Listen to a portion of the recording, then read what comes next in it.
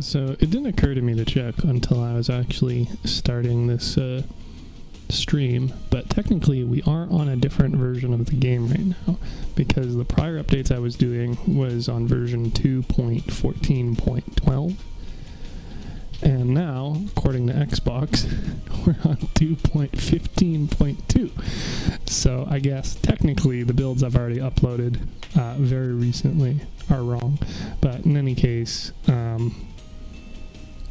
we're just gonna have to roll with that. I don't know that I want to really re-upload a bunch of them after like 1 week, but in any case, it's of course at risk of being outdated very quickly anyway, depending on how frequently those numbers change. So we'll have to see how it goes, but in any case, the intention of this being fairly obviously to just continue doing the build updates that I was doing well, literally last week, 2 weeks ago, to start with. Well, not start with, but for the bulk of the videos. And then now that I have the Odin, continuing / finishing with those. So now I have to remember that it's a different number on my versions. That's fine, probably. As Xbox app immediately has issues. That's okay, not missing anything important there. So, for things that have changed since, well, I mean, this garage build is a super bad example of one that I've technically made in the meantime, just for the chase game. And also, very annoyingly, my profile shows me as not owning checkers because the specific version I have is not tradable because it was from an event. So that's annoying, but I do have checkers. Technically speaking, well, I guess maybe they updated that as well. Let's find out. I very much doubt it, though. Let's see. Oh, it's just not even listed anymore. Okay, well, I guess that does technically solve the issue. Unless there's a legendary checkers as well.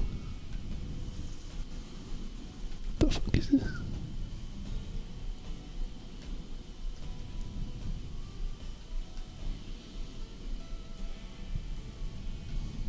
I don't know what that is, but cool. Checkers doesn't even show here at all, but I know that there was at least a tradable version of checkers once upon a time.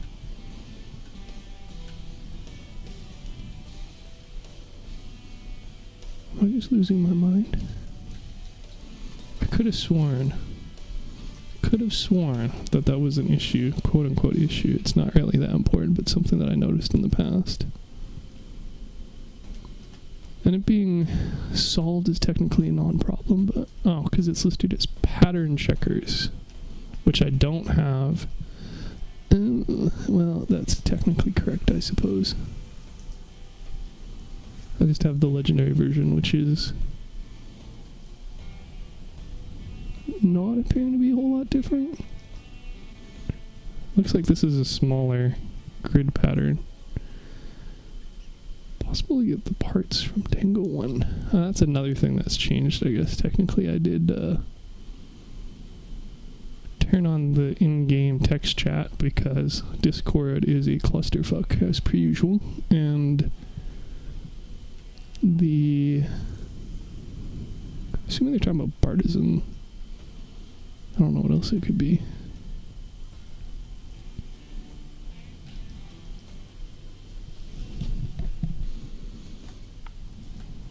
Is it acting like I'm in clan chat? Silly.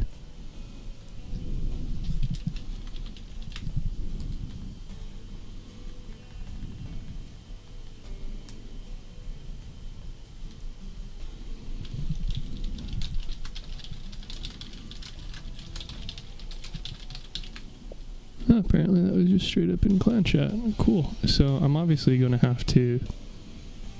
Oh, there we go.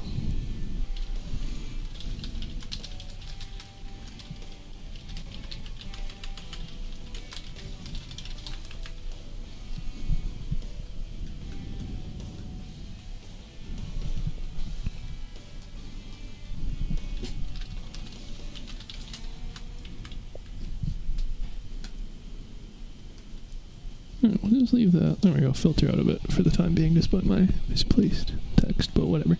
So turn that on because voice chat is off, because apparently they just turn it off for everyone as a result of the platform merge, which is kind of silly to me, but it's not my decision to make, I guess. So that's the route they went. So now there's no voice chat unless you're in a party or a Discord call or something. So it's like, well, if I want to chat with people, basically I have to use this, since Reddit is asynchronous, and like I said, Discord's a clusterfuck.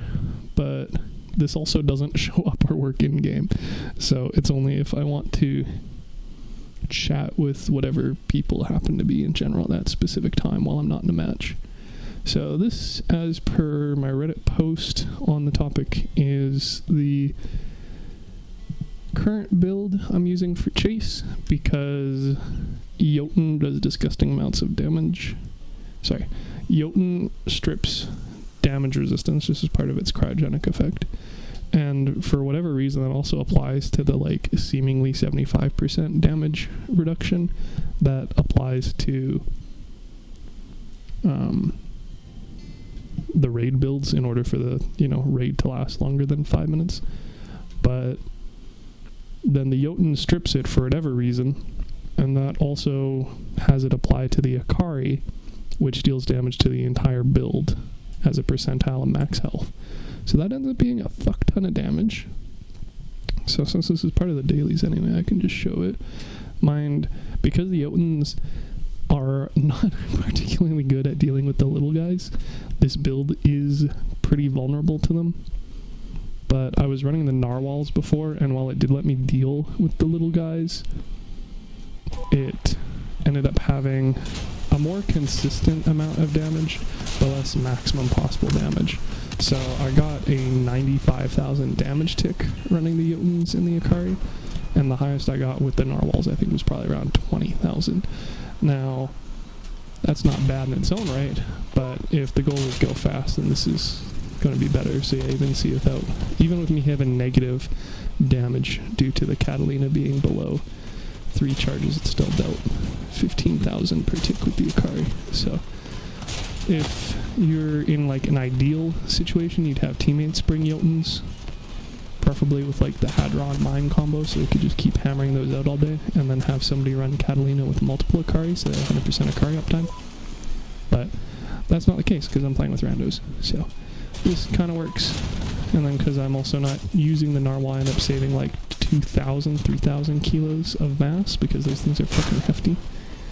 And since their reload time is like 3 seconds for like alternating between the two of them, you don't ever end up really having time to take cover. So this not only has more armor and indirect fire, but also it has theoretically a higher max damage. So very much an element to get good for actually making it more effective to begin with, but certainly can't argue with the results.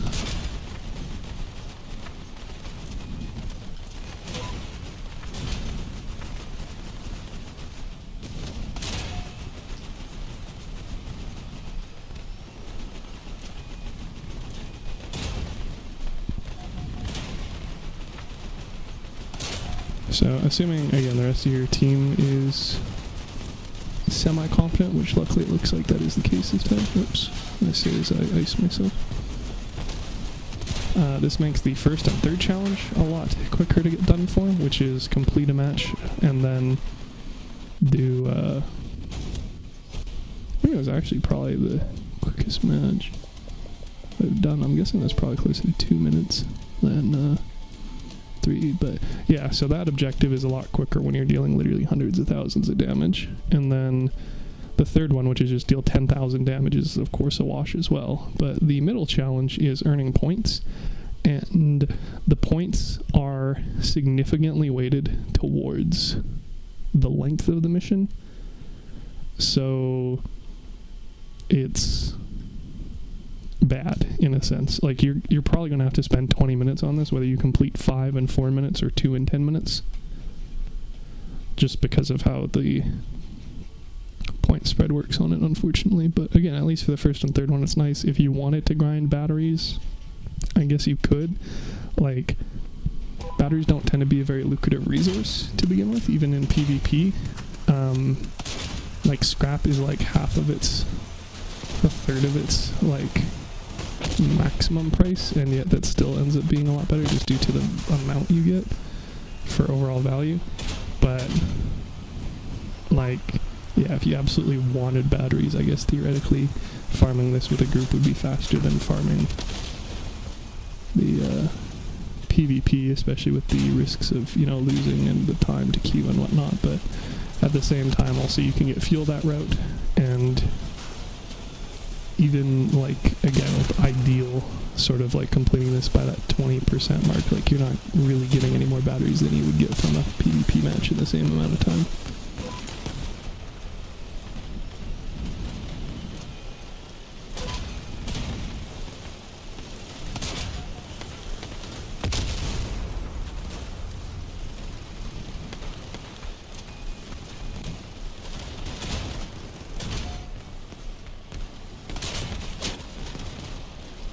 So I don't know if they count, yeah, they don't even count damage in here.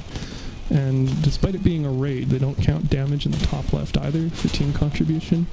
And as per usual with every, like, non-event game mode, they don't actually reveal their point calculation for what determines score.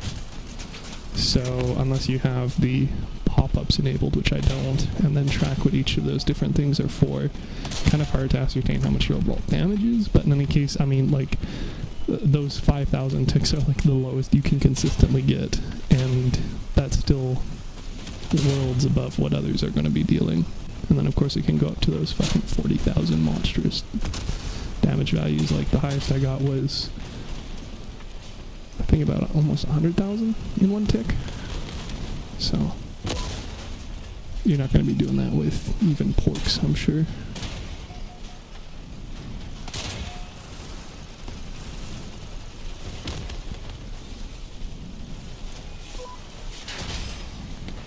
Rude. Wasn't expecting to get ganked by a corpse.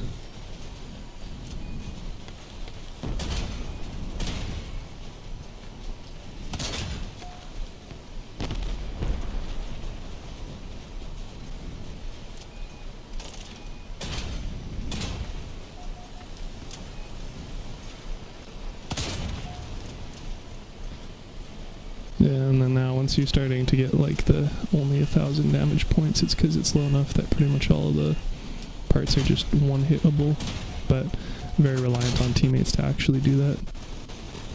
Oh, well, apparently there's still a bunch more damage to do. But there we go, it took about twice as long as the other one, and this is the about midpoint of the mission is normally how long it takes with randos, especially because you're going to get queued with, you know, 9,000 power score and whatnot as well. But even then we went 40, almost 50% of the mission and only got 400 points for it. So you're going to be doing quite a bit of this. And, like, that's with me significantly outscoring the rest of these guys, because the mission task completion should be the same for all of us. So 320, and then theoretically 80 points for kills for me, and only 8 points of kills for them. But again, who knows how the actual formula for it works.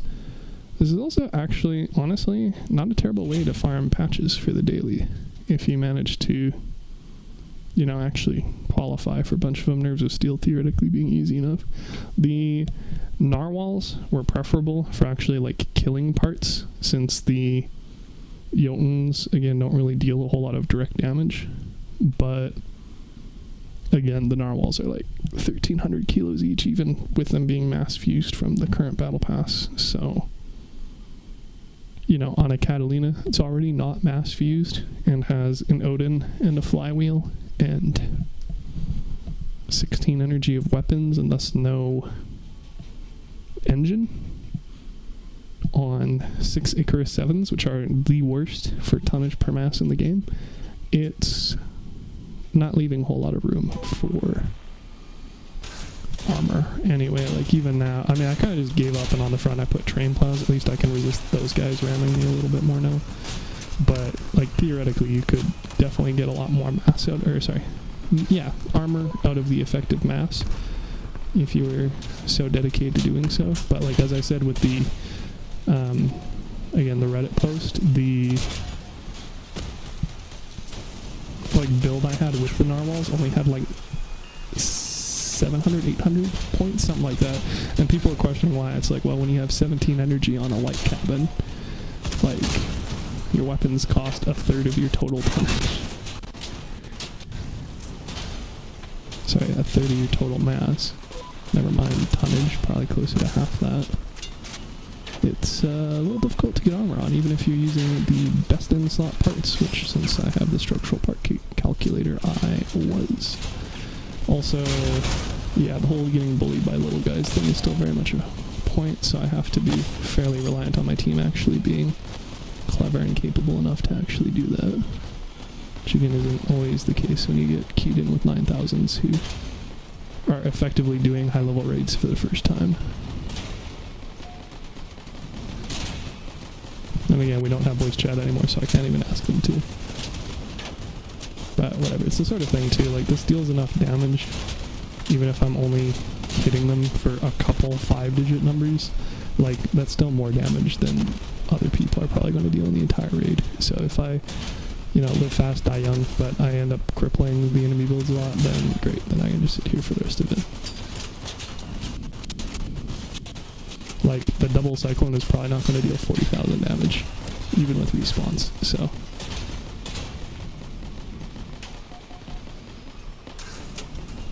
I'm not going to be too chafed about only getting that, you know, half dozen times.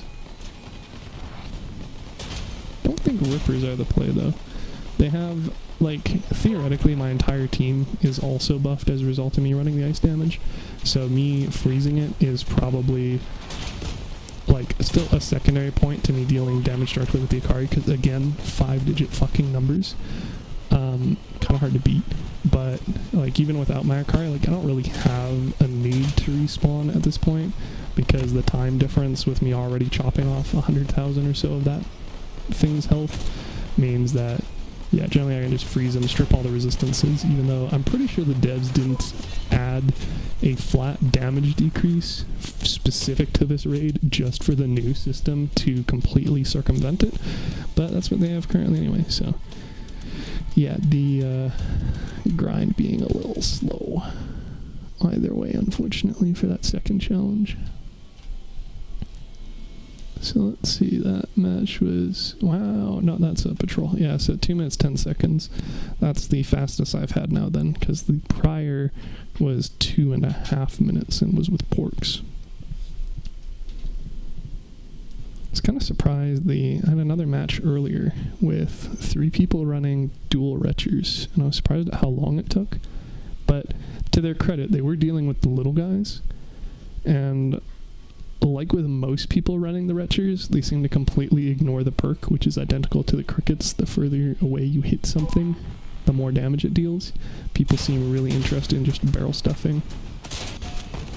So, I think, I mean, it's like 200% for 100 meters. It's like ludicrous. Like, if you're actually a decent shot / setup to have negative spread on all the components of your build, like, you could probably quadruple your damage output pretty easily with it, but again, that requires people to be actively trying to do that, which isn't always the case. Sounds like those are still ones who definitely tearing those guys up. Hopefully. Interesting, a still in plank build. Don't exactly see a whole lot of those. Then again, this is PvE, so the general PvP viability doesn't really matter here.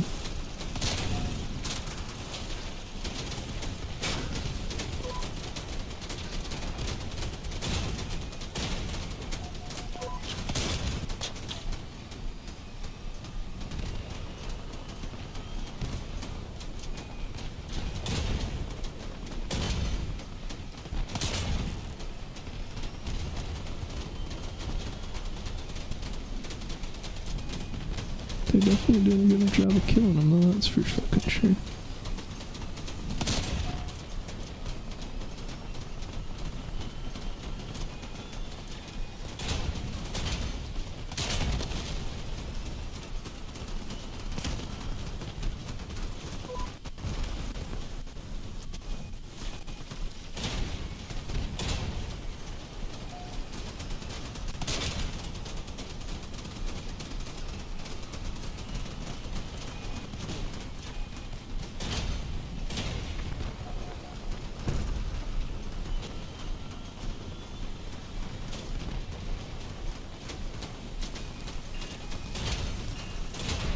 And of course self-damage being a pretty big negative of this. I mean, when I originally posted, Sigma was very quick to point out that Jotuns also worked, but these are significantly less ergonomic. Especially for trying to get ahead of them, but like, it works. The ideal answer is still just have somebody else use Jotuns and then run triple Akari with a Catalina.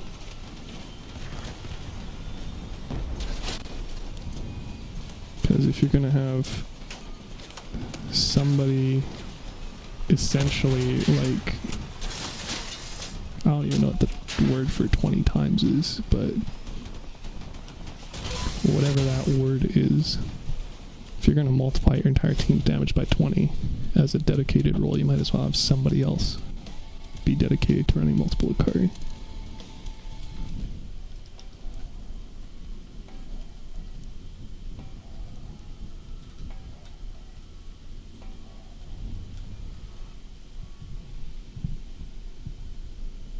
I guess the answer to all the queuing issues as well is just play literally directly after reset, because normally I've done my other dailies in patrol first and then done this, but I'm getting like insta-queued here, so I guess people aren't procrastinating on them. Which, to be fair, I mean, unique and new and extremely rare priorly paints, and to a much lesser extent, but still they're nonetheless stickers off the crates. You only have 7 days to get one of each, and I can understand why people are prioritizing them. I mean, I personally haven't really been touching raids for the past, who knows how long at this point, maybe a year and a half. Just because they get fairly stale after multiple years of running the same every day.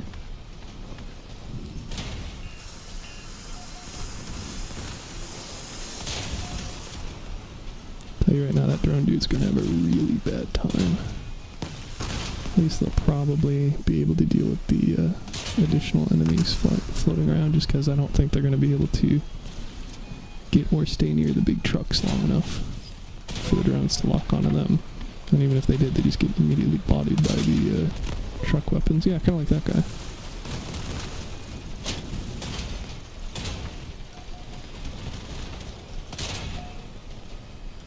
But I tried this combo beforehand, the Akari Jotun in PvP, and it went significantly worse than just running double Jotuns, which is saying a lot, because double Jotuns don't do anything normal.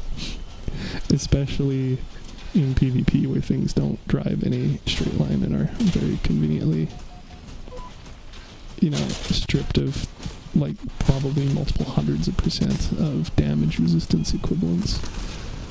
Because at most you're looking at like an Omamori, a Gruely, and a Bastion with a cohort, and then you don't even see half of those on most builds. It's normally just 1 or 2 of them.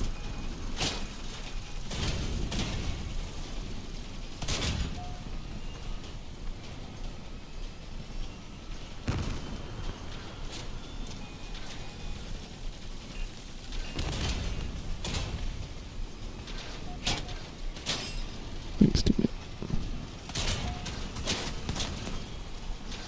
Sure, I'll be your sponge for you. Oh. I've got 2 train plazas and 700 health. Perfectly suited for the role. But barring the reward sucking and it feeling like this is definitely cheesing the game mode, although they haven't said anything about it, and it feels unlikely that they're gonna bother nerfing a game mode that's only around for a week. Like, historically when they've done it, it's been for events that have been around for a month or more. Or, well, especially ones that are PvP, but like, I do like the chase mode in premise. It's just like, these things are, without the cooling, things are ridiculously beefy. Like, if I actually stay dead in one of these, I can show you what like teammates get, but like, you'll have people with triple Whirlwind's Catalina shooting across the map and maybe get like a couple hundred damage points. And normally those things will deal 4 digits easy in the same situation. Like, that's the entire reason they were used in the Ravager defense missions recently, because like, there was a bunch of enemies, but they didn't have damage resistance, whereas this is kind of the opposite, where you have very few enemies, but they just have well, the two of them obviously just have a disgusting amount of resistance, so I don't know that you could possibly outdamage this with anything else. Again, by having a more dedicated team running it, absolutely, but I know people are talking about like triple Gravistar builds, and I still feel like it would be more likely that cooling the entire build and then running the Gravistars or another shotgun feels like it would probably do more damage, because when you have heat effect, you double your damage. But with this, again, your damage is way higher. I don't even know. If I had to guess, it's probably like a 75% flat damage reduction on top of everything else. Possibly higher. Like, again, you use Cyclones, you use Reapers, and they go to like single digit damage values. You use Narwhals, and they get like 100 to 400 damage, depending on if it's frozen at all, or at max when you have the perk up. So them numbers is crazy. Like, the Ikari just happens to be disgustingly effective because it's also percentile damage value, but it's helping the entire team's builds. Like, so Helios I think is particularly a good choice, because even if you're hitting weapons, you're actually dealing direct cabin damage. And cabin damage is explicitly what we need to finish this raid. So see if we can show how his teammates are getting.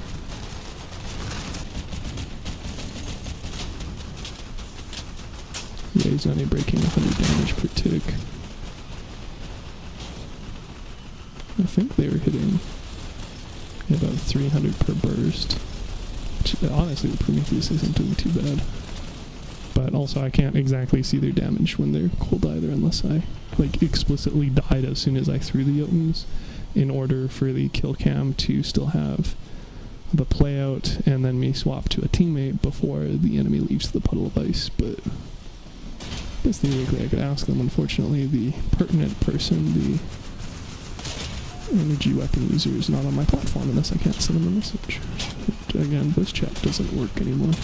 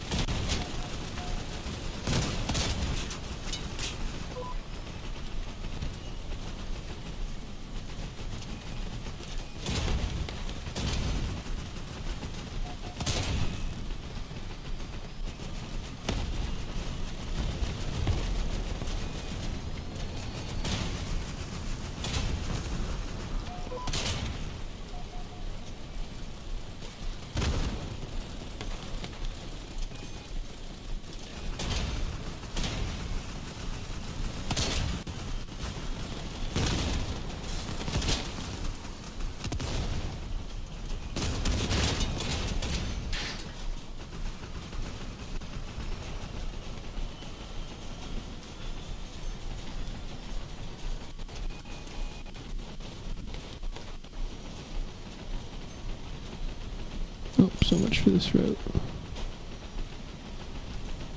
It's interesting that's not marked on the map. I was curious about that one too, but I'm pretty sure it just ends in a like silo geek thing at the top. Likewise, we have this alternate route here for theoretically if you want to like get ahead and shoot behind. Of course, everybody I've seen try to get in front of the vehicle destroyer tries to catch up and get in front of them. And again, most of these are done before you get through this split anyway, so.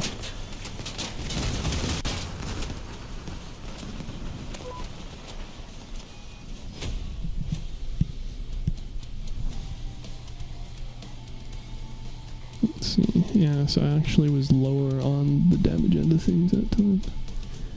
But it should still be, yeah, only 40 points for kills, so 500 was the minimum for the entire team, so not even a huge difference between first and last. Does that put me, yeah, so that was one of the longer ones. That at least gets me done that challenge, so I can do the one more for the Okay, Xbox app.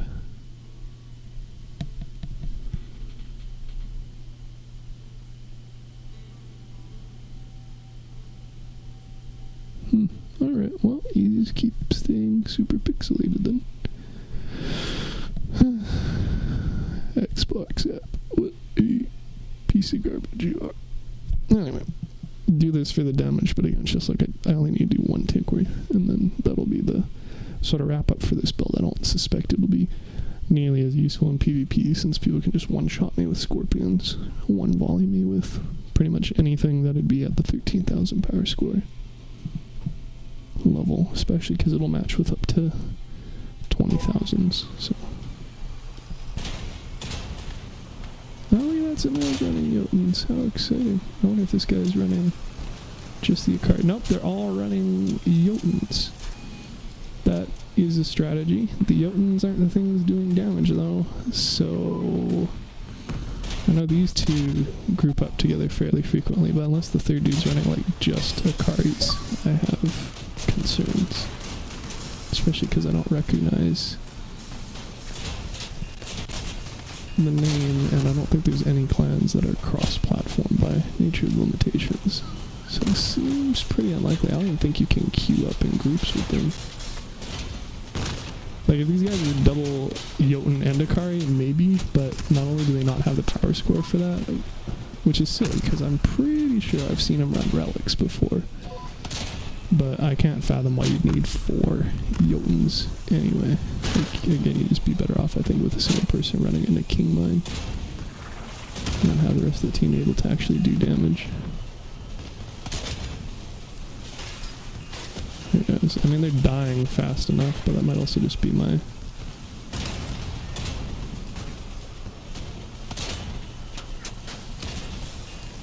luck this time around. I certainly aren't doing enough damage directly.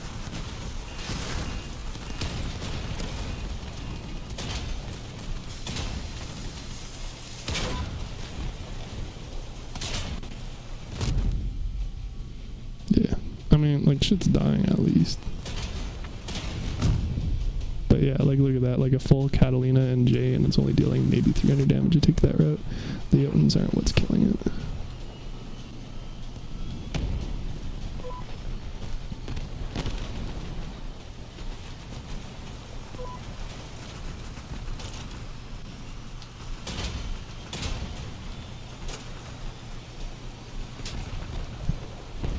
Yes, everybody's ignoring the little guys this time. Have fun.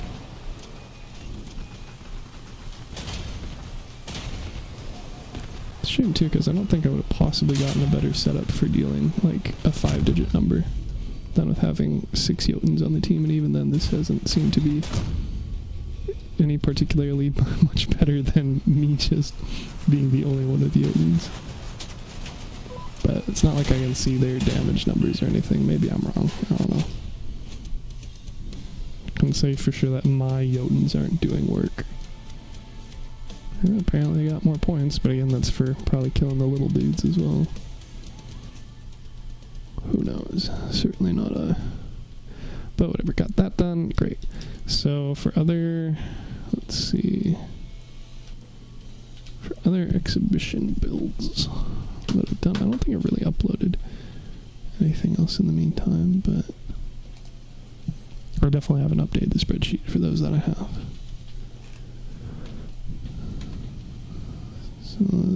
Yeah, so that one's new.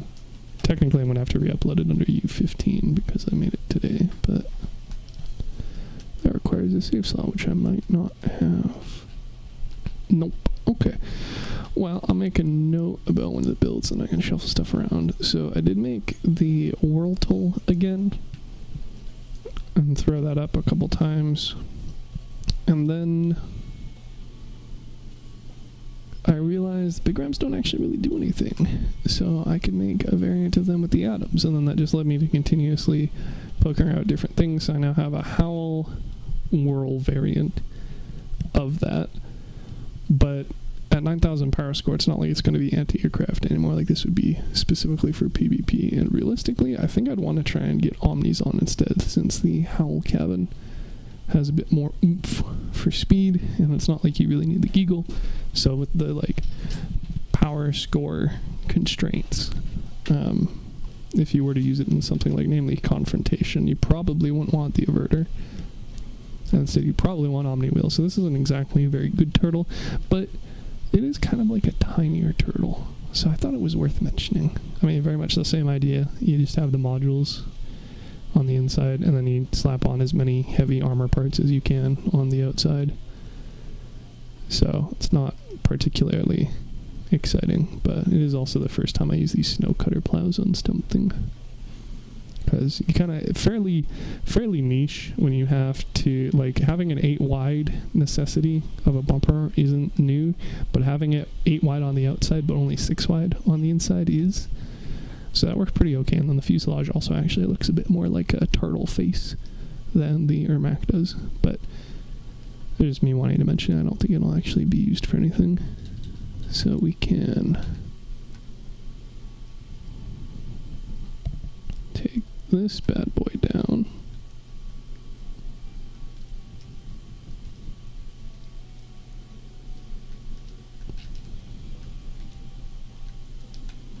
And then I don't have that saved anywhere, but it's probably fine. And then I will note, though, that this is very convenient for having, like, a little nook for the whirl to, like, shoot directly over the legs. But at the same time, we don't really need to be high off the ground. And the stats for the Atom and the Big Ram are, like, close enough as far as their power score and their tonnage and their power that it doesn't really make for a huge trade-off. And again, this kind of leans more into being defensive. That being said, it does cut off the whirls a bit more, especially because of this little bottom part where the shock of the Atom is particularly problematic, because that's the part where you'd be shooting directly in front of your cabin. So the Gerda, yeah, good luck with that, considering they're part of the new Battle Pass, dog. Let's see, so I don't even think I can improve them by putting them closer. But with these, I can't even shoot directly in front of the snout. Whereas with this, I can shoot directly in front of me, barely, but nonetheless. But, I mean, if you're going to make a, like, a defensive, hyper-defensive build, I think it makes sense to just, you know, go all in with it. Unfortunately, it leaves me with a not as leg-looking part, even if I die it. But, it's kind of close to the ground, which should make up for the aiming a little bit, but, like, also not quite. You can see I basically have to shoot parallel to the ground, which, again, for how low this build is, should be okay. And then it's going to be, theoretically, a lot more defensive and a lot smaller of a target to hit, now that I can't just be de-legged as easier. But, again, it's not,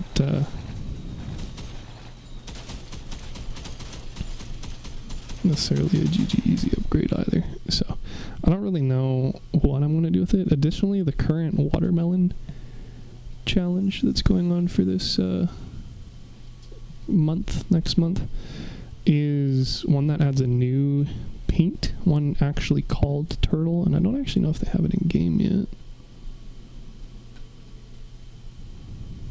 Guessing not, and if they did that, it wouldn't be tradable, so I wouldn't be able to see it anywhere other than the screen anyway. I imagine it probably, well, no, and the Turtle's only given out actually at the very end of the event, and it's like a compilation where you have, what is it, I think they said 10 big events, or sorry, 5 big events, and then 6 small events or something. Oh, there we go, 5 large and 9 mini. And then at the end you get your things, which could include the pattern turtle, and it's only if you're at the first level, which is pretty fucking sketch unless you happen to tie multiple times, but I think it's going to be hard to do that, considering the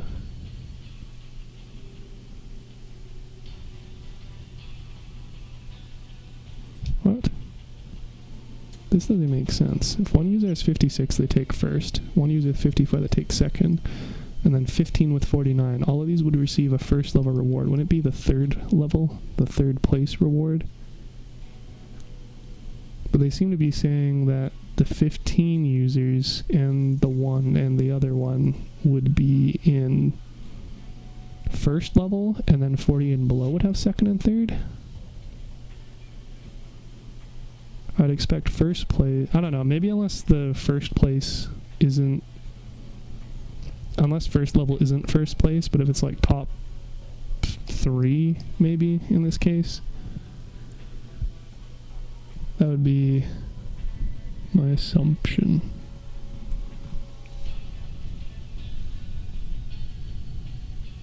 Oh, there we go. Okay, that makes sense, yeah. So first level, so this is first to 10th place, although the number can go up depending on ties. That makes sense. Yeah, I imagine there's going to be a lot of ties, but it really depends, because all the 9 minis give 1 point, regardless of if they work, and then all participants get 1 point, but then anybody who wins the larger ones also gets a significant amount of points, whereas the mini ones do not receive points.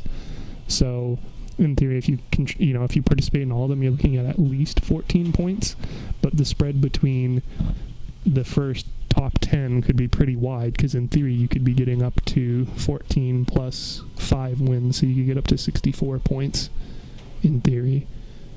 And again, who knows how many participants will be selected for each of the contests. Like the big one is a birthday card for them, for instance. But yeah, 10 winners, 100 points. I really just want the green lamp. And then I want the turtle paint because it'll work specifically for this build. But I really need the green lamps because then I can make rainbows of color. And also it means I could actually have the color correct lights on aircraft since it's green and red. And again, it's a point light. And these are bar lights, so technically they're different, but there are no point lights other than brake lights, and brake lights don't come in green and are only active when you're holding handbrake, so I can't even get like an actual blinking green and red light on my build normally, so this is as close as I'm going to get. Theoretically, though, I just need the short ones, so I don't even need to win this one specifically, just in general. Yeah, so I'm going to have to write a little something, probably a birthday poem. Well, probably a poem because that's pretty much all I can do for art contests.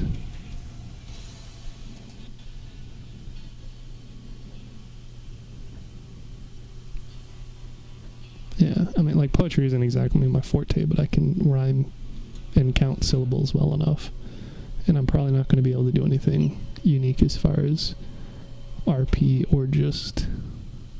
yeah, like people already talking about thanks for all the ducks and stuff, like, gonna be hard. I mean, I'm not gonna read through all this shit, but like, it's gonna probably be hard to be fairly unique to not do a poem version, at least with, making a poem version, it should be of interest. I can tell you right now, this one is probably going to catch their attention, just due to the effort put into it, but we'll see. We'll all see. Anyway, yeah, so I don't actually know what I'm going to do with this build. Like, at the very least, sure, I save 40 power score, but I also shave off a lot of mass, and this thing is already, like, nowhere near hitting its tonnage, never mind its total mass. And, like, Lamau people not knowing anything about the market. Funny. Anyway,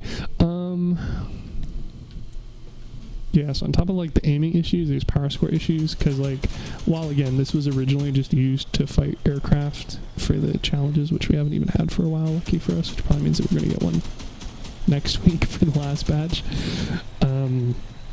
Like, I don't really want to take 3 whirls with an Ermac into higher power scores, so I don't really know what the next things I can really do on this build. Like, it would basically be starting to take off modules. So, like, taking off the iris, which At least that's somewhat reasonable since this is a CQC build anyway, taking off the radio, maybe the dish, taking off the engine, because its perk doesn't apply here, it was specifically for the big ram, but at the same time, even though I'm not using the mass limit or the perk, like this cabin speed and the cabin power are pretty useful. Don't exactly have a whole lot of other alternatives, especially for zero energy. It'd just be the hardcore, which is effectively the same thing but worse at both of those. And I don't really want to put down the generator because then I either have to take off the averter, which is like the entire thing about this build being fairly tanky, or the shiver, which makes these even worse. And to be fair, I could probably do with taking off the shiver and replacing it with the seal, but I'd have to remuck around with the internals quite a bit because especially with that bootstrap, it's a fairly niche shape. So I don't really know what the long-term answer for it is going to be. But at the very least, it's a cutie. And if I get that internal paint, it'll be even better. But from a functionality standpoint, I don't really know what else to do with this thing. I suppose theoretically I could get rid of the car jack, save me a whole 65 power score, because this thing's center of gravity should be decent enough that I don't risk being flipped over unless somebody specifically works to flip me over, but at the same time those are the exact situations where you want to have a car jack.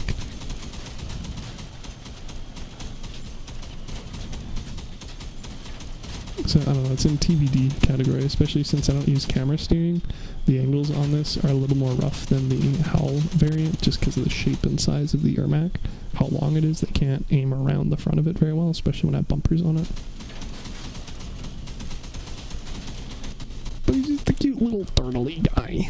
So, you know, points for that. I also think I shifted everything on the Howl up a bit, which kind of sucked because the Howl's actually shorter than the other one, but I think that was just to actually give better gun angles, since again, fairly limited here. I don't know, could always just work to barrel stuff things more directly too, I suppose. But at the very least, we can probably get the power score up to 9500 and then throw her back up on the exhibition, at least as a current version, until I think of, you know, something more clever to do with it. So let's see, we already have holograms, and you can't really do better on holograms since there's only one legendary one, and it's a Happy New Year one. So, but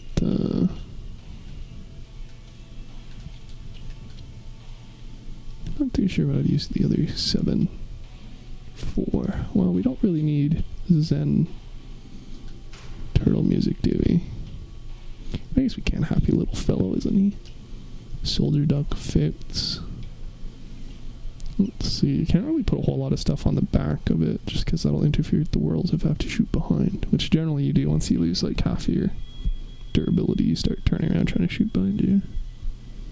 Soul duck's getting shot off in one shot, so I'm not too worried about that one being there.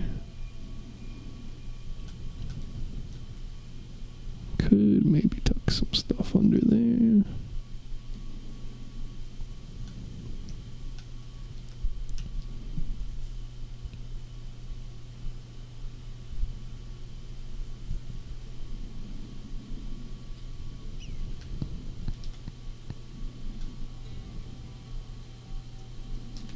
Guess I could just remove those and add in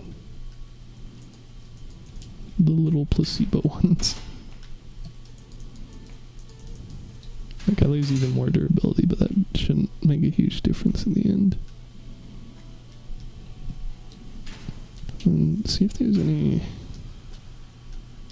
more clever way to armor that. I'm pretty sure I already tried it, but it would be really nice if this part fit there. Yeah, but it doesn't, because it's not quite a pip of space in the corner cut off, and that's exactly how much I'd need. Just one full pip. I have the averter there, so I can't really shove it up anymore.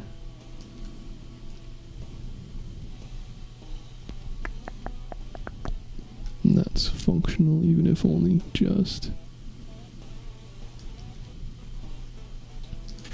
Eh.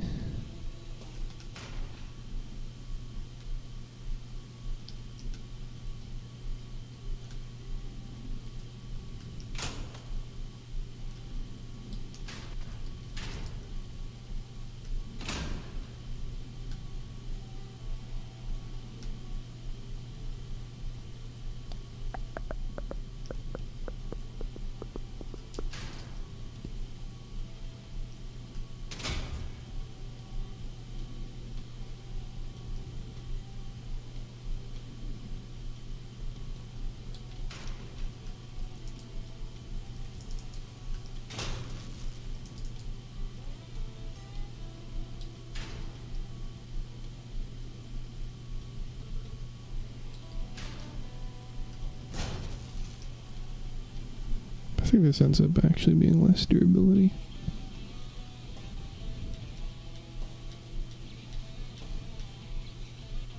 Yeah.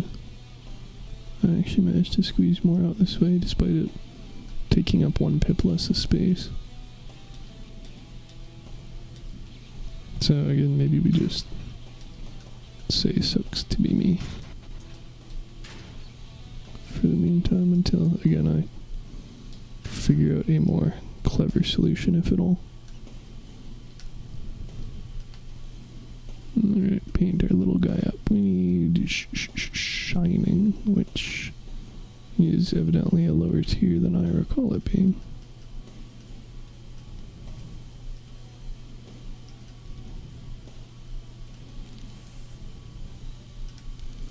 For a little turtley shell.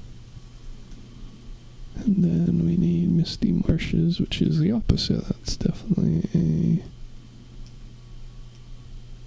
It's definitely not a relic. Okay.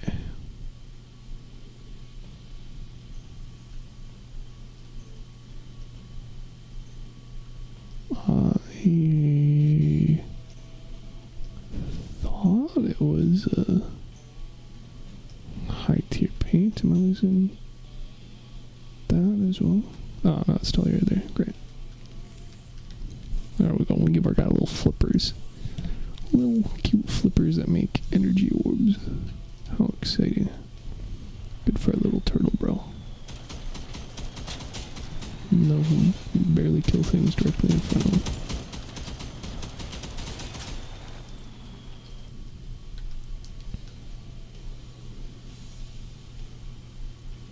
I suppose I could try like that. I wonder if that prevents it from getting blocked better. Not really, because the issue's more so the snout again, isn't it?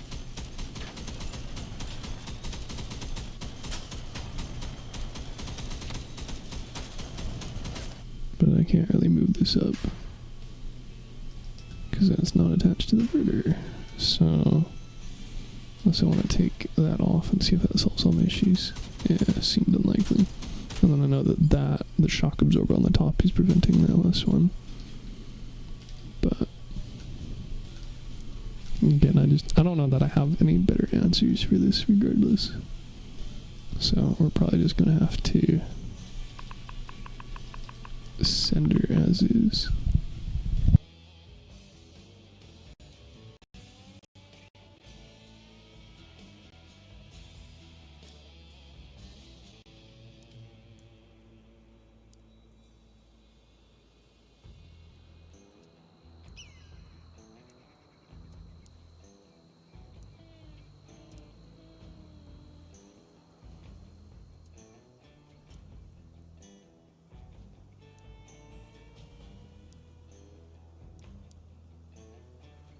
And then we can update the spreadsheet some. This was saved as beforehand. So the world toll, which is now on version 15.2.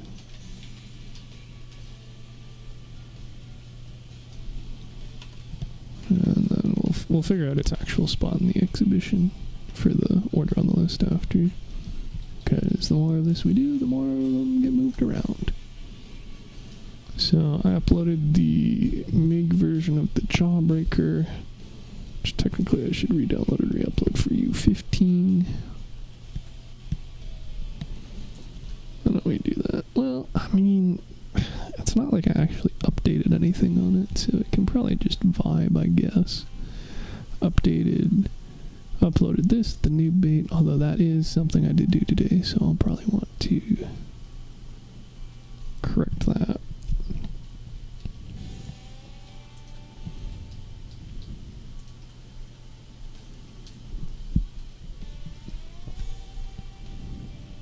Oops, but update it the right way, thanks.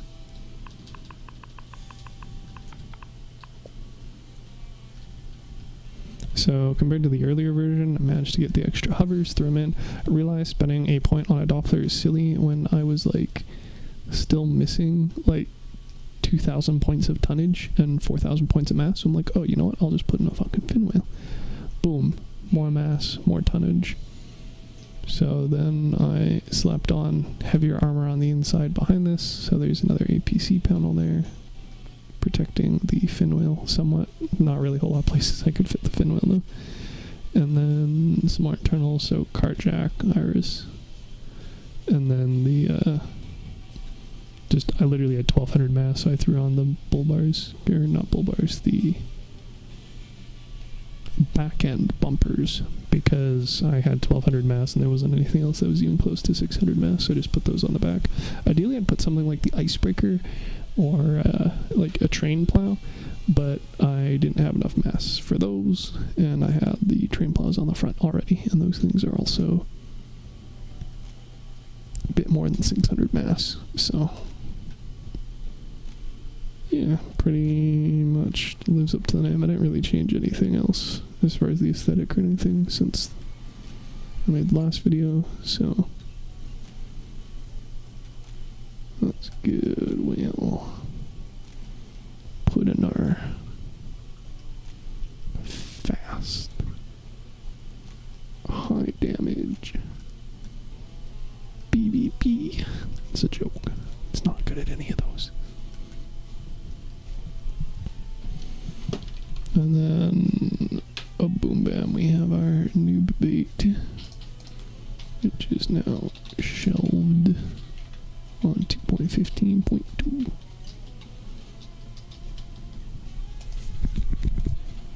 Though you are now down here on the exhibition. And again, I'll actually fix this later. I guess in theory, if I was smart, I probably would have actually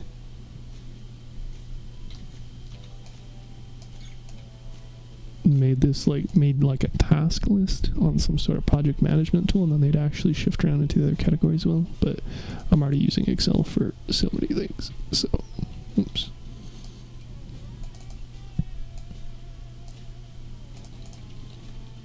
Great. Okay, let's see what else. What else do we got? We check the list. So we have the hammerhead.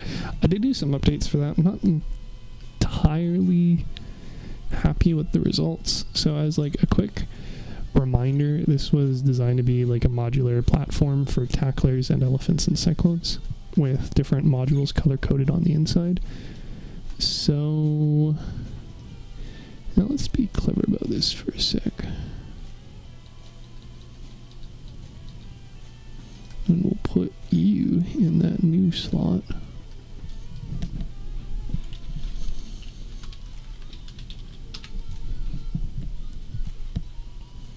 I hope I have enough slots to shove around other stuff after. But in any case, we had this there, and then we had the color-coded internals for what you could swap out. So you could put cyclones, which are legendaries, which are yellow there. You could swap out the averter. I don't know why it's teal. I fucked up there, I think. Unless I was suggesting you put, like, a... I don't even know. I don't know what... We don't even have any teal modules, really, that would fit there.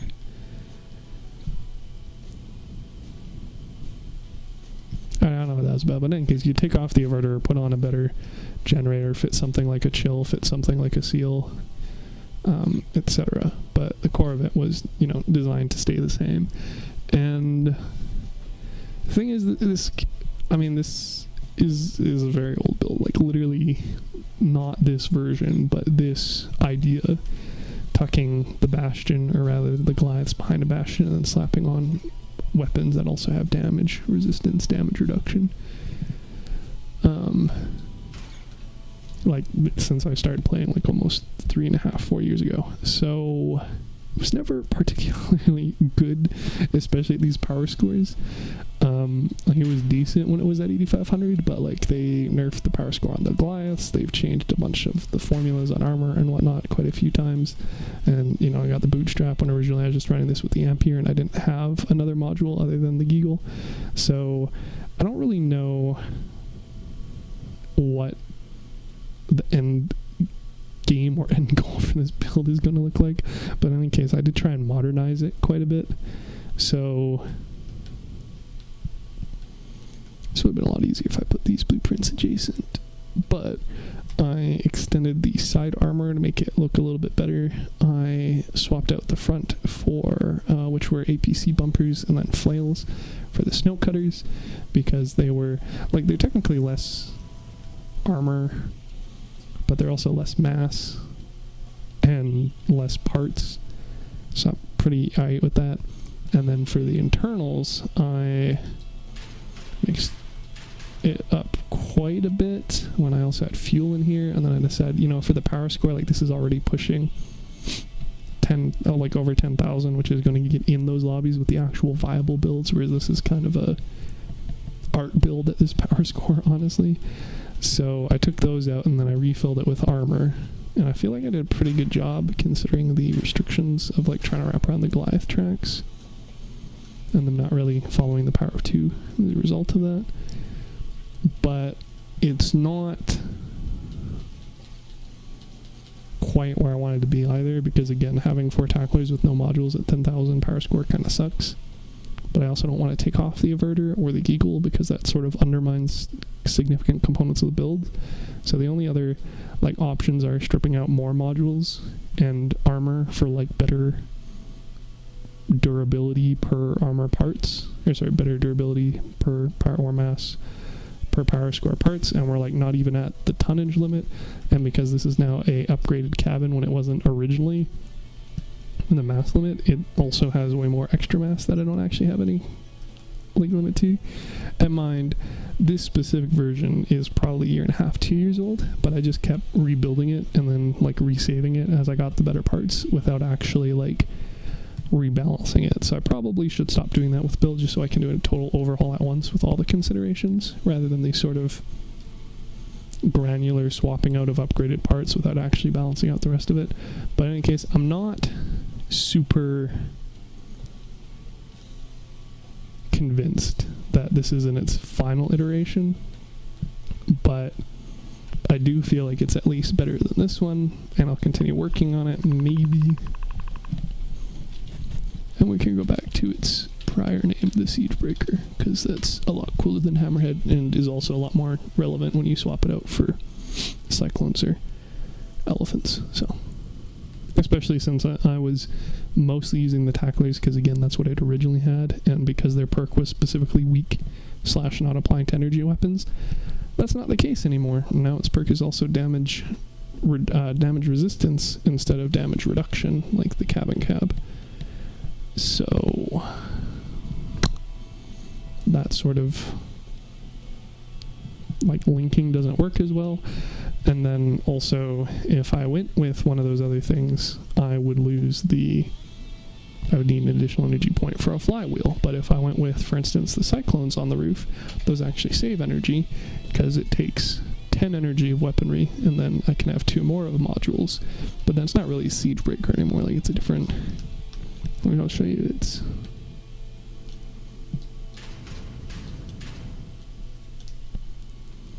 I'd have to find someplace else for those.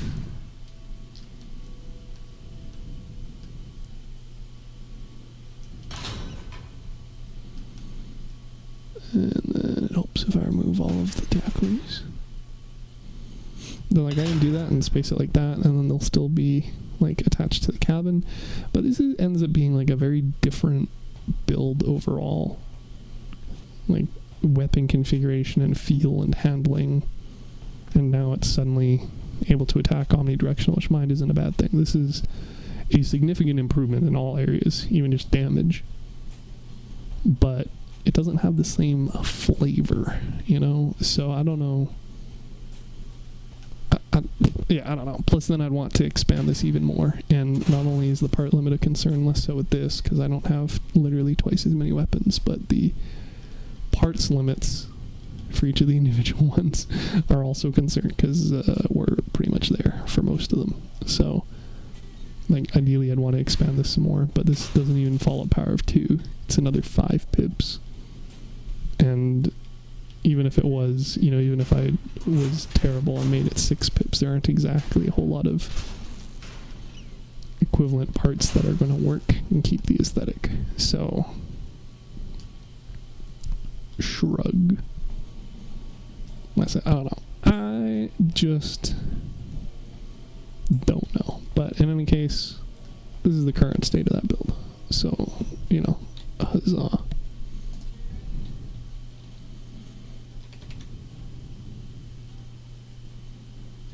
So that part we did at least. Yay for us. So we can delete that row. And then we can say that it's currently goodish, and we'll get back to it with the energy rework. GG. Especially because, again, we just have so much mass we're not using right now. So we got the MI-24, and that is also shelled. Like, in theory, we'll have to rework it with the armor reworking, but like, or the energy rework, but it shouldn't be too bad, especially because, again, we're running the motherfucking Odin. So at the very least, it's like I don't really have anything else to currently do with this build. Like, I've gone pretty meticulously over the entire parts list, like probably about a dozen times by now. And I just, like, without doing a complete rebuild or changing some component of it, like the having the engine at the, like, even top of the build or something, like, I don't know what more I could do specifically with this at the time being. So it's kind of shelved as well.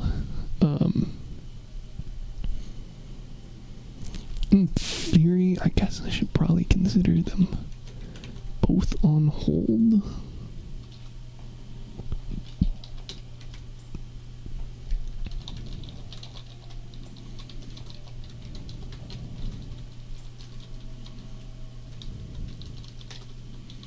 Which also means, like, nothing is actually going to be shelved in theory, but be how it do.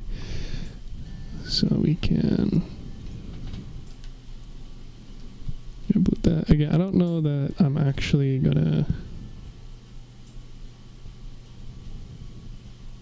Oh, also we took off the. I don't want to do stickers. I need to do stickers for most of my builds, but I know I also wanted to do something for decor, and I didn't have a good answer then. Still don't really have a good answer now.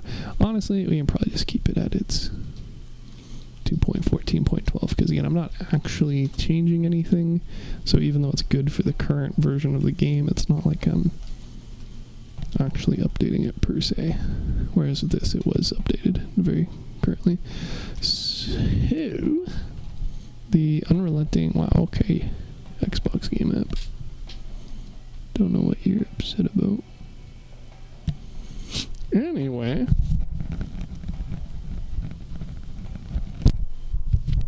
yeah, so this is going to need quite a bit of rebuilding. I already tried poking around with it. Dang, Xbox app, you struggling. Like, even the top bar is like artifacts from the prior screen. We're just gonna reconnect to you. Yeah, something went wrong, that's for fucking sure.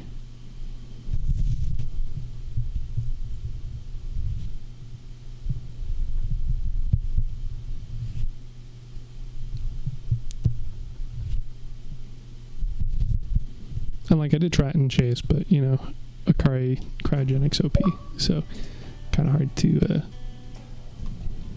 run anything else. So this is gonna, yeah, now it's pulling nice. It's gonna need quite a bit more work, and I played around with it a little bit on stream last time, and I still don't really have any better answers. Other than, like, for the sake of durability, it might make sense to go with the Colossus or Pegasus rather than, like, another non-engine module, but even then that would require a lot of reorganizing things. So I do not know what or when that's going to get updated.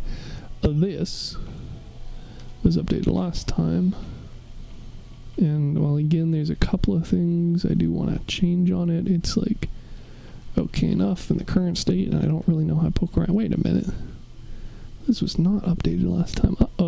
So okay, I thought this was the case, but the fact that it said U14 slipped me up, so I guess it was U14 before I got the Odin, which makes sense. I did play around with moving stuff and doing the Odin and whatever, but I just didn't really have a good answer at the time, specifically for the module. So I guess, do I have a better answer now with the 2 energy? And I think my conclusion was, well, the Aegis sure would be swell, but also I don't have the cheetah to reduce its cooldown time. And I could use the Yeti, but again, I don't have a thing to reduce its cooldown time, and like, it's not like you can't not run those with the cheetah, but it does kind of make them quite a bit better. So, as far as what I want to do with it, do I already have this? Yeah. So we do need to rework it with... Yeah, I don't think we'd be going that route, although it is an interesting premise. That would require 12 energy for weapons. And then, well, I wouldn't need a flywheel. Probably keep the Doppler and the fin wheel, so that'd be 14 energy. And then we basically had the exact same discussion as with this, I suppose, with what to do with that extra 2 energy. Although that route, I could do Tormentor, or I could do Skinner, or I could do something else. But as far as the Yokozuna goes, I'm not opposed to having an enormous wedge with the snowfalls, honestly. But I also haven't really used it out of, like, at best, medium raids, like Perimeter Breach, for just memeing through the entire map. So I don't know. I think the rework for different weapons is still very much a thing. And so yeah, that's something I'm going to have to decide on. The Cyber Crab, already talked about last time. I mean, it does have the Odin now. Theoretically, I could say it's 15.2.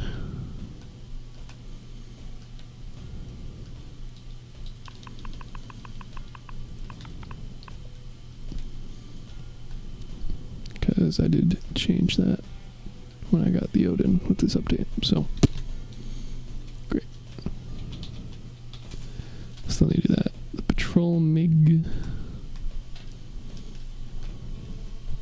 that is still a factor.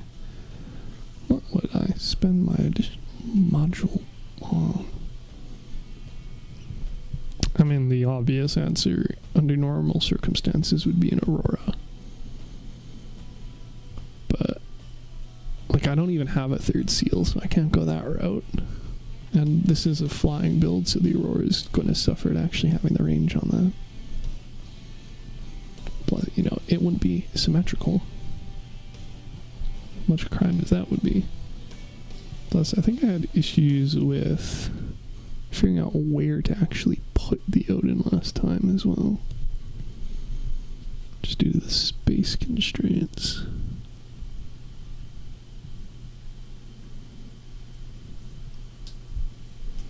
Because I've currently got the Thor nestled directly on top of the cheetah. Plus it would be more mass, so I'd have to rebalance that stuff again. Can't really fit it widthwise. Could try doing lengthwise. It's already nearly 8 long, looks like 7.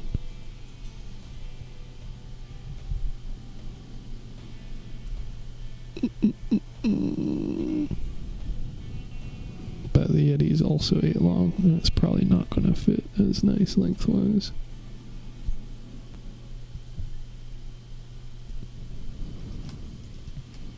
Whatever, yo. That's what this stream is all about, baby. We figuring stuff out, aren't we? So I'm thinking...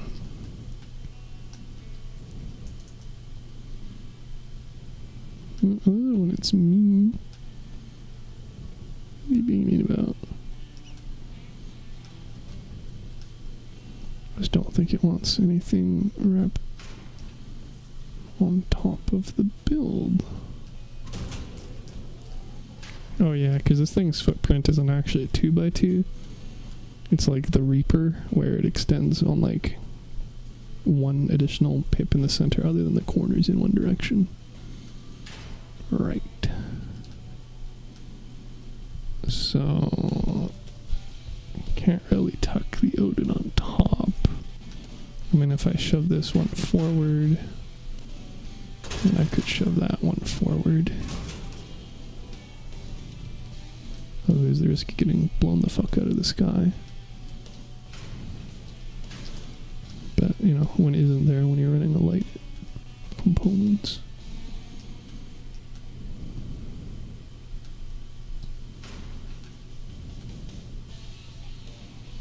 And apparently I need... Yeah, okay.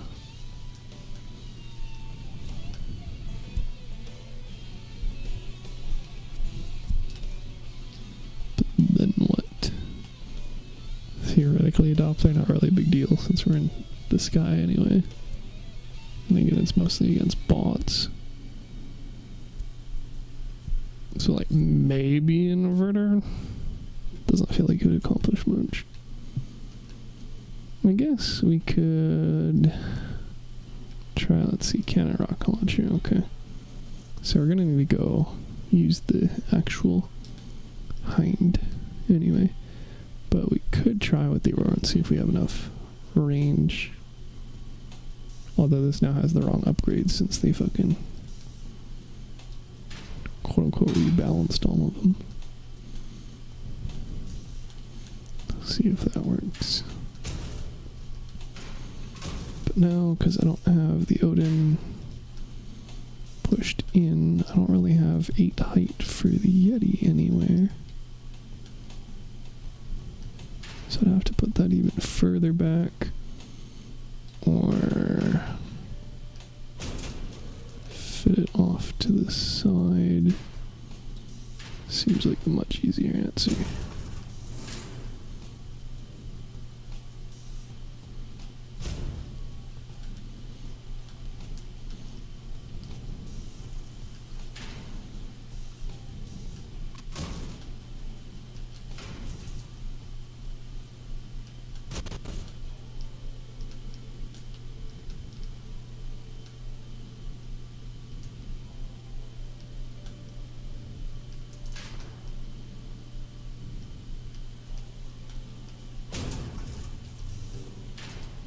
And that's not going to fit in the nook because it's pushed in by one, so it's not actually a 4x4.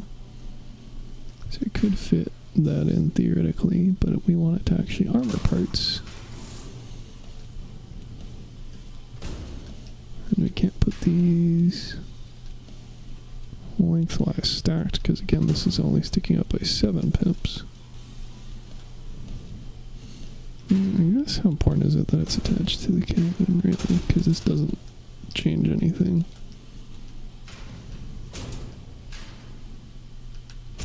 From a functionality standpoint.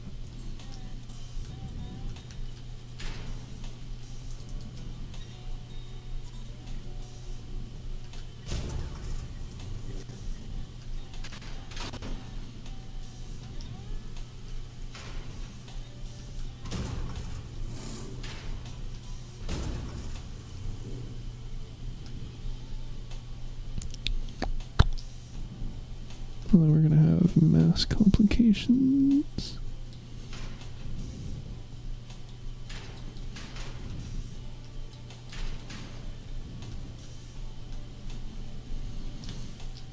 And it's a shame that we don't really have any icebreakers. Like, I could theoretically fit 2 icebreakers, but those things are hefty. I don't think that's gonna work.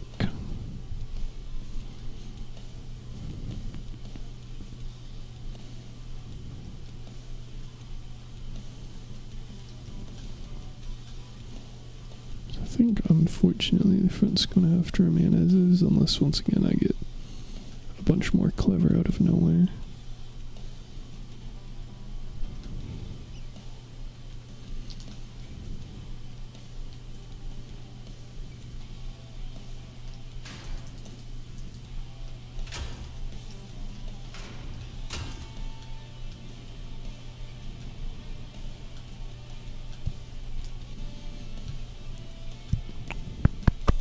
I hate how this ruins my entire armoring look.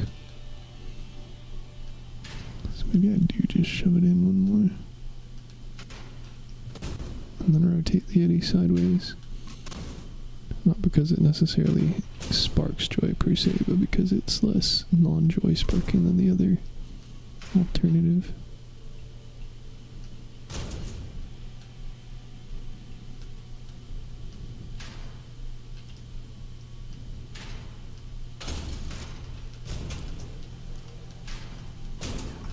Let's see if that's actually the case.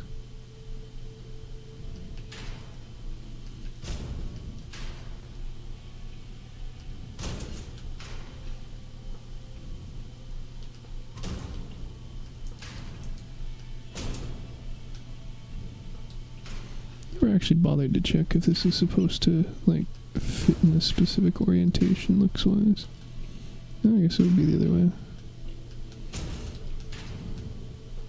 I don't know that rotation really matters. And then I have that weird gap.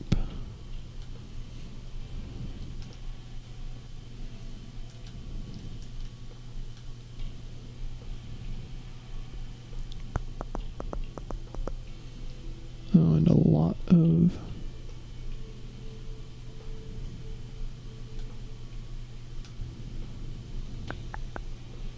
tonnage that gets thrown to waste.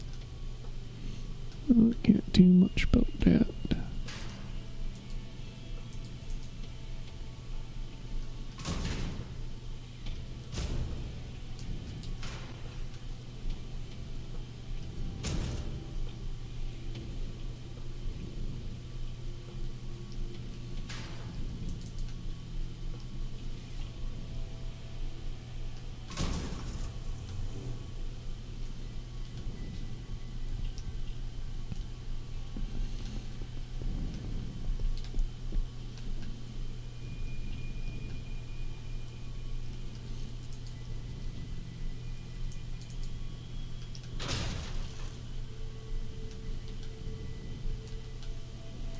Theme for this entire thing seems to be, well, it kind of works.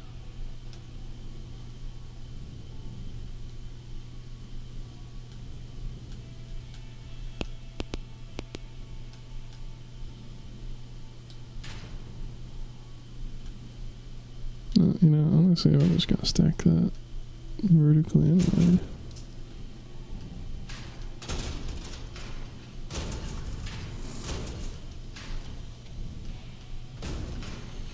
Like, again, we're fighting bots, so in theory, shouldn't be much risk of that stuff actually getting popped. Not to say it doesn't, you know, happen anyway, but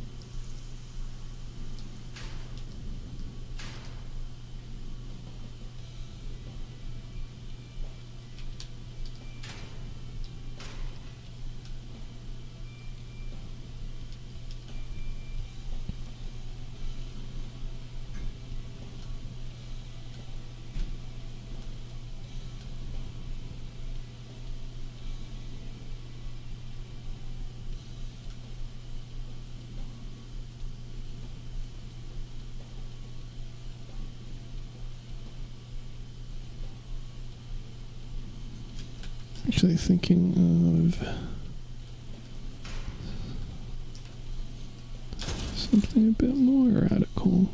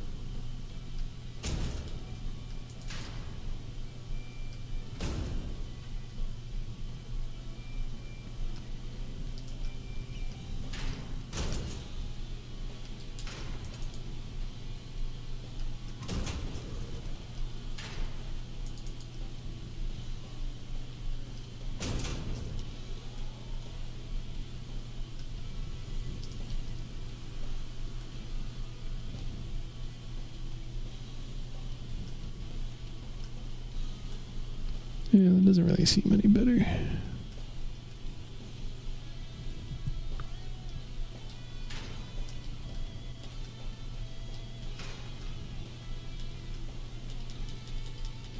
But what we could maybe do is pull this back one.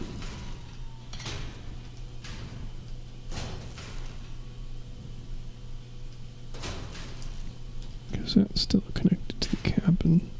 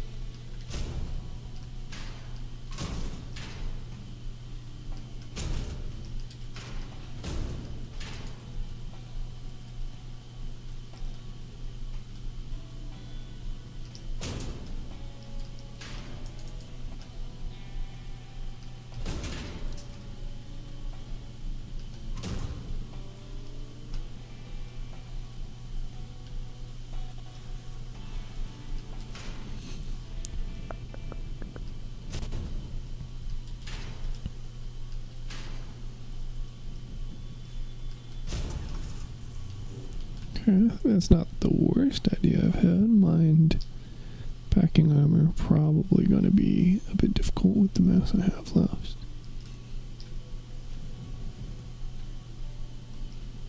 But should be doable.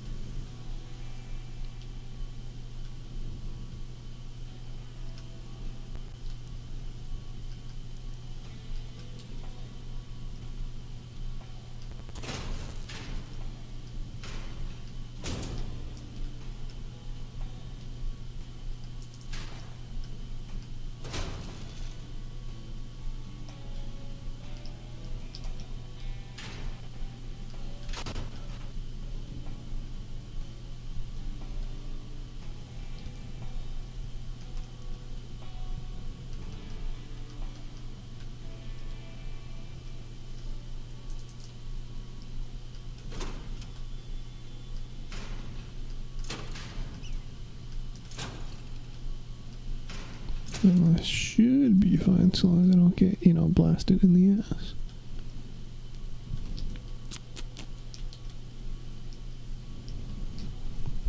I don't even remember what else. Oh yeah, the Vuvuzela one.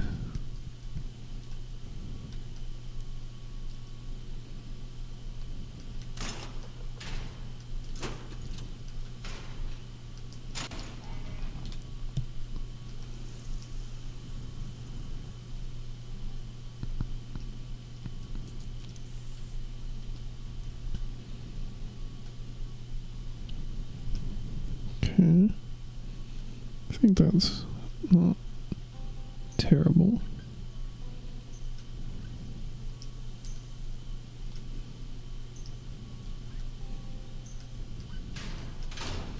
Why don't we find out?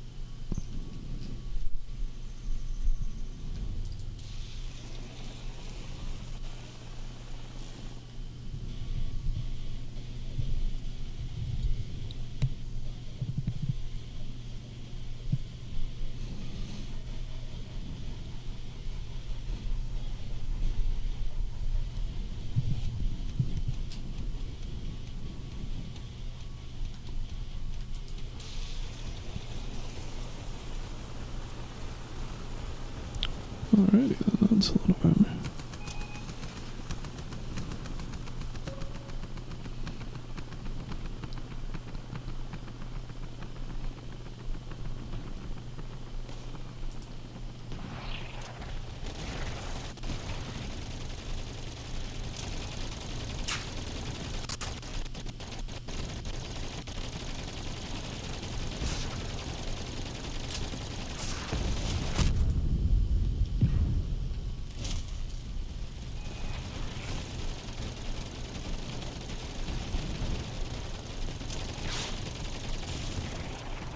I guess the Aurora works okay at these ranges, especially if I want to finally get refused for range.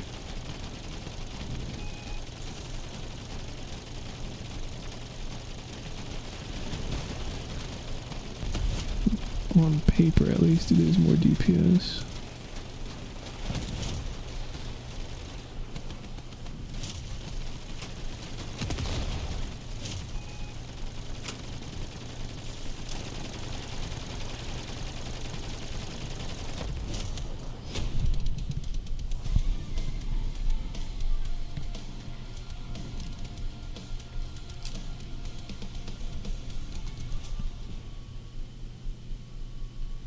Well, time will tell if it ends up being a better version overall, but at least from the get-go, pretty similar mass,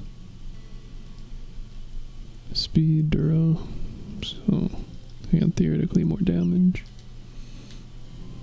which doesn't hurt her any.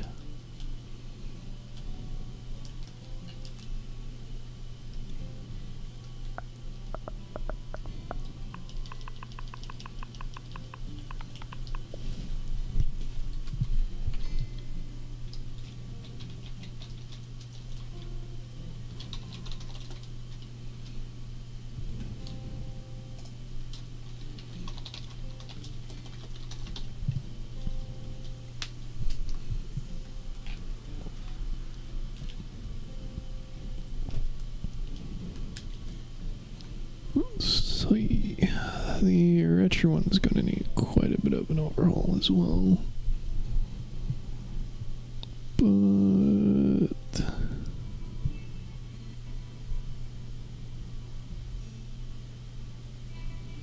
should have enough Icarus to do it now. Space armor isn't an effective thing anymore.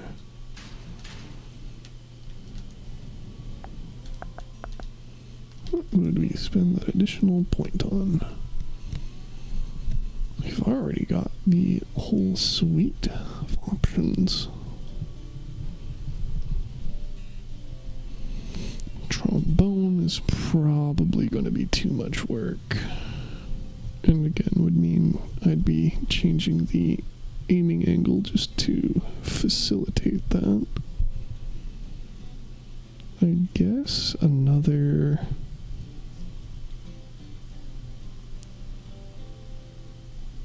Iron Seal is the easiest option. Could also swap out the Colossus, but I feel like the Finwell's probably not going to do as great, because not only do I not get the plus durability, but I'd also be losing additional Icarus because I don't need that many. Yeah, I'm not going to run this thing with 4 Icarus. Oh my god. There we go. I only need 2 Icarus on this build. Yeah, I'm not going to do that. Do I even need 8? Yeah, I still need 8 with the Colossus, so I think I'll stick with that. And then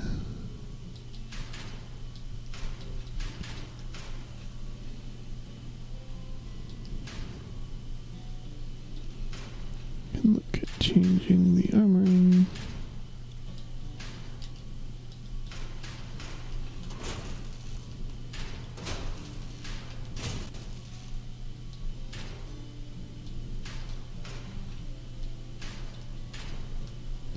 Probably going to keep the Colossus there, though.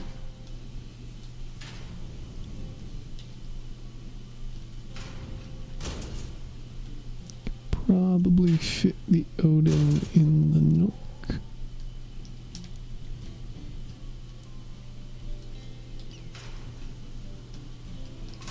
Because really, where else would we put it on here?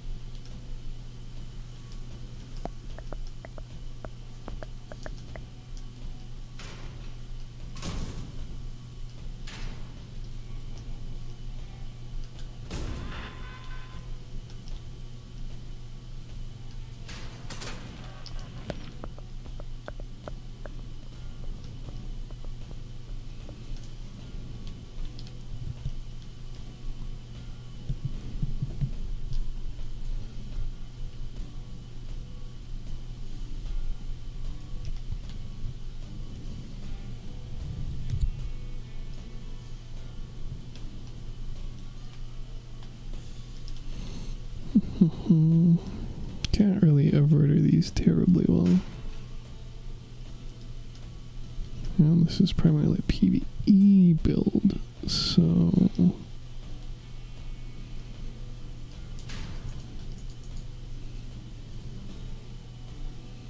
I don't think these will play nice if I swap these out for 2x8s, unfortunately. But I'm also not really a fan of these 4x8s.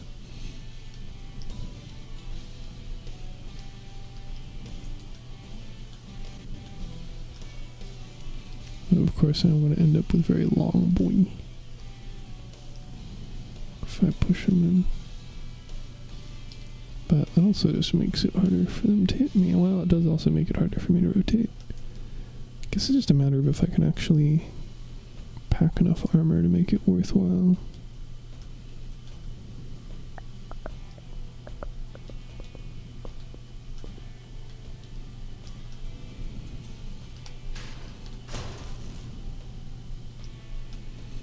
Could look at turning all these rear modules around.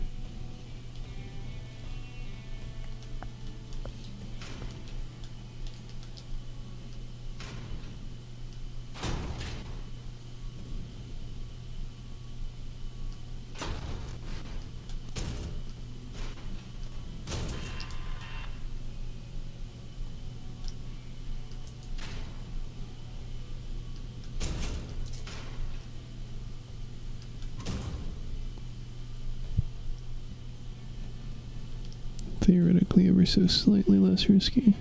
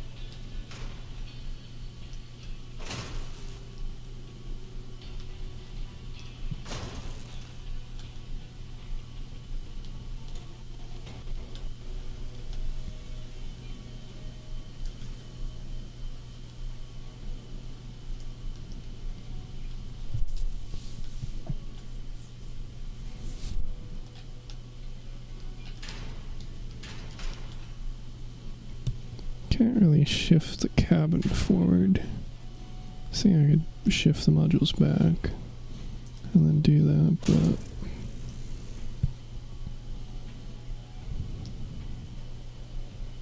I don't know that I really want to. I mean, I guess I could compress the hovers and then do that.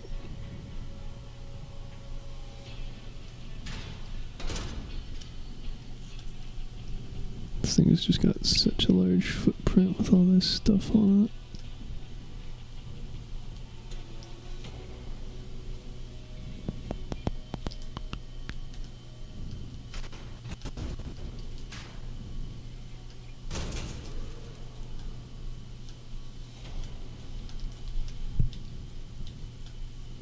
Not really very nice.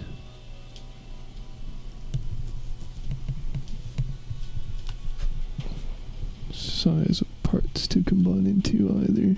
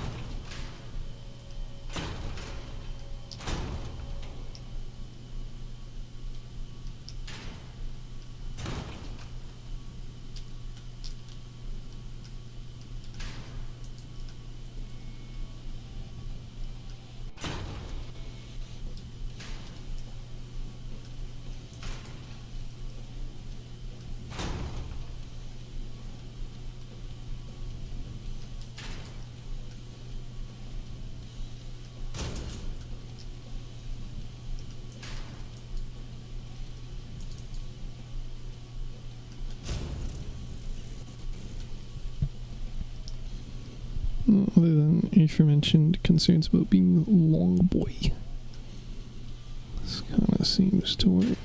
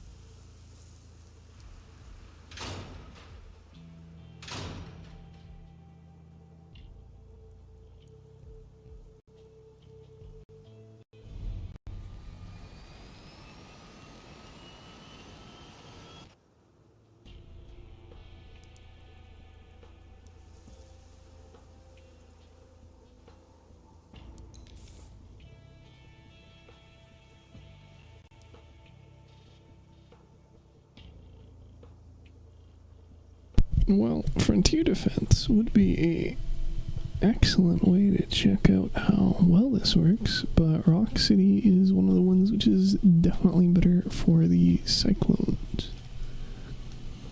So that does complicate things.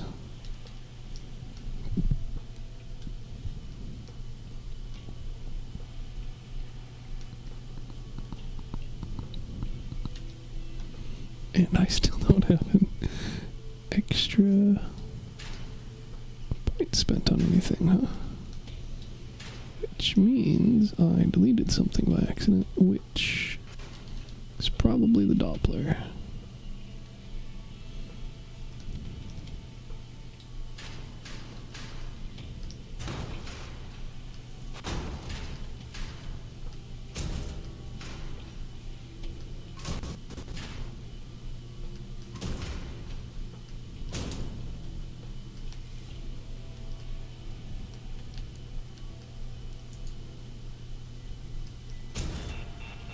Well, math worked out pretty well nonetheless.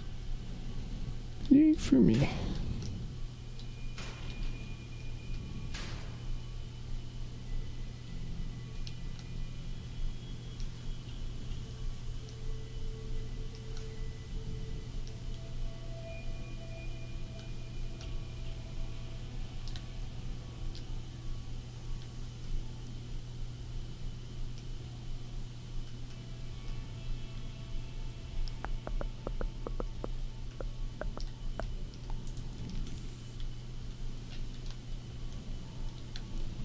Oh, that's fine. Trial by fire, baby.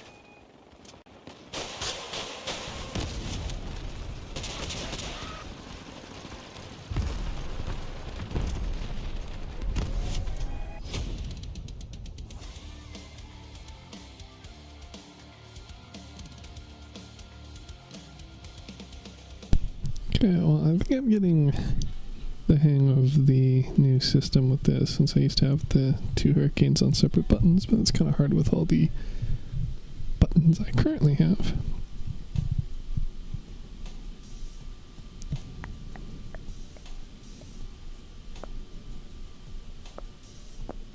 But, yeah, I was planning on keeping that one anyway, so at least I'm liking it still. See what else we got. We do have crater defense, which I was thinking would be interesting to do because it's a hadron and double heather. I was thinking it would be interesting to maybe rebuild it with the, well, for one, the Icarus 7, because before I was running the Icarus 4, but also maybe with the Hippogriff instead, although I am going to lose a lot of radar range on it, which is specifically problematic for trying to use it on the map Crater, since I believe you need about 450, so even an unfused Doppler doesn't even show the spawns otherwise. But we can see if there's anything else I can currently do. I know they touched the Arbiter hitbox a couple times, but I don't think they've changed it enough where I can just swap out the Equalizer build with it. Atlas, that's one I can do probably easy enough. I'm still going to have to wait for teammates, but I can at least get it, you know, up to snuff. The current version with an Odin.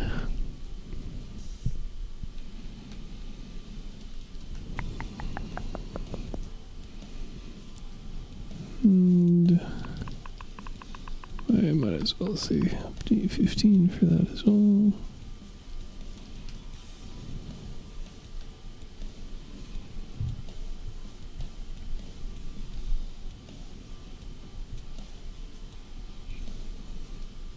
Let's see, where's the Atlas?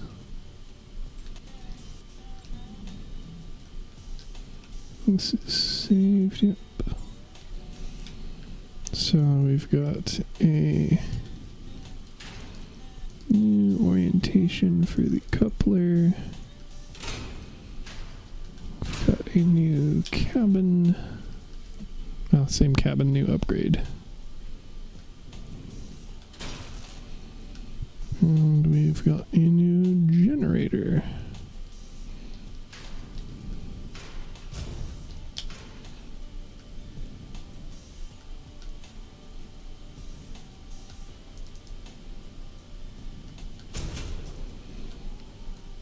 Which I think should work fine underneath.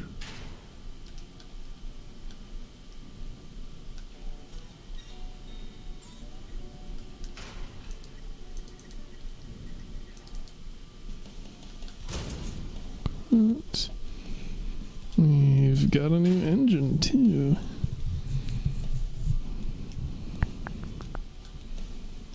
Though it has quite a different shape to it.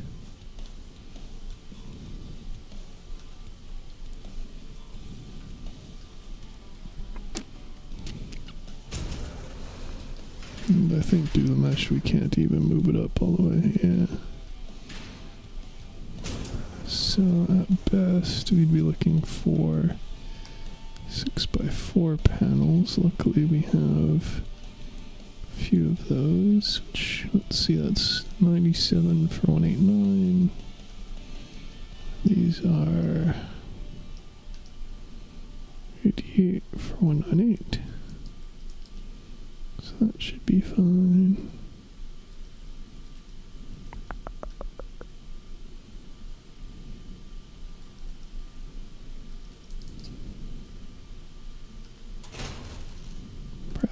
That.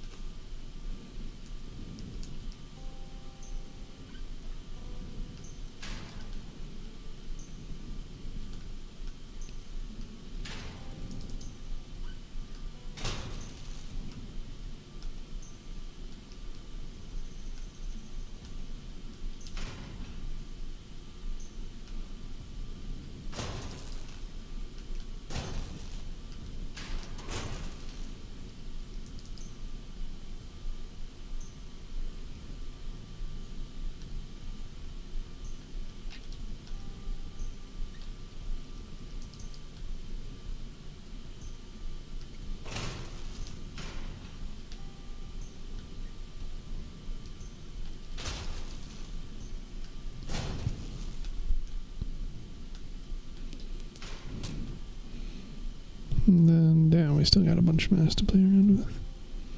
I also do not have enough legs for the tonnage. Funny that. And I don't really think...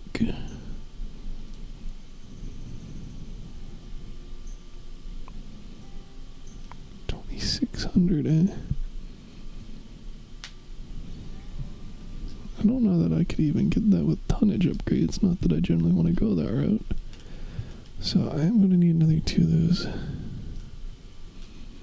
leg motherfuckers, I guess.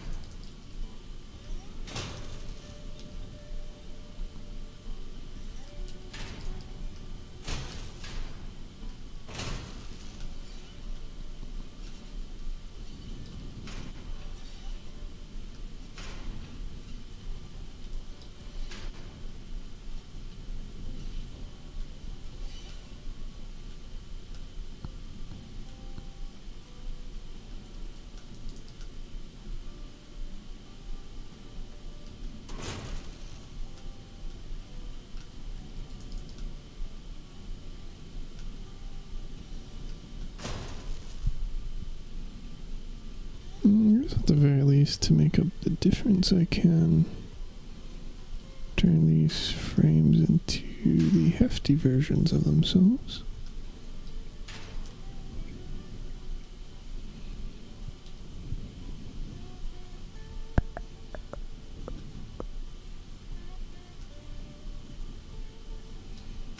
Possibly also make it the 2/8.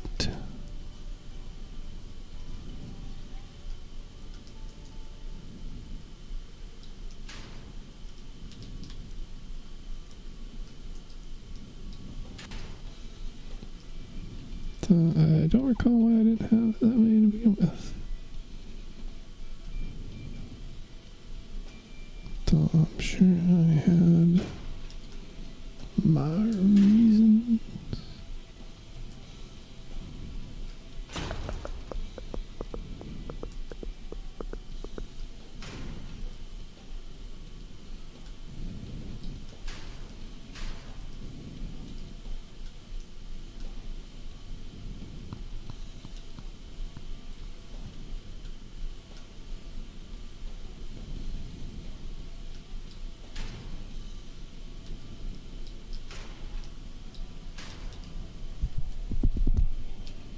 Gonna have to figure out what I want to do with these, though.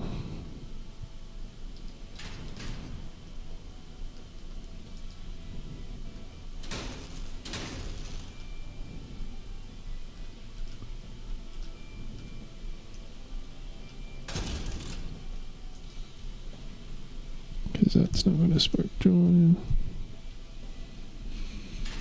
That'd basically necessitate making that 6 wide.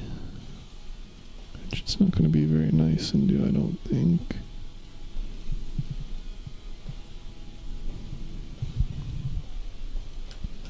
Theoretically, I could also shove these one back, but that's going to cause power of 2 issues. Yeah, I could get rid of that, maybe.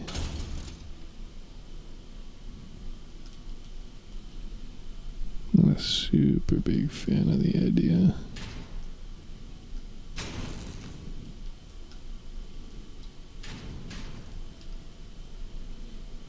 does kind of work.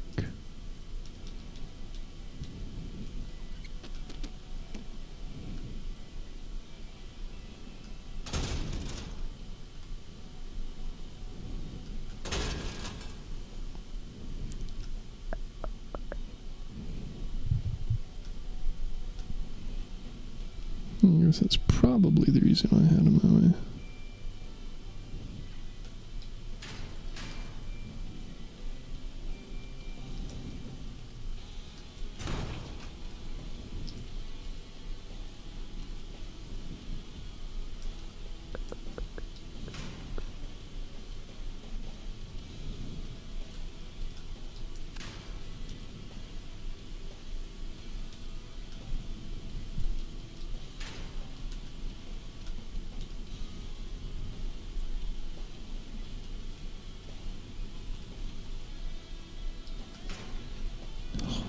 You silly ammo packs. You don't really fit anywhere super well, do you? Also, would it be better if I turned this entire beast around and had the integrated wells at the middle of the vehicle? Probably, although it also means it would be a lot more difficult to use in raids where I'm just doing it solo to fuck around.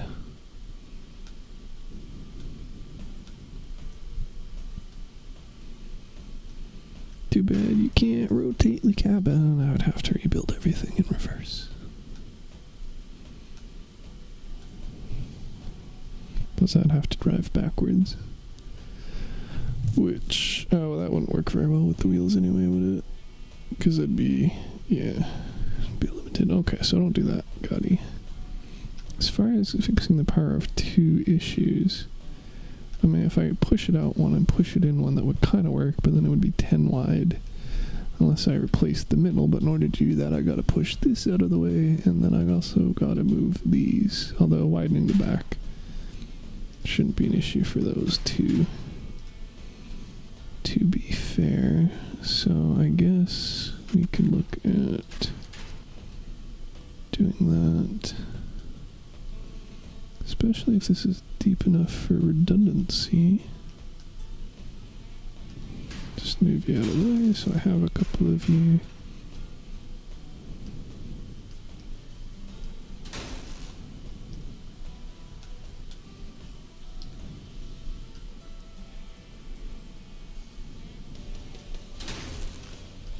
To get you out of the way, and then we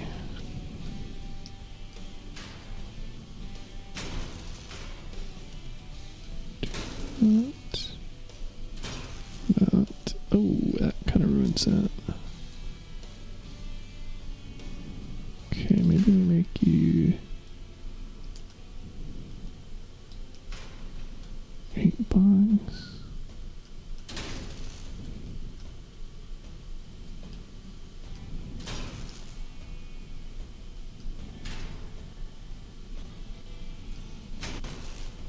No, we're kind of cooking. Oh wait, no we're not.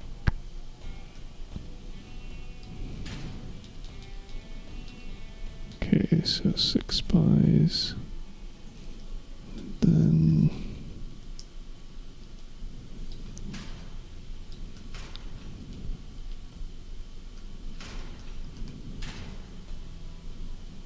the 8s.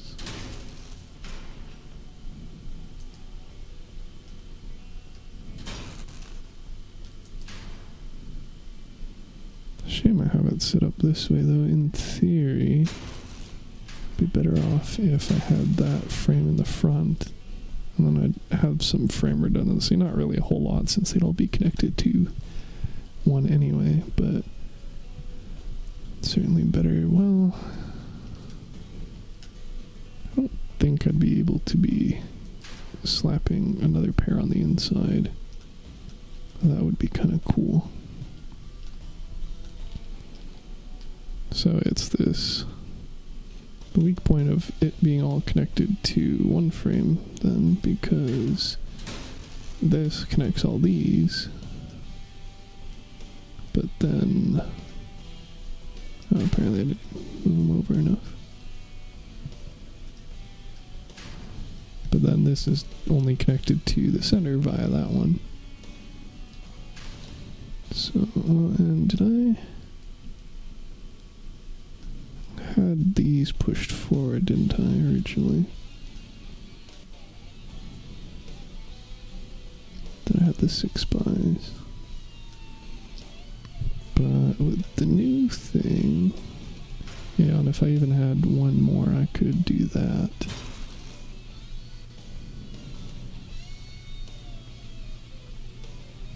Well, there's really nothing stopping me from doing that, I guess. It's definitely the smarter way to have these connected. So let me make this the 2x8.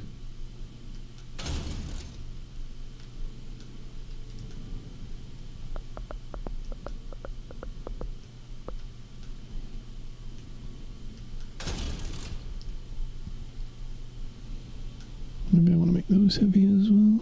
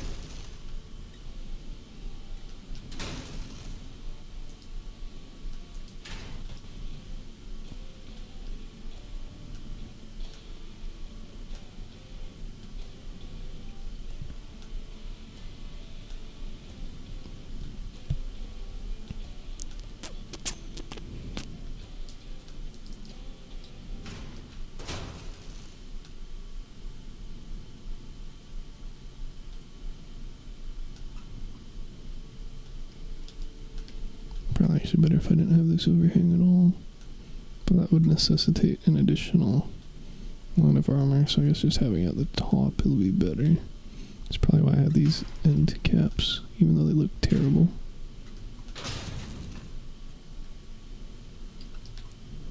Don't suppose the other pieces would look any better there. Oh, I mean, they don't look worse.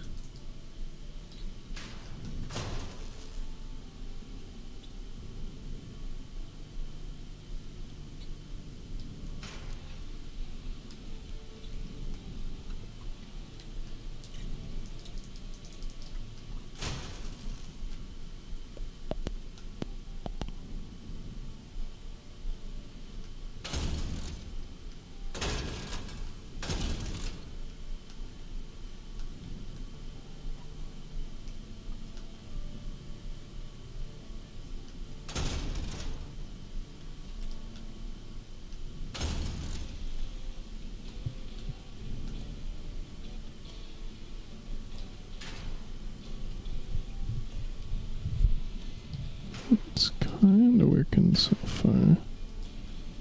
So now the question of the additional 2 legs, which I guess would kind of be like that, wouldn't it? Oh, that kind of, that doesn't mesh as well. The rest of this so far looking pretty good. Don't suppose we could scrunch up these ones anymore, though. I guess not.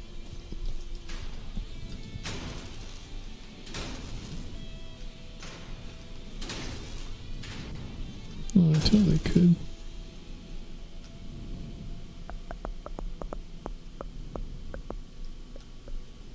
That's not going to be very easy to do, though.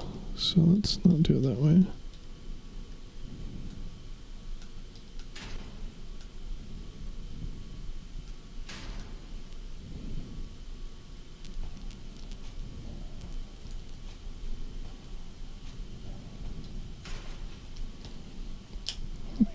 probably have the mass.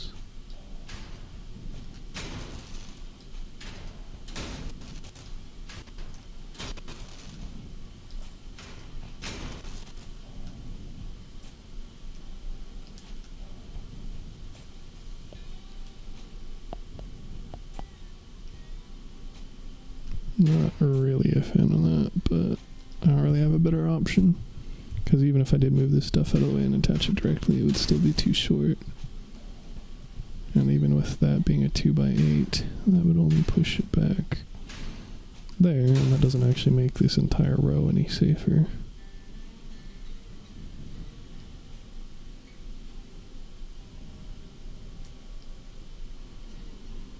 Though...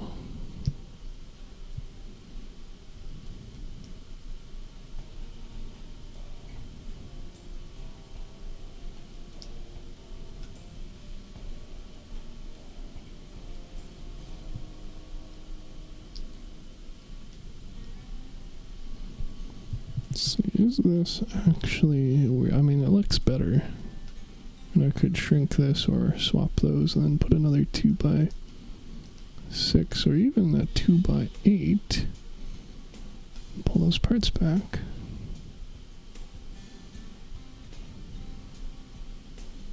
Okay.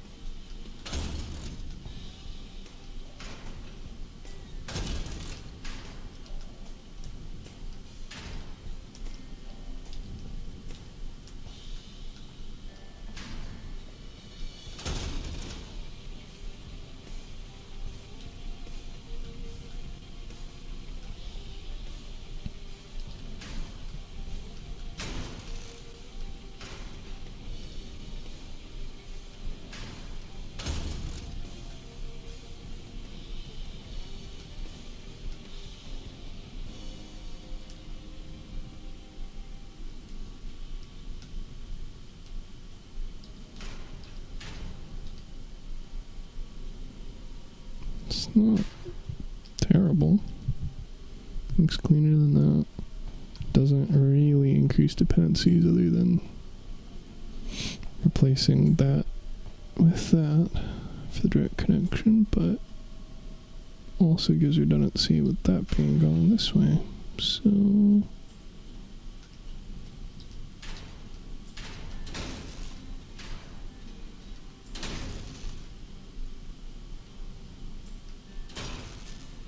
I think I like it. Oops, not you.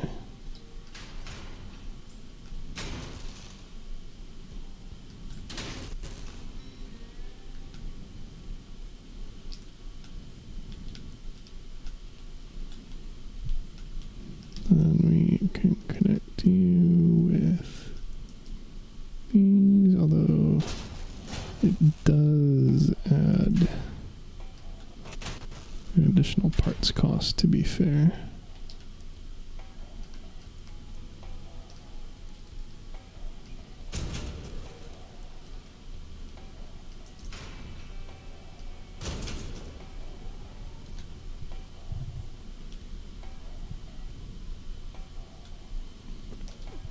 Certainly have the mass for it, at least.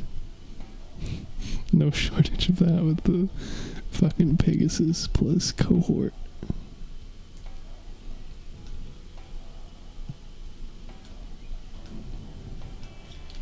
Don't even think there's any parts I can swap out that are higher Dura. Let's see, oh, I could with that, but they aren't the same aesthetic at all. That's basically the best way I could put it, and it's not particularly good.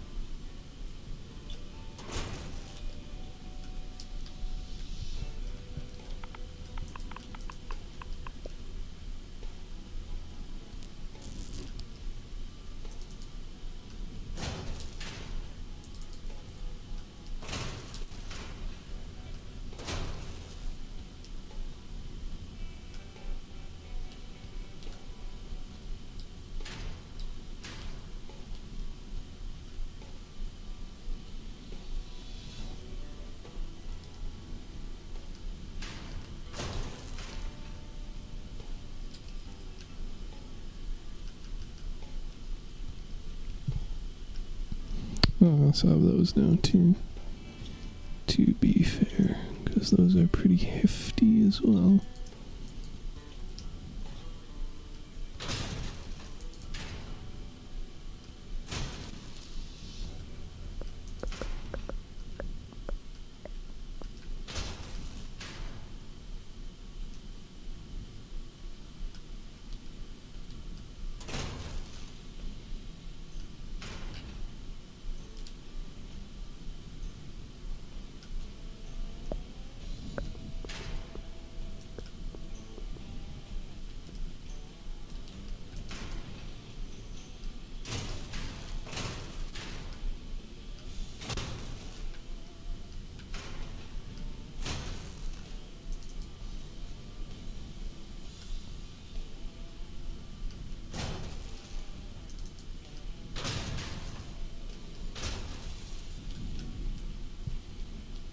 Kind of works.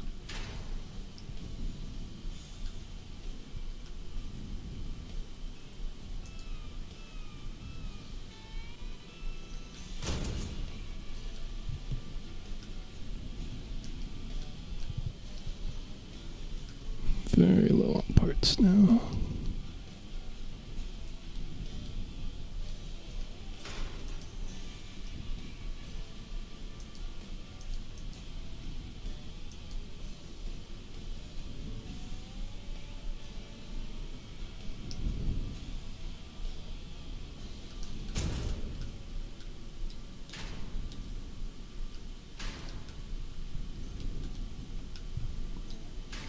So if there's just a ever so slightly more clever spot I can store all the modules, that would be good. Well, is the question of what I'm spending the additional energy on.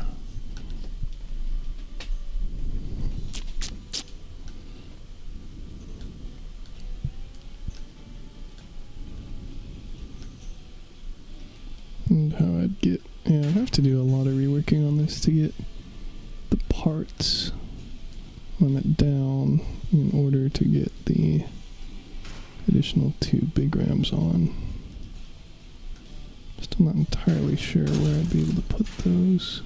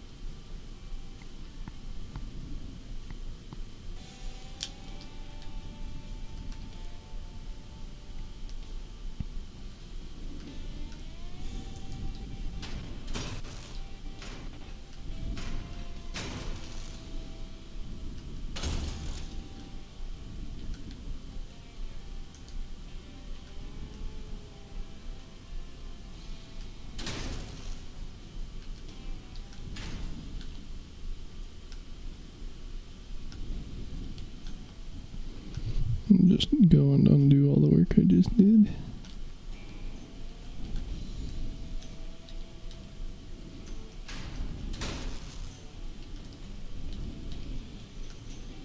But if it does make them fit tighter, why not, really?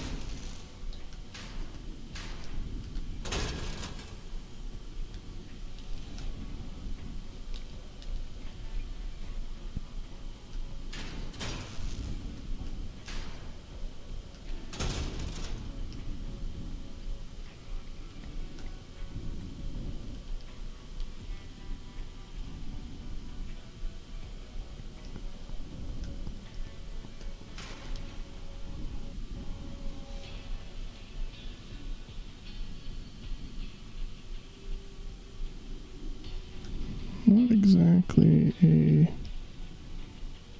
lot of great shape options for that though.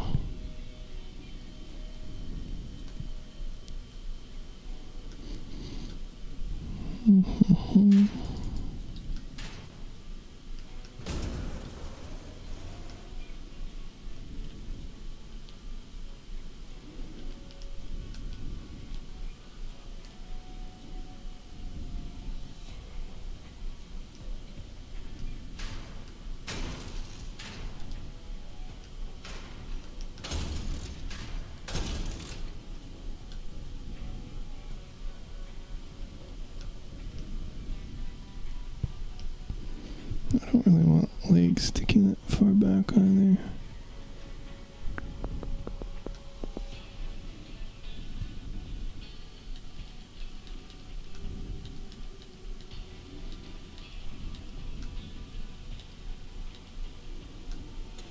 The entire question being, why are these instead of the Gyarados? But I suspect the answer is going to be because running Gyarados is going to be really fucking part expensive.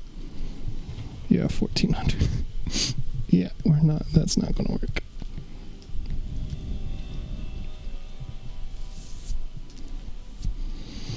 The ML could kind of work, but I'd lose my 70 kph speed for 50.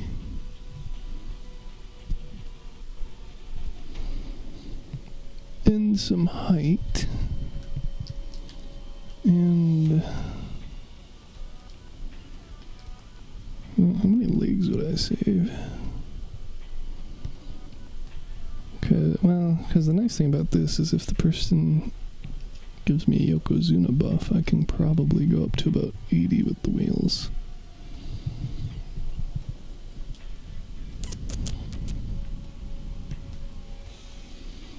And ideally I have Helicon, so then I wouldn't need the trombone or heating. Although that's not really in the near realm of price realism.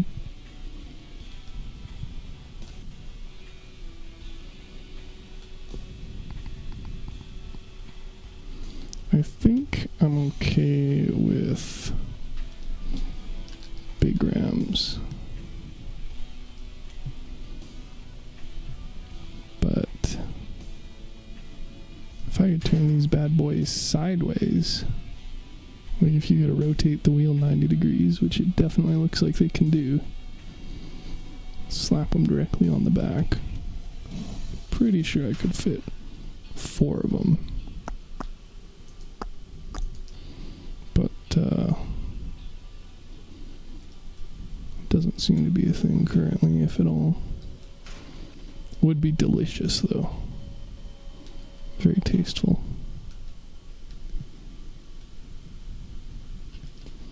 The question is, why didn't they? These wheels definitely could be able to rotate.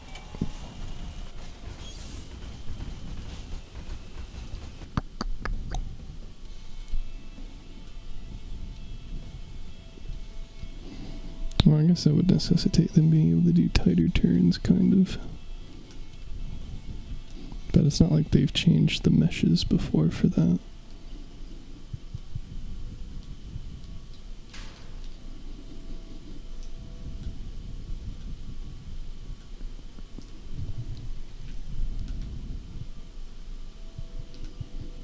But how can I be more clever about this? Not so sure I can be. Well, the obvious answer would be shrink everything in too.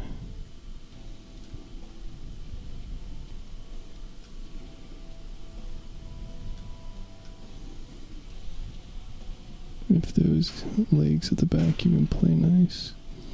Okay, well, I'd still have to find some place to put the 2 extra legs, but that could actually help quite a bit. Okay, let's find a temporary spot for you.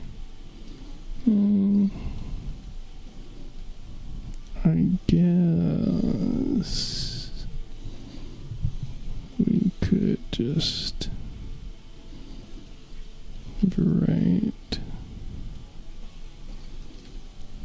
where's the current variant?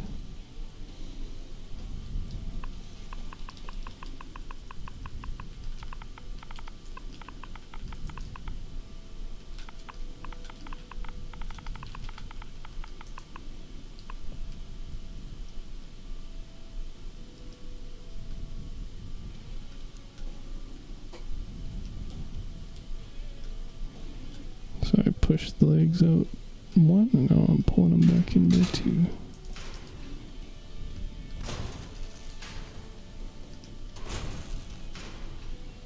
Funny that. Could also center you. Not like I lose much by doing that. Especially with that horn in the way. Welp.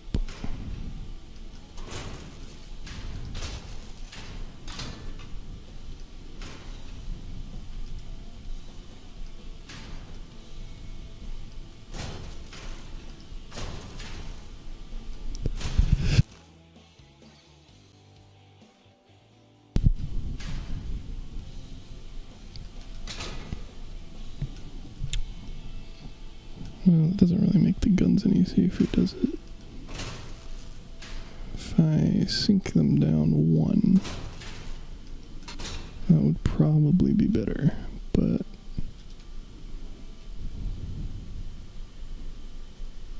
oh, that's, yeah, we're not doing that.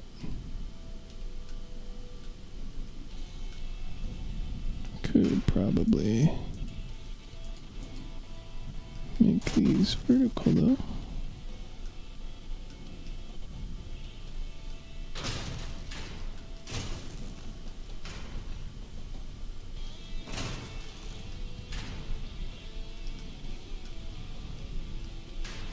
I was gonna say, and then this push them up out of here.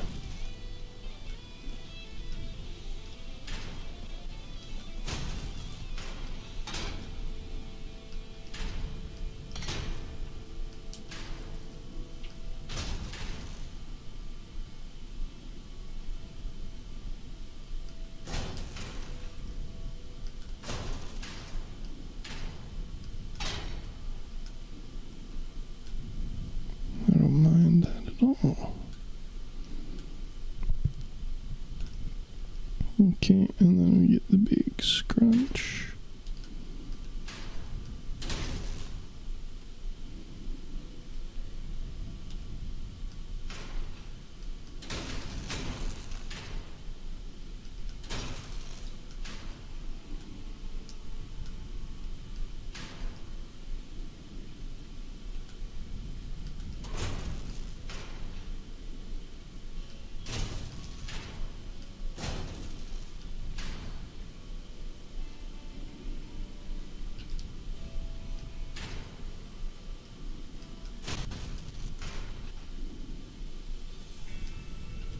If there's better, no, there's not really a tip that's gonna match that,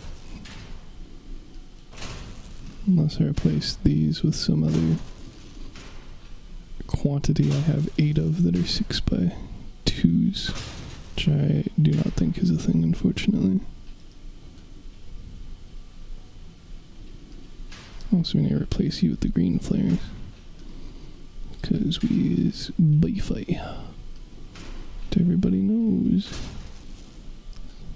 Use green. Well, technically red for health, but I'm using red for like damage. So green for tanking, blue for speed.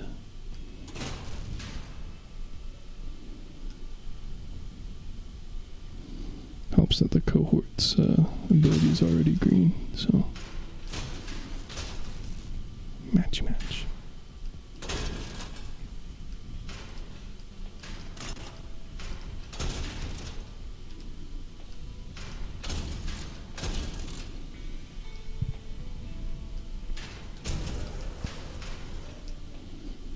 At least that lines up nice. these, not so much. We're gonna have to find out another solution. Ooh, big fail. Okay.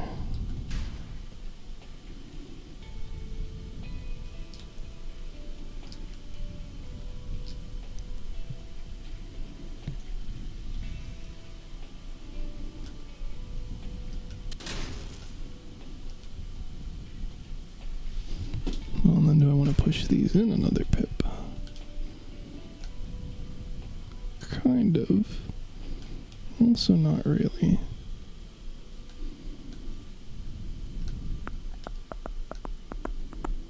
One modification at a time. So those should fit there. So that should fit there. And I guess I didn't check to see if the 2x6 would work. If I push it back one. Oh, nice. Wait, this shouldn't have been blocking it at all.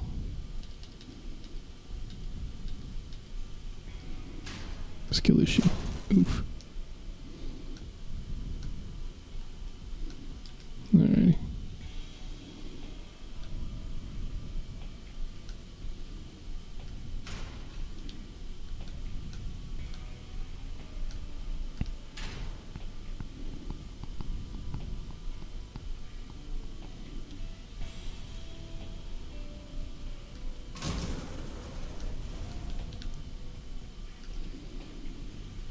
Next, I can fit these.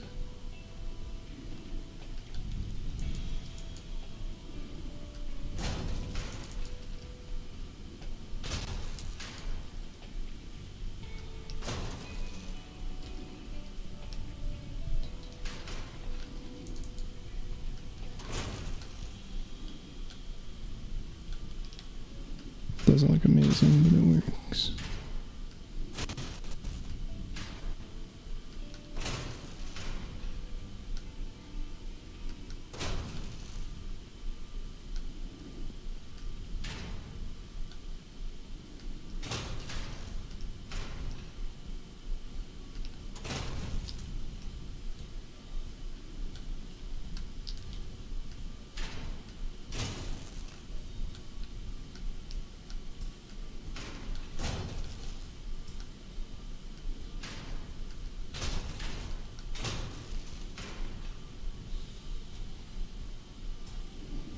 Come on, buddy.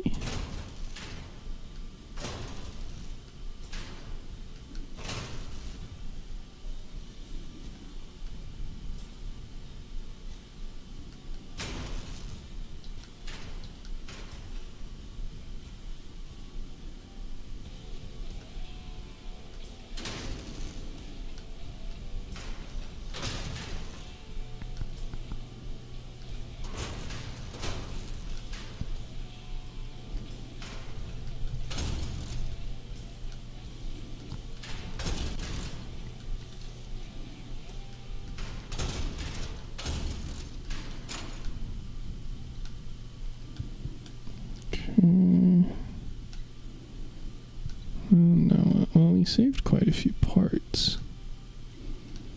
I think literally like 4, was it?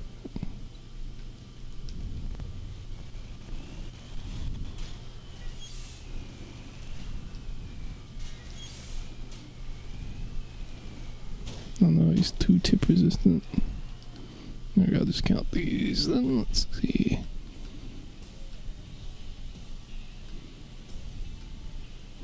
Oh, they're not in order, lovely. Well, 1, 2, 3, so 6 parts that way. Because that's how many 2x I had. No, I still have the same 2x here. Did I... Oh, I also saved a couple parts with replacing those with a single one, that's why. Which also means that I need to put mass somewhere else, because those parts are heavier.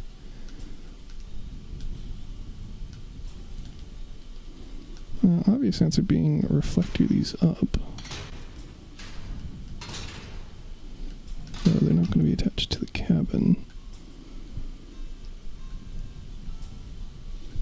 also not going to stay on at all. Anyway, if anybody wants to fucking shoot them, but theoretically, these are mostly raid viable rather than PvP viable, so whenever. And for the lulls of having absolute unit fusion.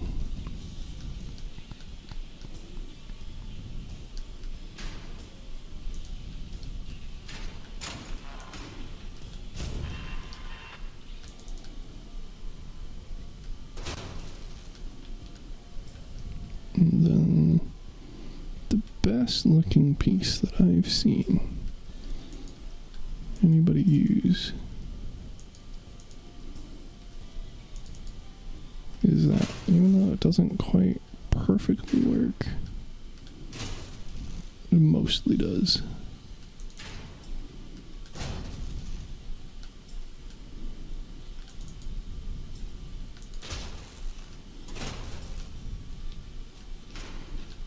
Do I want to pull these forward?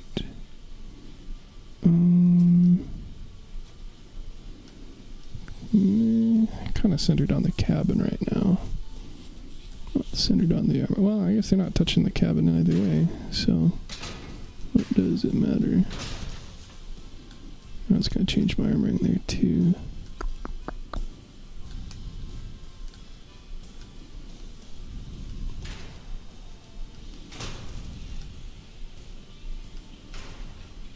Let's see, well, I could rotate these again.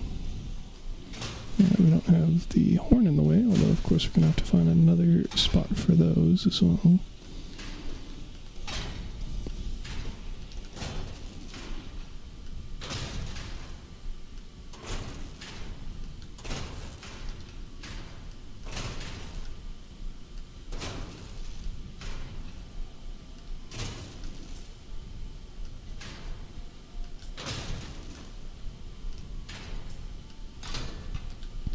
Aha. It's attached to that APC module. There we go. Big thinks.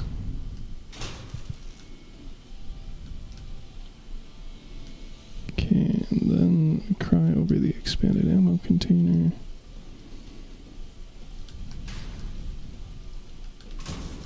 We debate throwing all the modules on the side, but whatever side the Odin's on is going to have a really, really bad time. I do love the idea of having it underslung, but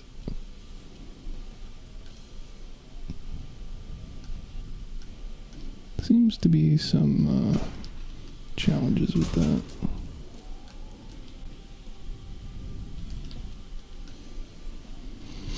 I don't suppose I can turn those vertical again, can I?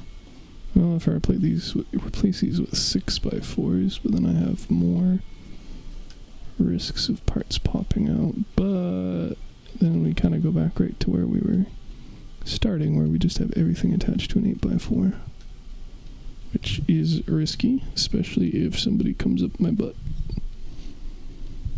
in a non-kinky way. I mean, well, semi-kinky, I guess.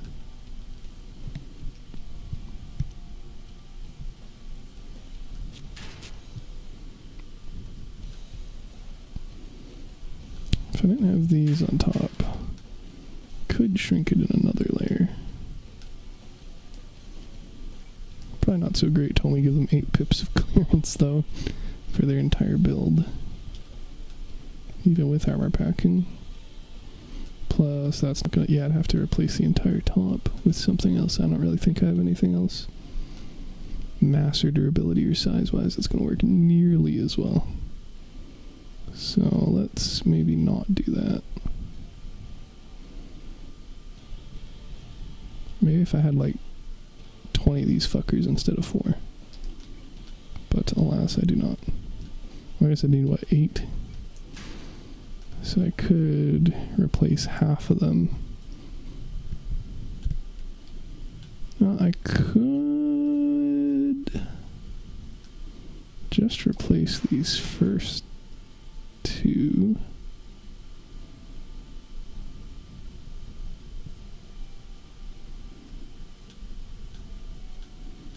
because this is where it couples anyway.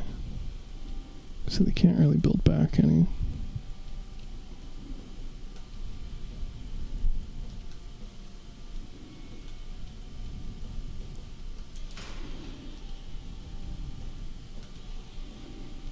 No way I'm going to make that look good, though.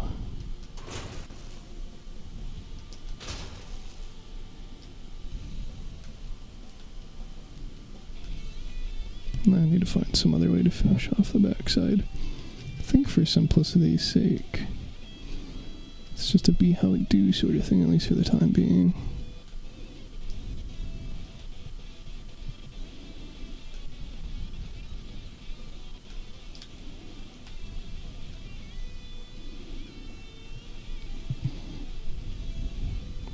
Because really having 8 of these guys is crazy. Plus that isn't going to line up, which is going to bother me. So I'm going to have to shove that back and then turn these sideways.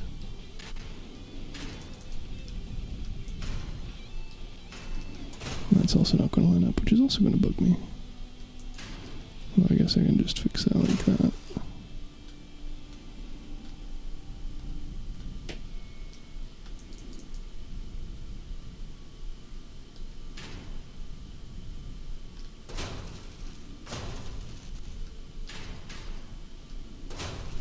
Yeah, huge mass difference though.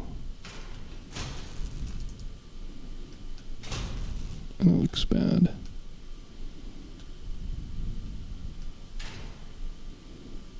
But, you know, technically speaking, would make it easier for the person on the front.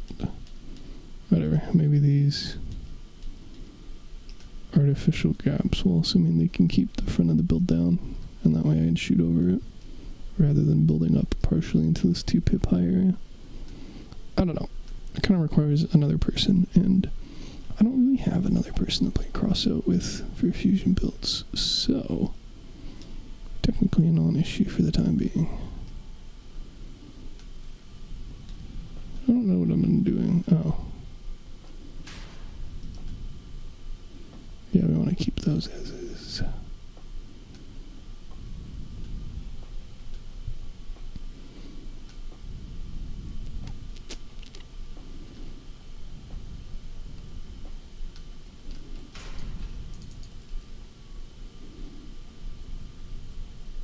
What do you mean you don't fit? Ah, that's 3 high. Whoops. Oh, shucks. So I could fit you like that if I didn't mind my entire build practically being a bomb.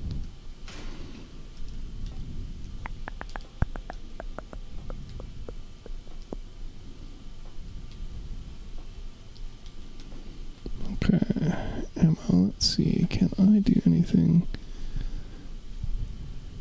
snazzy for ammo? Well, I won't be able to have a 6-spy.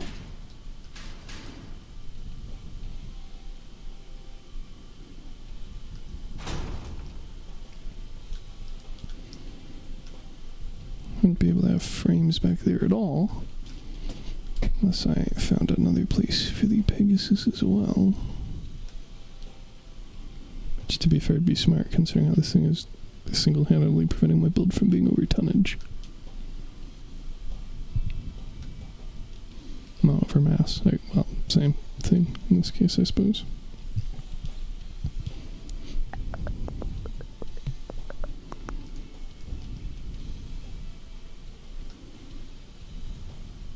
Oh, and this is 5 long. Oof. So maybe just don't touch that bit. Okay. Okay. But I could, or am I out of 8s? No. It's on 8. Still no. Nice. But I could... What? I thought you were fine with being there.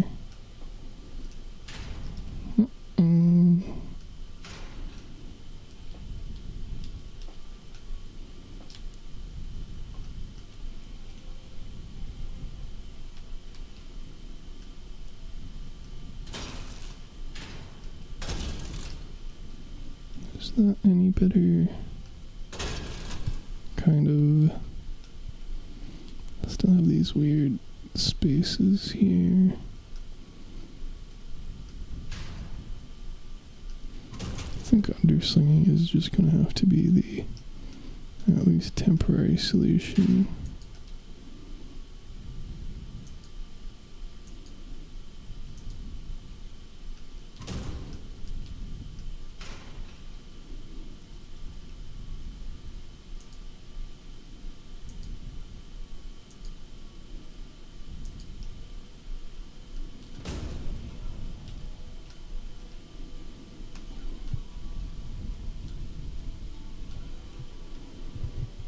Dang it, legs, where am I supposed to fit more of you?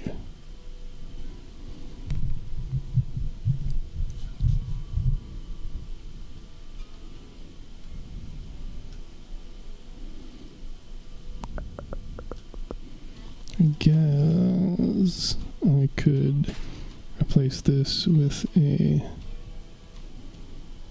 like wider one and then push these legs in.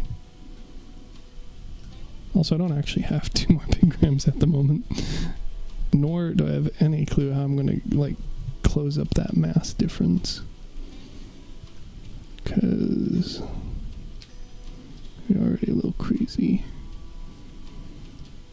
Well, prices are kind of trending down.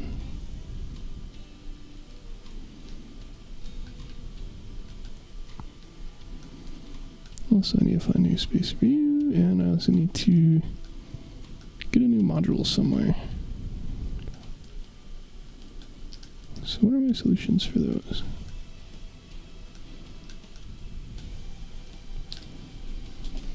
Well, I guess the Verdi is the GG easy answer, though I'm not so convinced that actually helps in this case. Aegis would require another module being removed, probably the Doppler.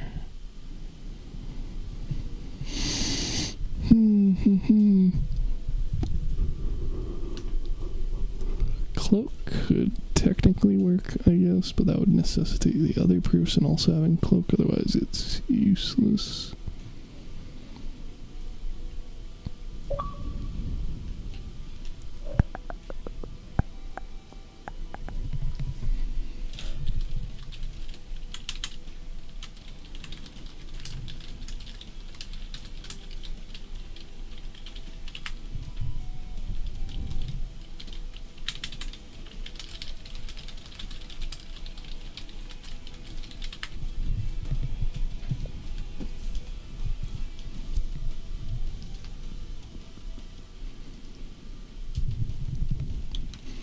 Now, let's see if Bangy Boy wants to talk, I guess.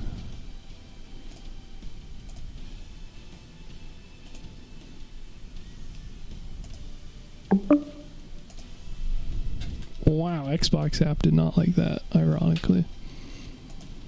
Okay, I'll just reset you again because it seems like you play a lot nicer when I just reconnect than if I stay connected.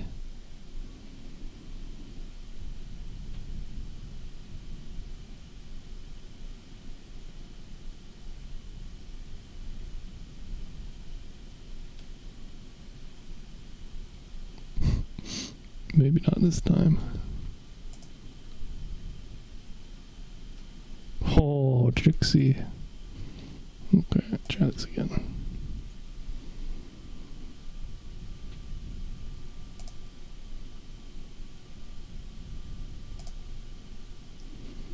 Store go burr. Connection. There we go.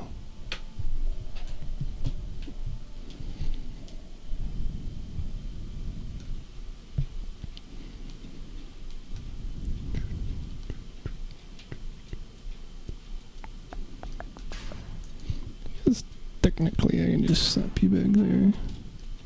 Doesn't really matter if they blow you up or not.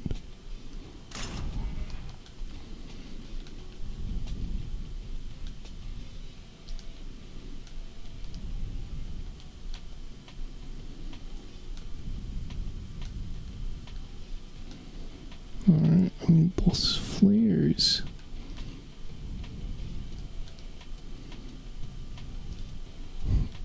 Which means that we only have one more part to work with. Yikes.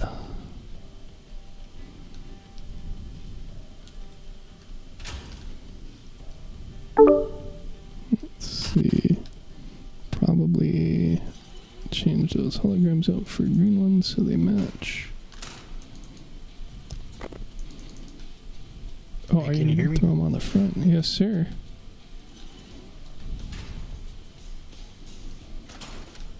Let's see. I'm streaming this, so I figure just having you in voice chat might be easier than trying to open up chat over and over. Yeah, man, that's fine. But it does also mean that if you wanted to get the inside scoop on what I'm building, you could check the stream out.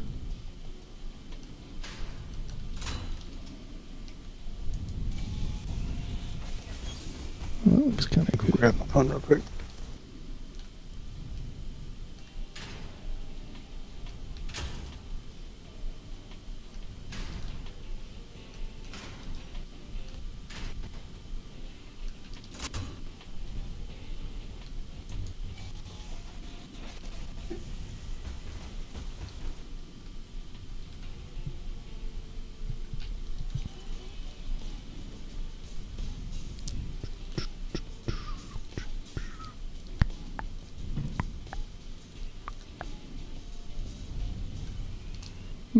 No, that's fine. That's correct.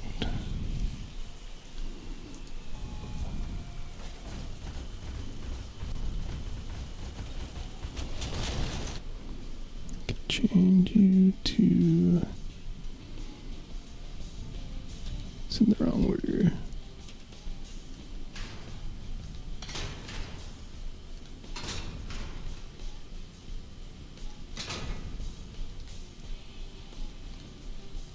That, and then I do still have a couple more parts available. Nice, good for me.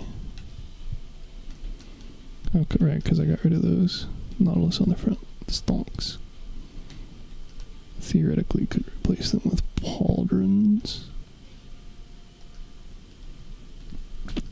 but on something this hefty doesn't seem worth the part count. For 8 Dura.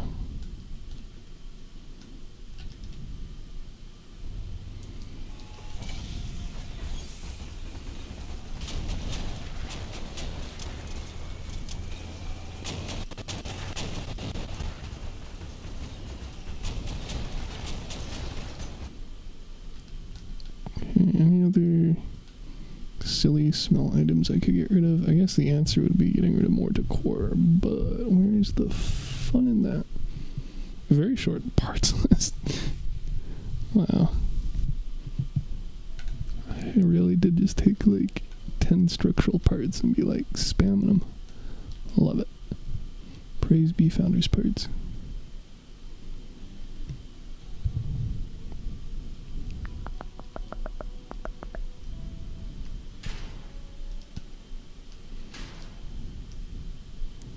Shame, can't push that back anymore because I can't push that back anymore.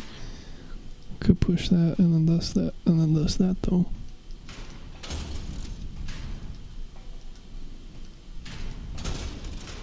Oh, no, I literally can't push that back anymore. Gutty. Could push these all forward, I guess, but then it's not centered.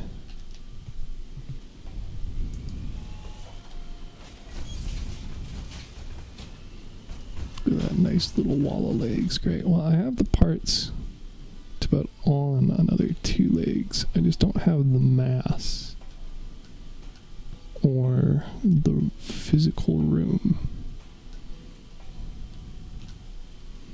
So just to double check, you let me put you there. I can't put you there. Alright.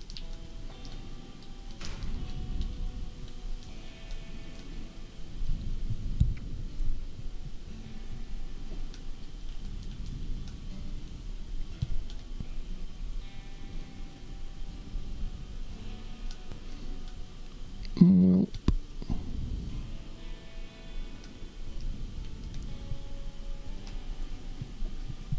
and there's the question of this.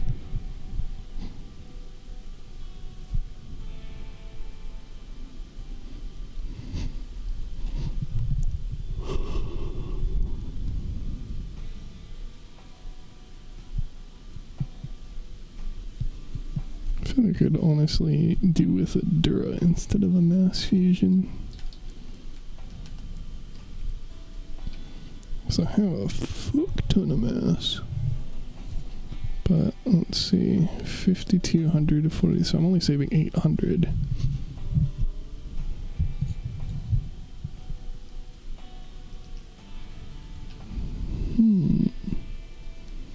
That being said, durability only matters if you get hit directly in the cabin, because if you get hit in the structural parts, then they take off the same amount of durability, including the boosted 10%. Resistance to damage does have decreasing returns, but also doesn't apply to structural parts getting knocked off.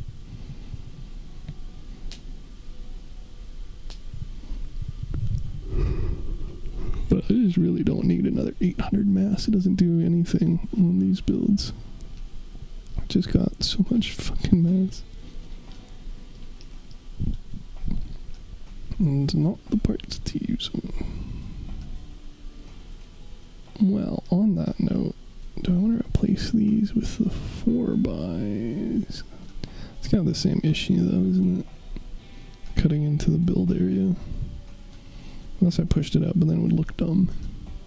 And then I'd have to redo the frames again. If I could find some clever way to get rid of those. Stop this attached. These, but they're not attached to the cabin, so there's not really a good answer for that, because these cabin is silly, doesn't have connection pips on the 1st and 8th column.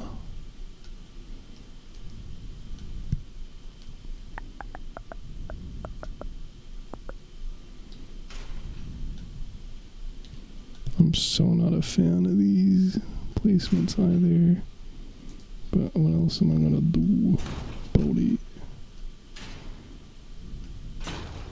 No, that does probably protect him the most out of the other options.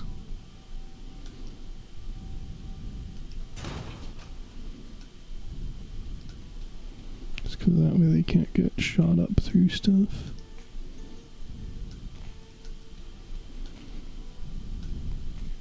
I suppose if I reverse the cabin, then I could do that. And then I could... Well, that's only if I'm running ML200s or Garida.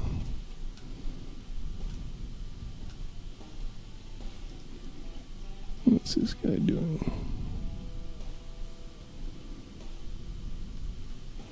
Dog only has one weapon. Oh, he has the side weapons. Alrighty then. That's certainly a choice.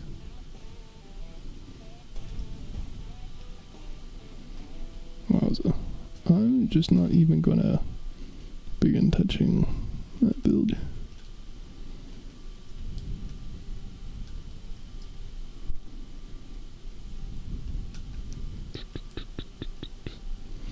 Technically, I could pull this forward like I originally originally had, because I can't, like, this is attached to the cabin directly. I can't pull it in. Well, I could put it up there, couldn't I?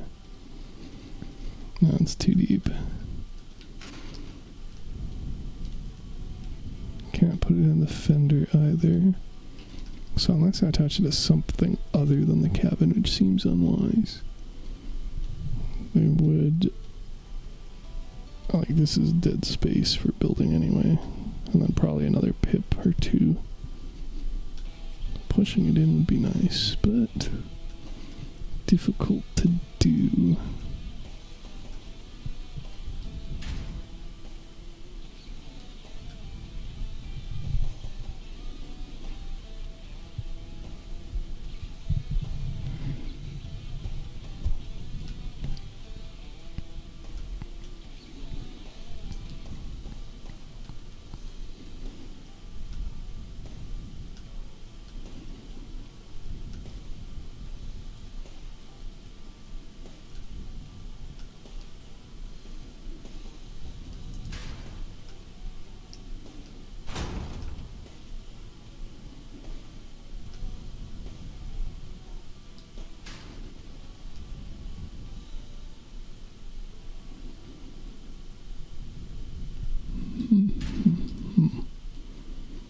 The verge of greatness.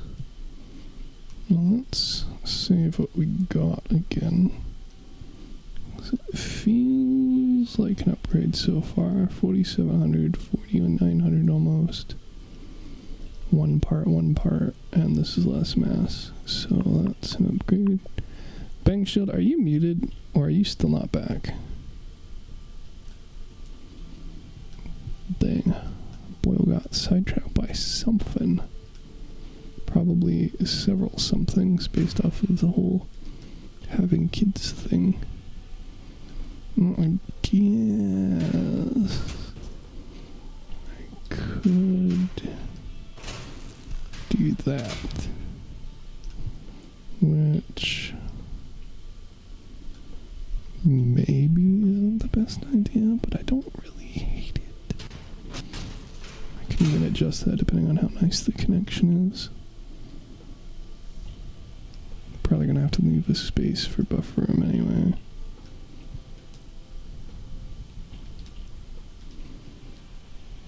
And then I could attach modules to that, although it runs the real risk of blowing everything up if I go in a fire puddle or get snipey from the side.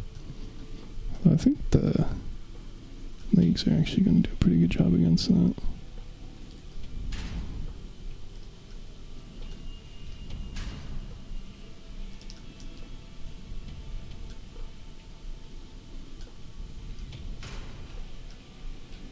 Well, you don't want to connect.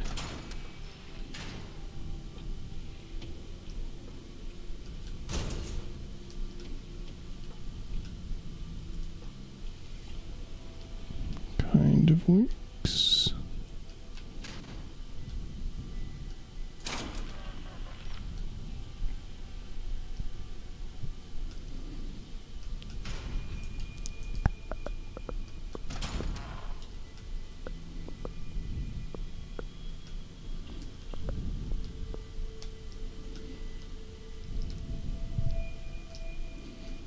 Probably worth spending the one part to protect that stuff.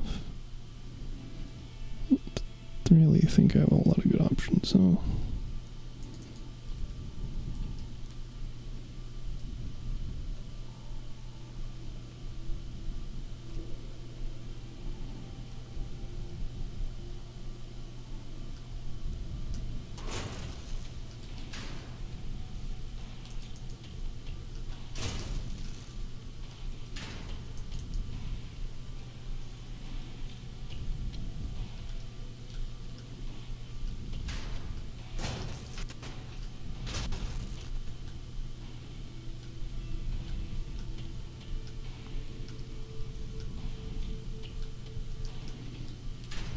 That is also hinging a lot. But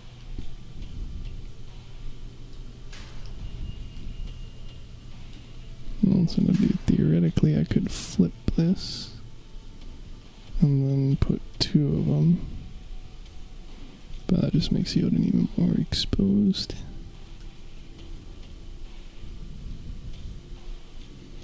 Could push that back, have this go underneath.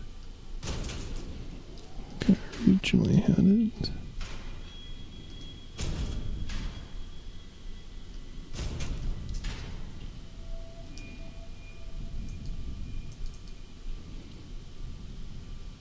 What do you mean you won't connect? You just, oh, it doesn't have pips there, it just looked like it, okay. I like that, yeah. That looks better anyway.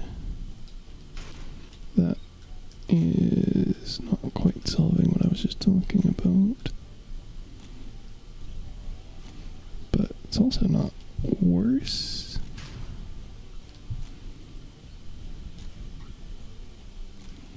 I could even do...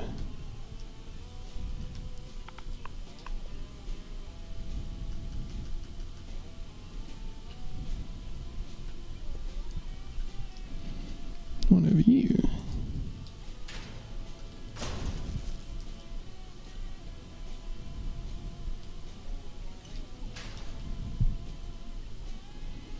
Seems like it could work. We'll have to actually test by going in the fire and seeing how bad it is.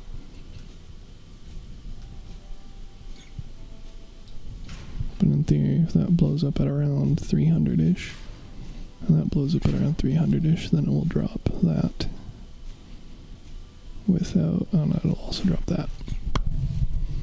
Awkward.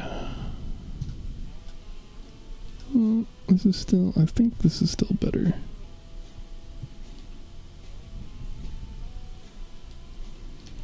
And I can fit some armor around the sides. Theoretically even those, but they don't look nearly as good. Oh, that's actually a huge durability change though. Oh, sucks to be fashionista, baby. I don't think there's anything that would be larger than that. Like I know well sorry, for better armor, like I know there's that, but those are shit for Dura. Oh, what? Oh, that shows what I fucking know. And then there's that, but that's... like, it's not gonna get rammed, I don't think.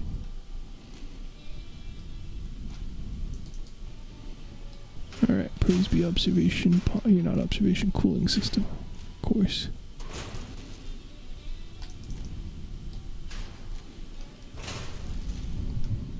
Nice. Nice. And then I have 3,300 some extra durability. Sorry, extra mass. Which basically means I slap 2 more legs somewhere, or wait for a buff, or fuse them all for tonnage. And then I slap some of these bad boys down there and oh, they don't even... oh, there we go. Not because it'll accomplish anything. This is going to be funny as fuck. And like, what else am I going to do with all the mats? Willing to buy concrete gel. Just like pick an area, fill it up with like 3,000 kilos. Doesn't even matter how much durability it is. Just like more. Alright, well, what else can I... well, technically I could replace that. But I don't think there's a answer that looks good. That's why I didn't. Let's see. Buy mouse.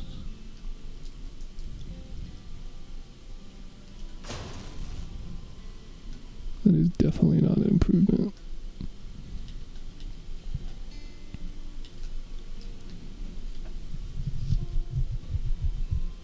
What else honest, I don't exactly have a whole lot of 2x2x parts. Well, I guess I can find out which ones I have. Obviously, the answer is more cooling systems. Have those things fucking dragging to the ground, never have enough of them. Yeah, I mean, well, and this is better Dura. But it looks bad. Not that this exactly looks great either, just ending in more legs, but reasonable, methinks. Until such a time as they give me a 6x4x2 for these, but seems unlikely. Especially, I mean, I do have 6x4x2s that I could put there instead. They just don't fit the aesthetic at all. So mostly, if I'm just, oh my god, that actually lines up pretty well. Lose like quite a bit of durability out of it. That actually works a lot better than I was expecting, honestly.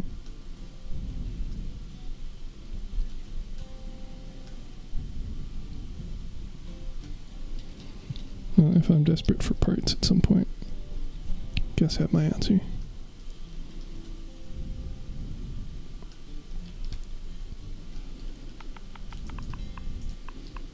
But for these, I don't have many very good options. And they keep getting worse the further down you go. So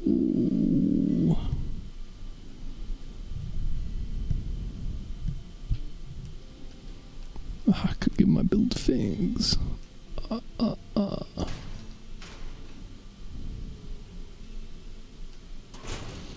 They butt. I mean, it's not the stupidest thing I've done. It's just a far, far cry from the best.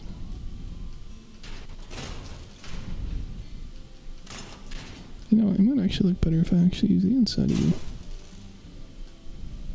Wow. I mean, it's terrible from that angle, just don't look at it at that angle.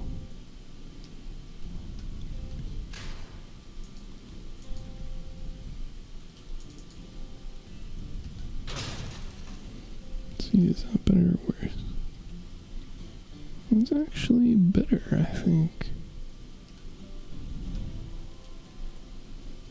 Okay. Okay.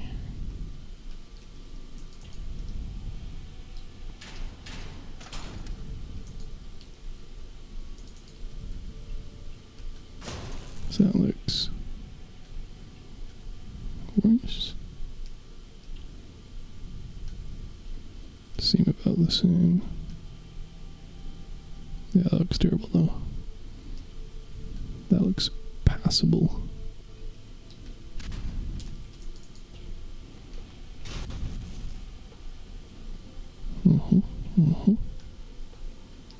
Now let's see, what would my other 2x3 options be?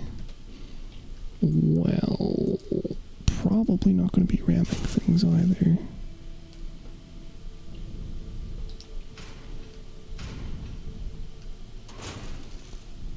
But if I were, that'd be pretty good.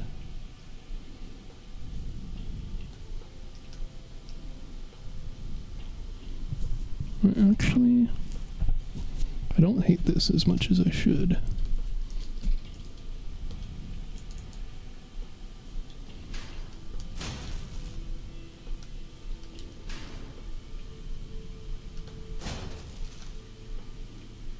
Yeah, that doesn't work nearly as well. I could, you know, cap it again.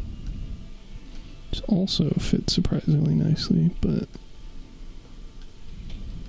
probably better to allow people to make a T-shaped armor.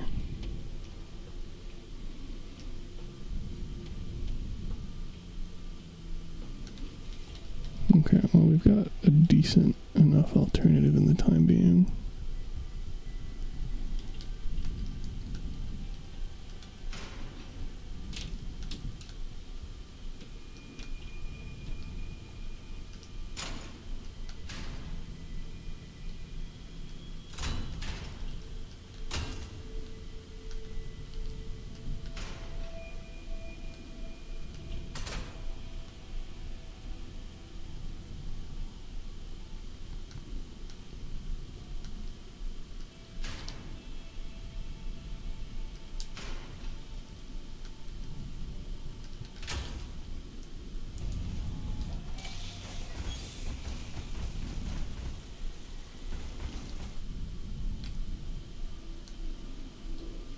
I don't hate it.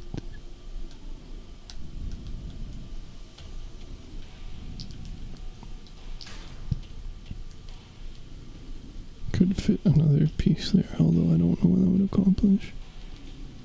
I guess just safety in case that armor slab busts.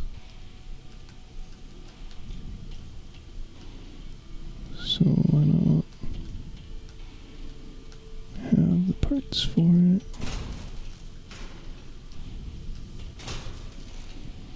And then what? Remaining module.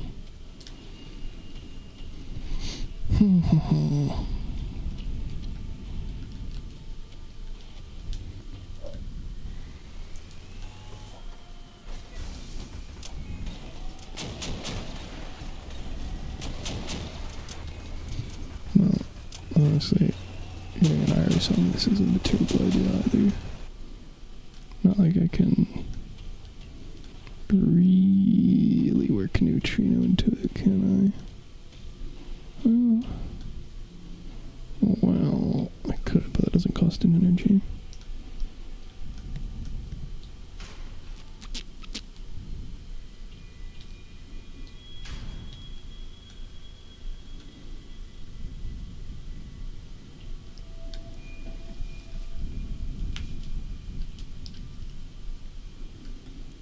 I don't really think this is going to accomplish anything.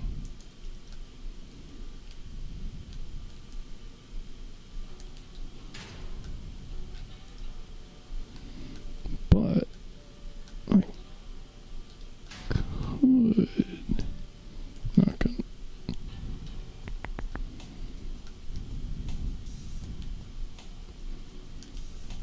Oh, that's awkward. Don't know how long that's been missing. Oh, I guess I just deleted it back, so okay, because I'm still at 79.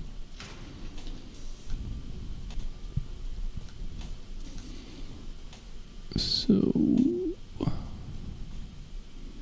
well, and honestly, for 75 Dura, could still put back ends. So they are going to be tougher than that, quite a bit.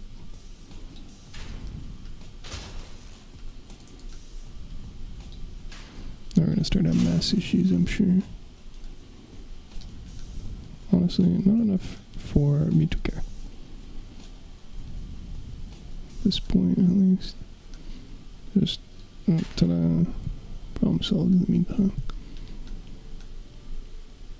But I'll need, those two more legs.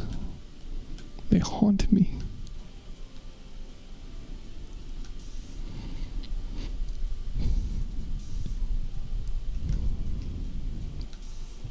Two by 8. So if I put these backwards, put those vertical, then 2 by 8s would still be too short. 2 pips short, unless I put the cabin at the very back. And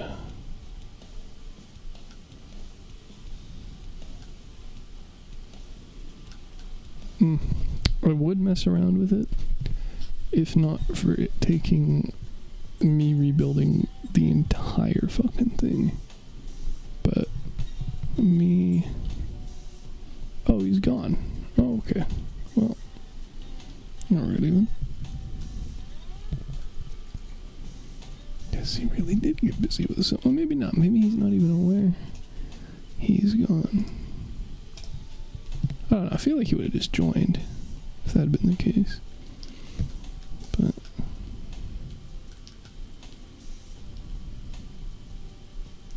maybe if it didn't notify him or something.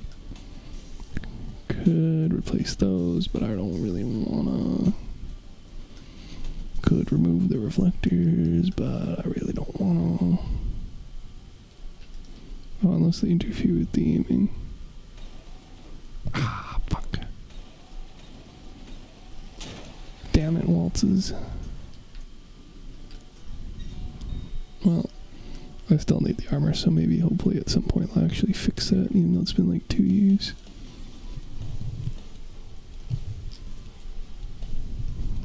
Well, that'll give me 4 parts, and that'll give me more than enough.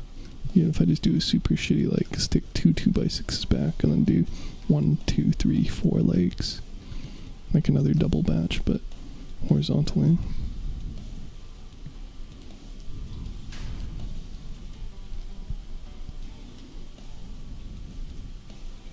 Plus again, I don't have 2 more legs.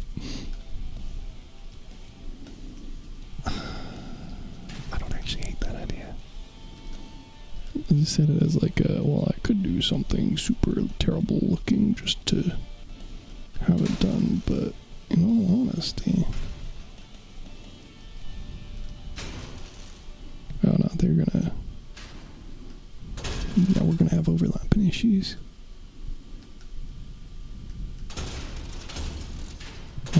Looking terrible issues.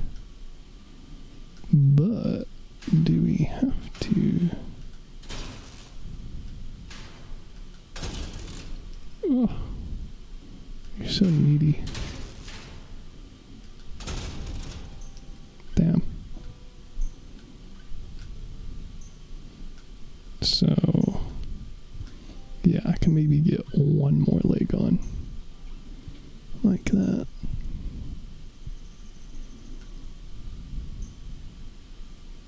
Unless I like destroy all the stuff underneath here and throw it in somewhere else, but also kind of short of space for those 2.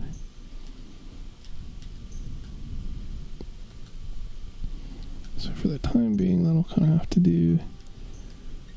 So, what?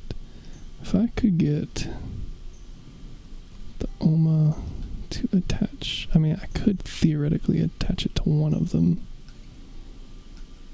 Doesn't really seem worth it.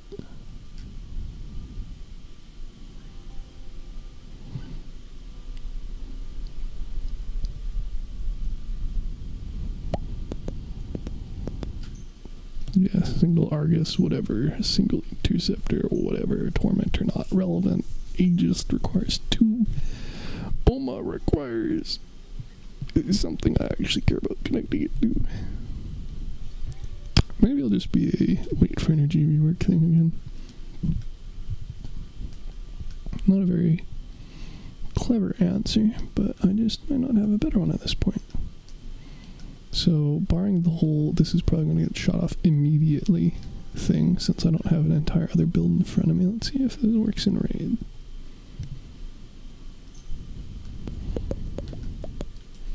I don't actually like either of those options.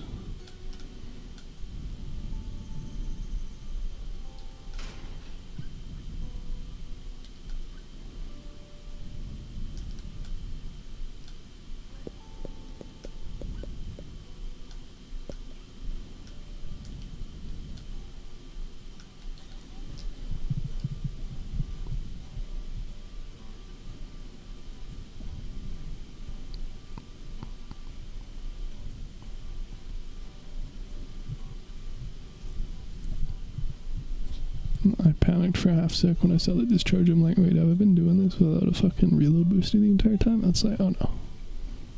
I've got the epic version on.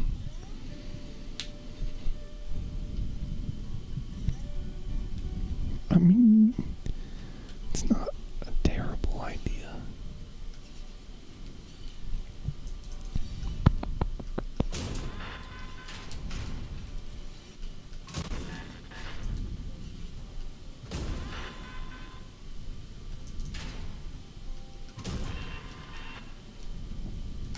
Actually, I don't even know if I have the controls for that. Yeah. For Goofy.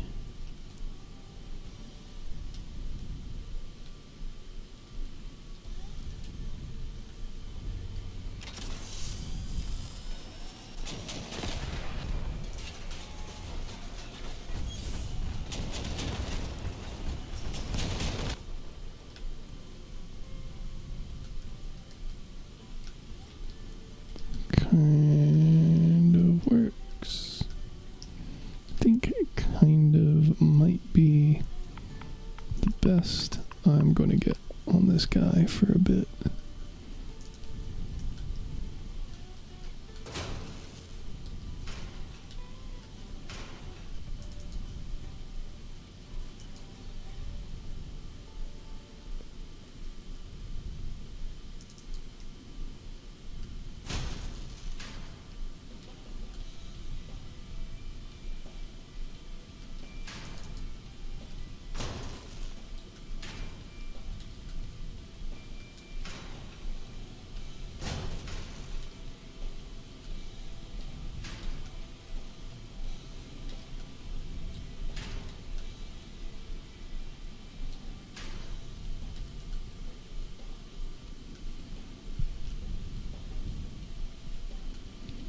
Marginally over, whatever.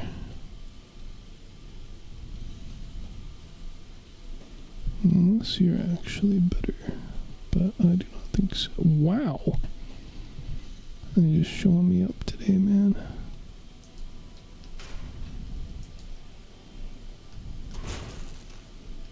Devs are just out to prove me wrong in every regard they can.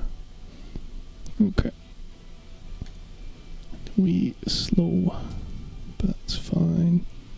We're probably going to get our face popped off immediately. Less fine, but what can you do? I do not know what paint this is. So it's just the super shitty bromine. So I thought I had a better bronzy paint by now. I guess again I haven't touched this in like a year and a half. Not a year. That's not bronze at all. Here, fun but not. Here, too orangey. Here, too yellowy.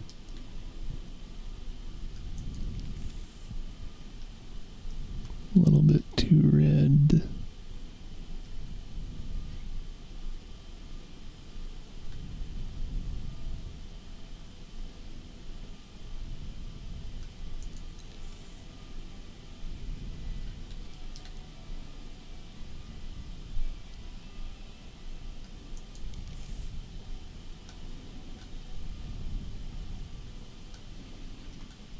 It's kind of hard to tell with the lighting here, but I think that's bronze-ish.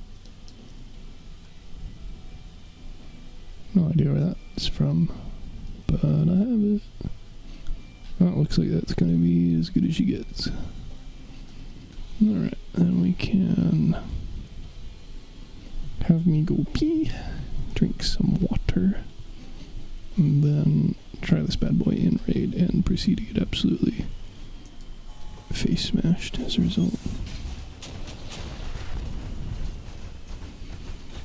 But again, I think it's better than it was, and that's the direction we just want to keep going. So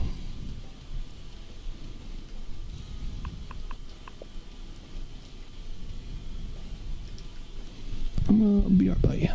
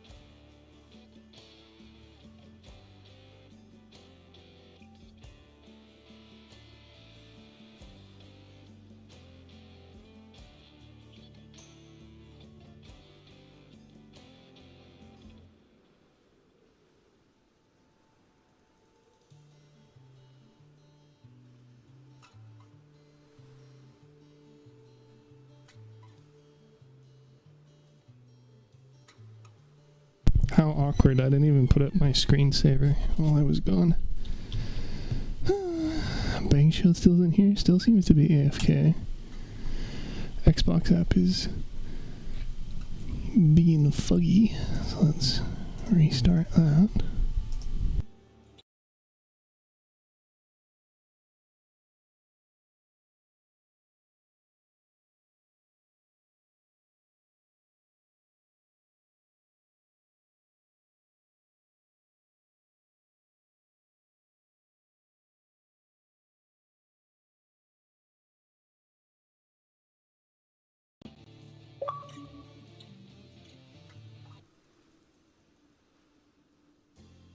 Oh, that fixed. Beautiful.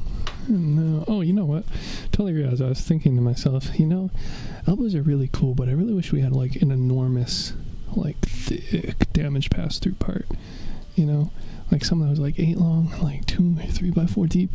And then I realized, oh wait, there's definitely it's not 8 long, but there's a 2 by damage pass-through part. That just came out recently. Oh, this bad boy. I think he said it only has 180 effective durability instead of 290. Oof. Oofarino. Well, shucks. That doesn't solve that. I don't think there's really anything else that's girthy that's going to work as great. Let's see.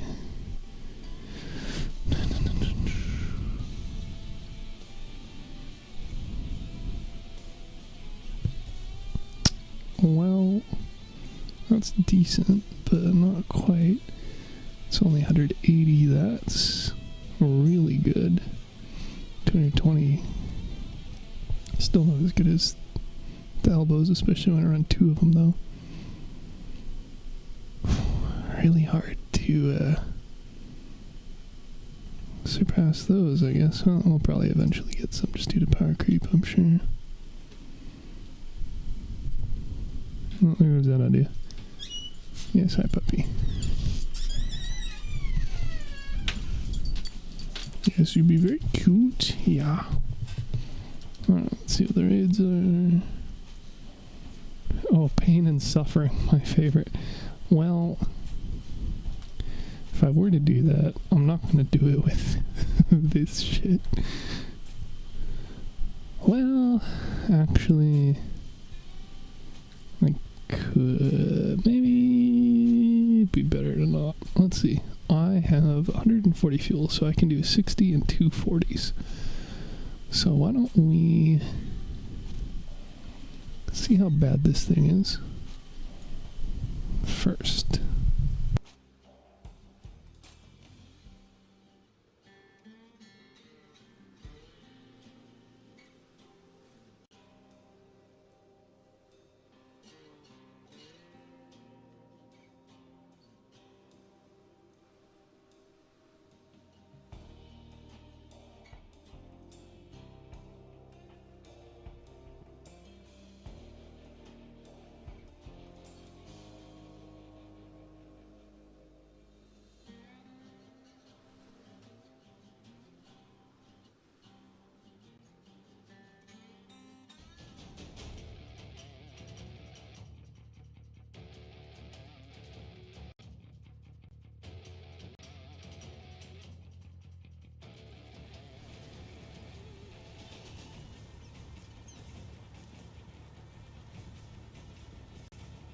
These poor small little bastards. They're gonna look at me and Recon and be like, wow, these guys are such high power score at such a high level. I bet they're really good. And then they're gonna turn and look at my build and be like, wow, that's a really cool, really big build. I bet it kills things really well. And then they're probably gonna outscore me. Oh, maybe not with a single. Well, yeah, well, Recon's gonna outscore me, but that's, I mean, that's, is retchers, it's a given.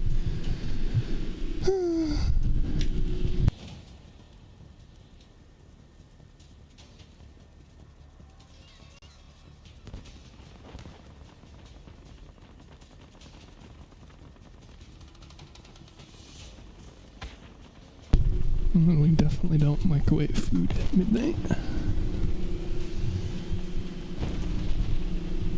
But we do mute ourselves ahead of time so other people don't hear the beeping.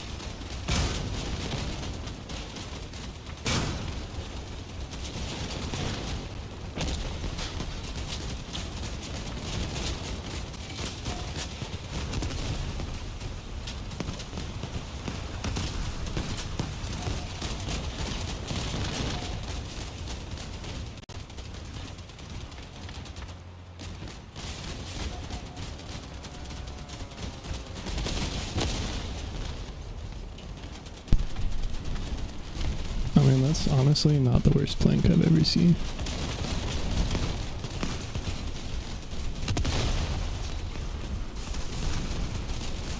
By far not the best, but as far as newbies go, you go, little guy. Also, could theoretically just abduct one of these guys to be my front armor, but it seems very not cash money, especially with them probably only having like half my vehicle health.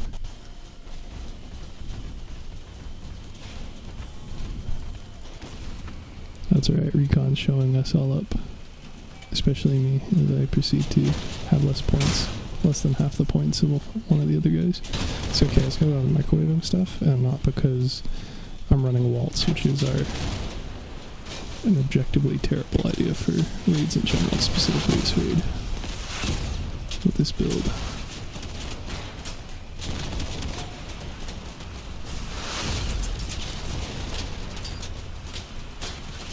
Oh yeah, I almost just killed that thing by stepping on it. Don't want to step on those. As soon as I proceed to step directly on those, I get stepped. Ugh. Beautiful.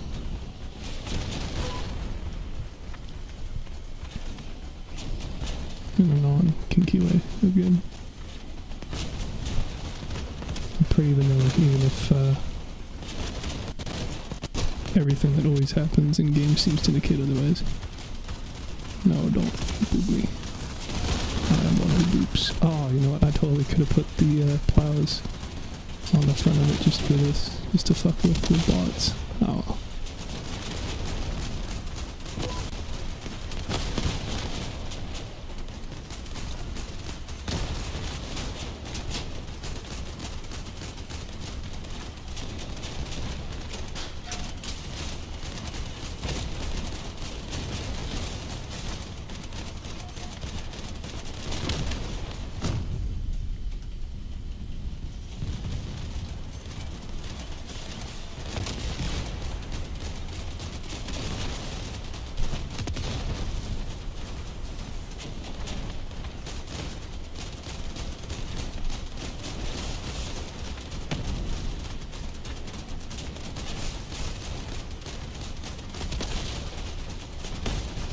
Come to think of it, I wonder how good of an idea it would be to apply a omamori to the elbows.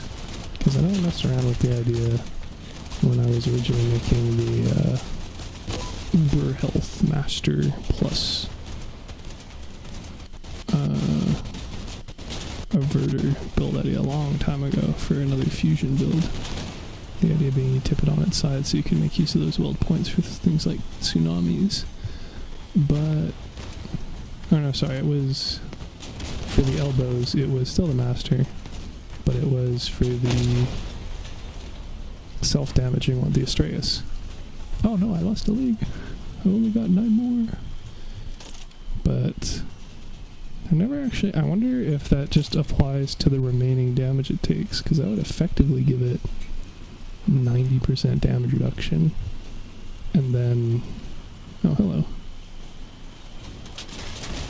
That would turn into basically 95% damage reduction, plus the Omamori would have a ridiculous amount of health it could soak, since it would be also probably affected by the 90% damage reduction. I guess it depends on whether or not it applies to the damage that gets passed through, or just the damage the part itself takes. That could be something. On the other hand, if it's only the damage the part takes, then using the Omamori with the armor slab would be interesting, because that thing has dummy resistances. Sorry, technically the damage reduction, dummy damage reduction, and it doesn't have damage pass through, so it's just, it takes a extremely low amount of damage.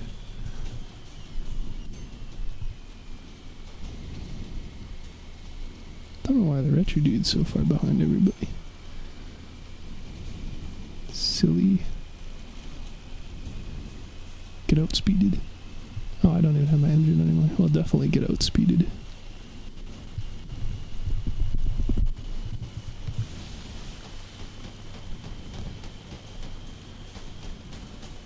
You can't catch me. I'm too good at finding the racing path. Skirt.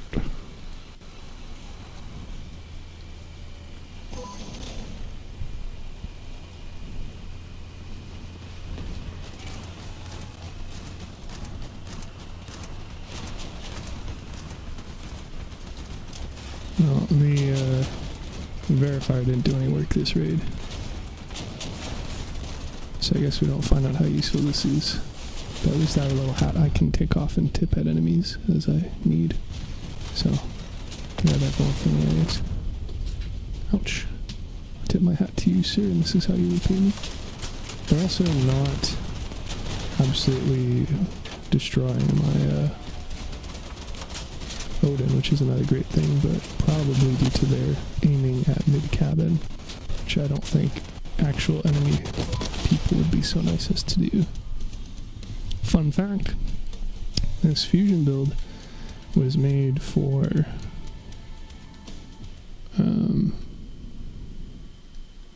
the last time we had Chase, and now Chase is back. Coincidence.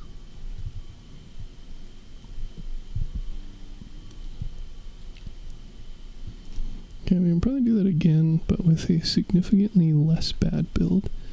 Let's see what else. Well, I lied about it being significantly less bad, but I could do it with this.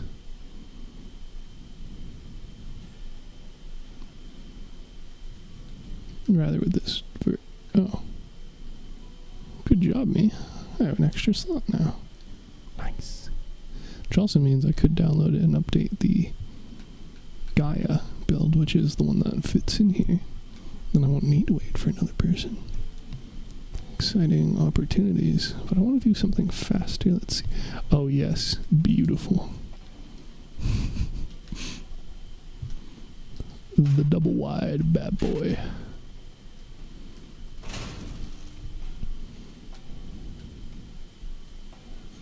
Let's see.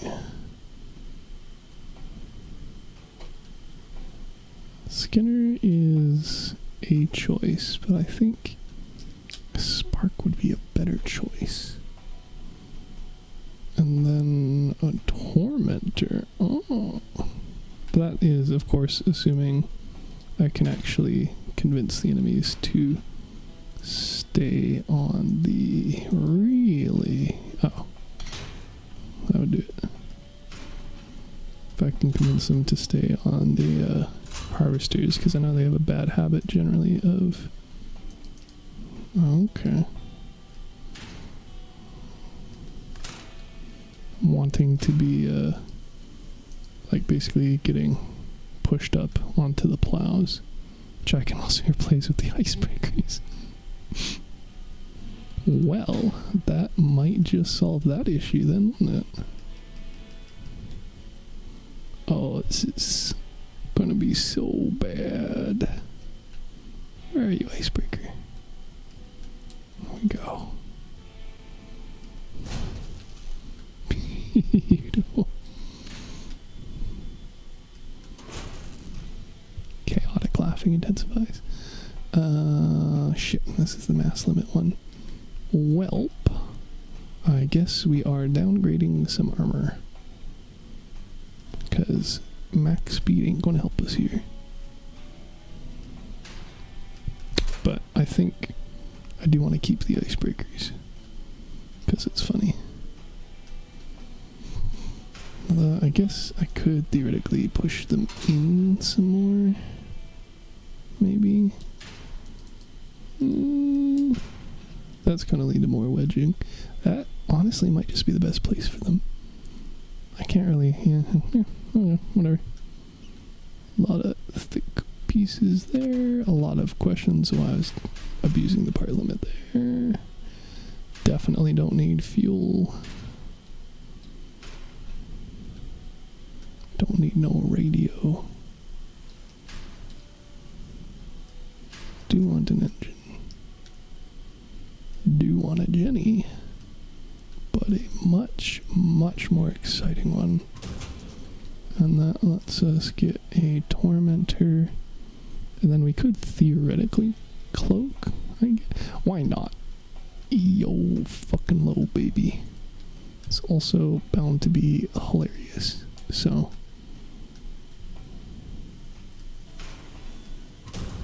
let's see. Of course, I gotta find an 8x6 space for it. So let's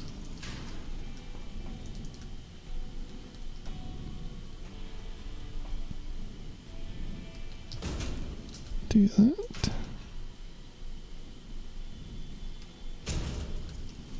Nice. And then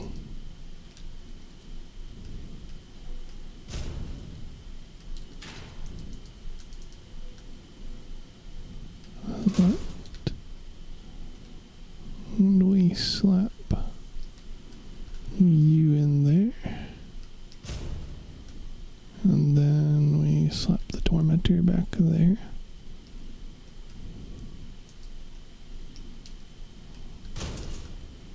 And it doesn't look good, but whatever, it'll do for the time being. Actually, I guess we put it over there. Does it really matter? No.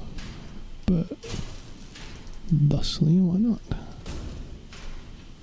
Okay, how much over? Well, not much, actually.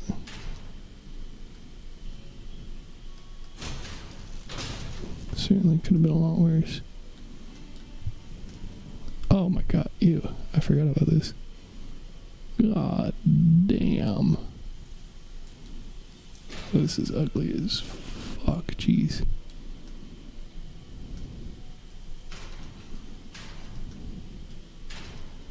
The fuck are you doing, me?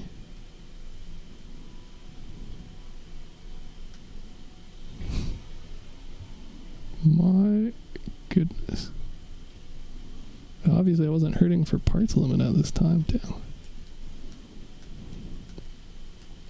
No, fuck it, it'll probably be fine for the... Actually, we can even just...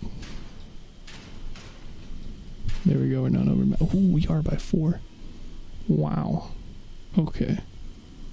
Well... Oh, shucks.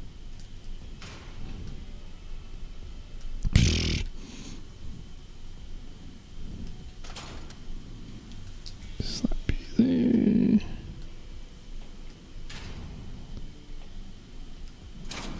I'll just get rid of that. Fuck it. Fuck it, we ball. ball. Okay, we ball. Alright, now a nice new intimidating camo. Preferably something horrendous looking to really drive home that point of fear.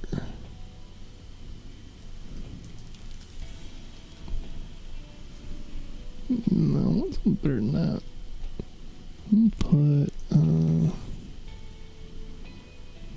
that'll fuck with him. Now they're sweating. See, do I even have a coat? Ooh, this was before the rework. We can do one better, baby. Look at that. Now I can probably put those frames back.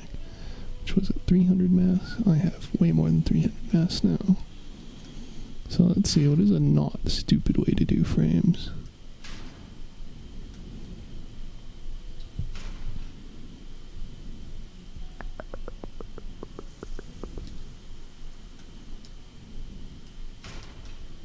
Okay, well those are stupid for one. Yeah, I know, puppy, I feel the same way. Ridiculous, isn't it? Let's do that. And then...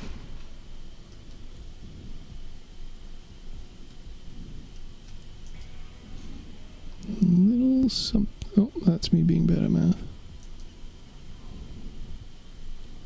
Okay, I see the issue.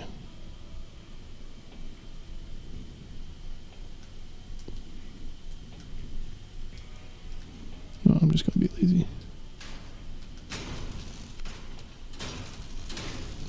Beautiful. Ah, damn. Okay, less laziness. Duly noted.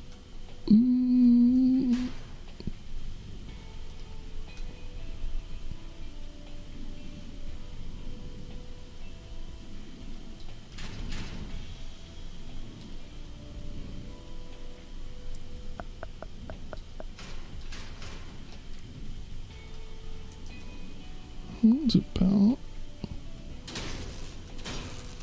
something like this. Oh, I only have 6 of those. Okay. Well.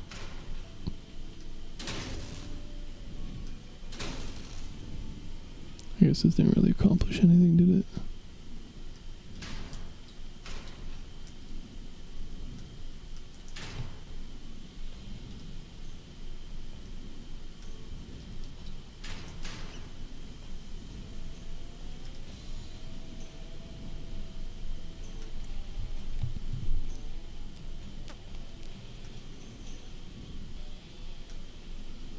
That literally does nothing. Okay.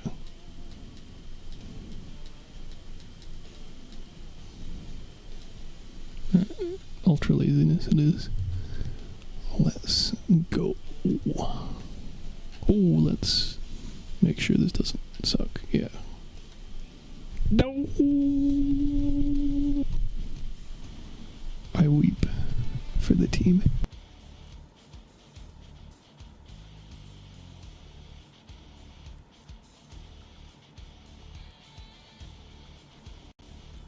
Well, good news is that spectating teammates in raids sucks, and the respawn screen covers all their icons, so they're not gonna know that I have a cloak.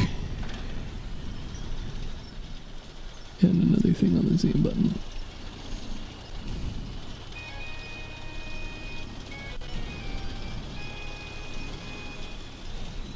Well, they're trying to get ahead of me, the sillies. Don't worry, baby, I'll clear a path for y'all.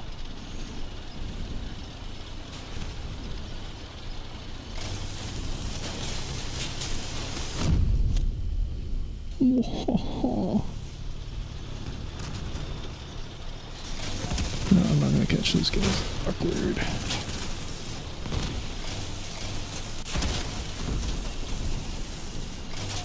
Bullies, leave me alone. Wow, that's rude.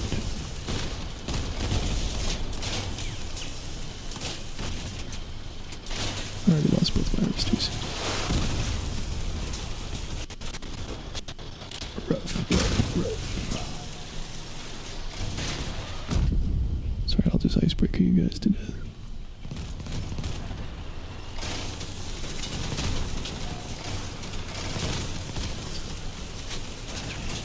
Totally forgot how bad harvesters were in raids. Yeah, ram damage component, baby. That's alright.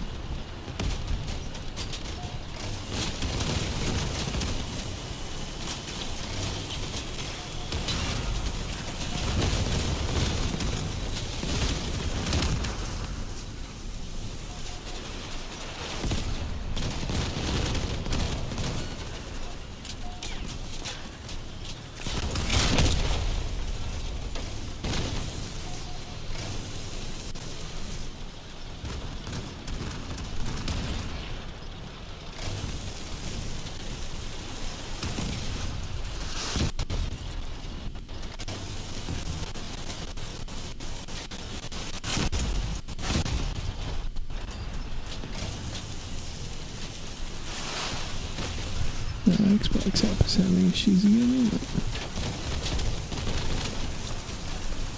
Yes, please.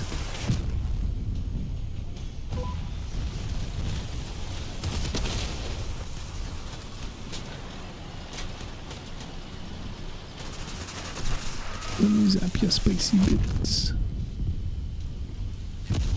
Beautiful. Out of icebreakers. Cabin pond time it is. Sneaky sneak.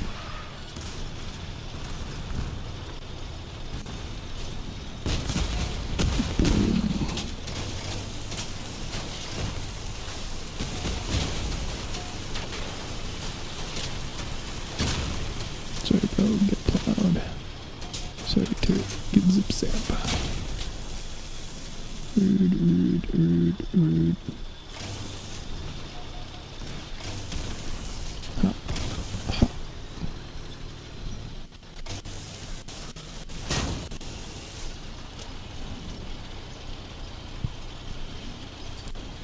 Choose the key for you. Oh, you're not teaming. Bam. Alright, well, we can at least grab these. Don't know what these are sorry for. I'm the one practically thrown over here. Sob. No rockets for you.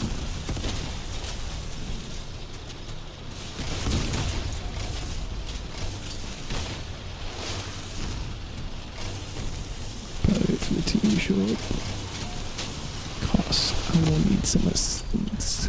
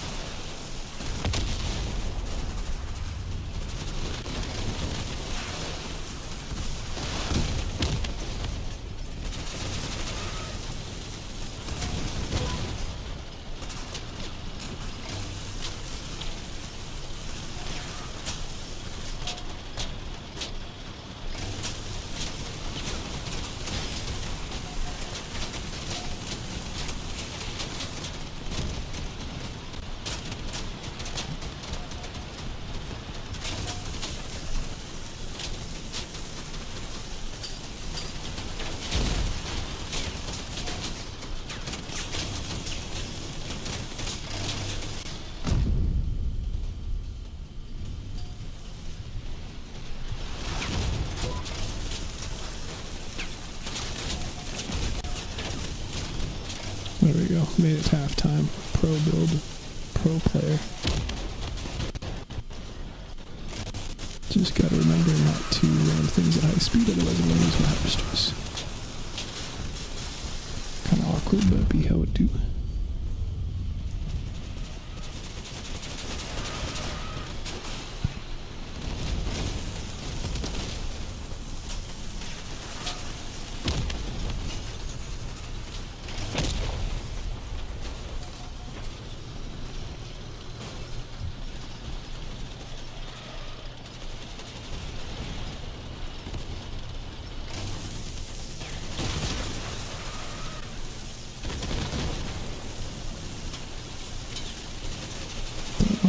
spicy boxes.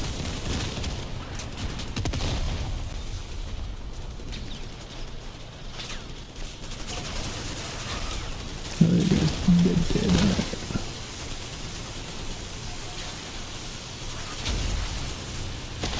That's right, going with the Sparkfister combo. Don't have a heat and debuff weapon in one though, so yeah. Definitely working better now. I'm not ramming things at high speed. I say I'm gonna build it tops out at 65.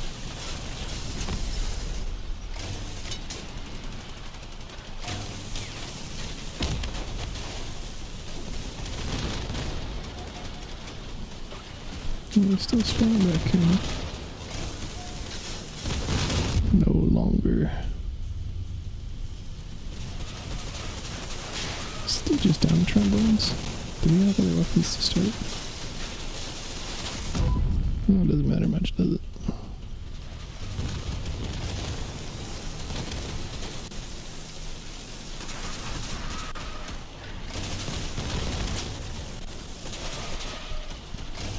Tis I who shall carry us to the end.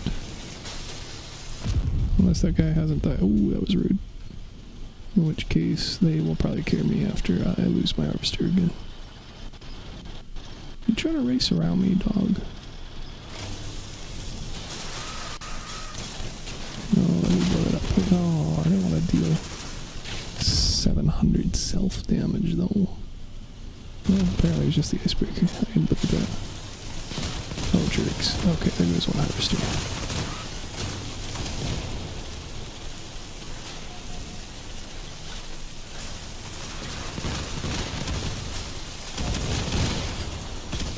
At least they're healing, I guess.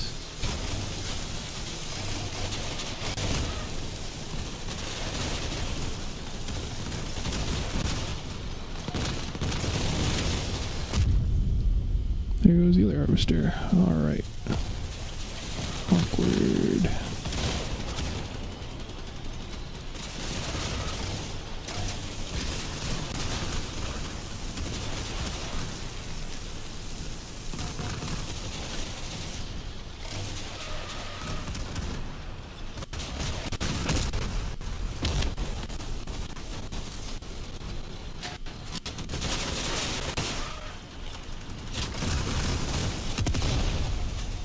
Oh, that dude's respawned. Possibly because they're sick of how long this is taking. Either way, I'll take it. Oh, they're just running all trombones. Ooh, that would not be good. Oh no, there's a nest. That's admittedly not much better though. And there's absolutely dumping their flocks as well.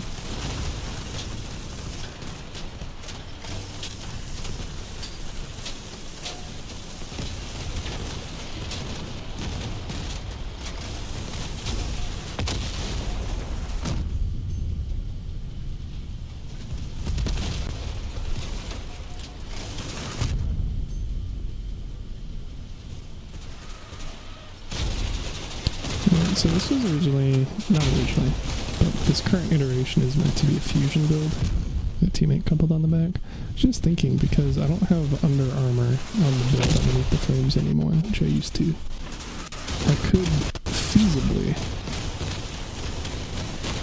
have the teammate, or rather move my harvesters up off ground level, and then have the teammate wrap underneath my build. And then have like Charybdis or something in front as well. That'd be interesting.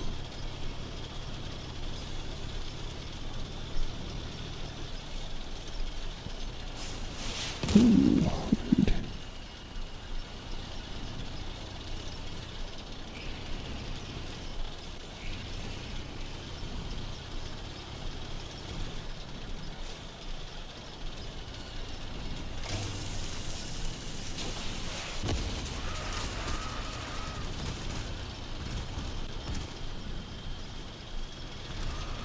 Pretty sure I could also feasibly fit an inverter underneath to attach to the harvesters. That might be wise.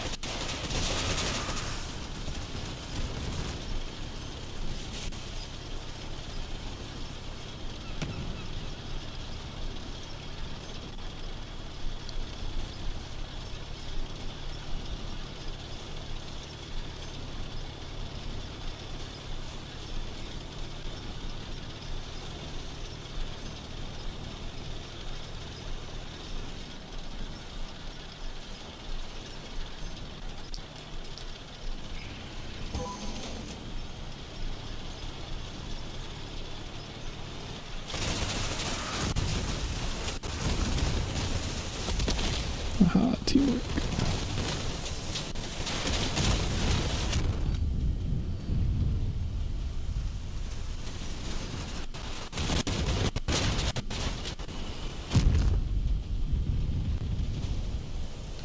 Should probably take out the little guys first though.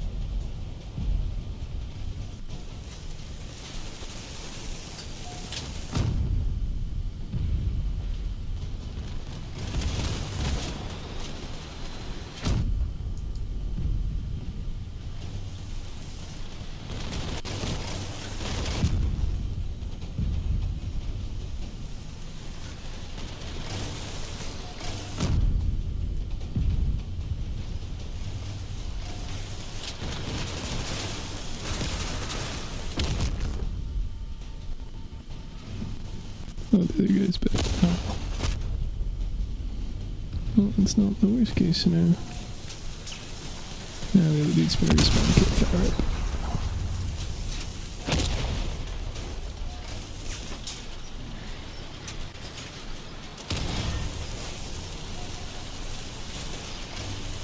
That dude's just too fat, man, and 4 wheels, and that's basically his entire build there. Well, let me explain what it did.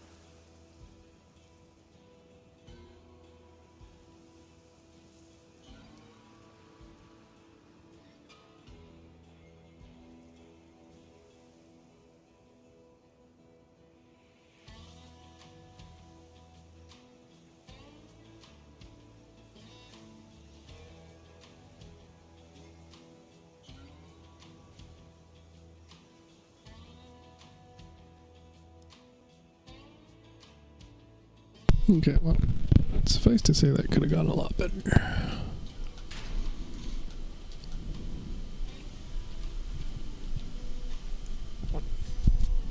Oh, I think they're weirdly ornery about that second pip not actually being anything, so that complicates the whole attaching averter strategy.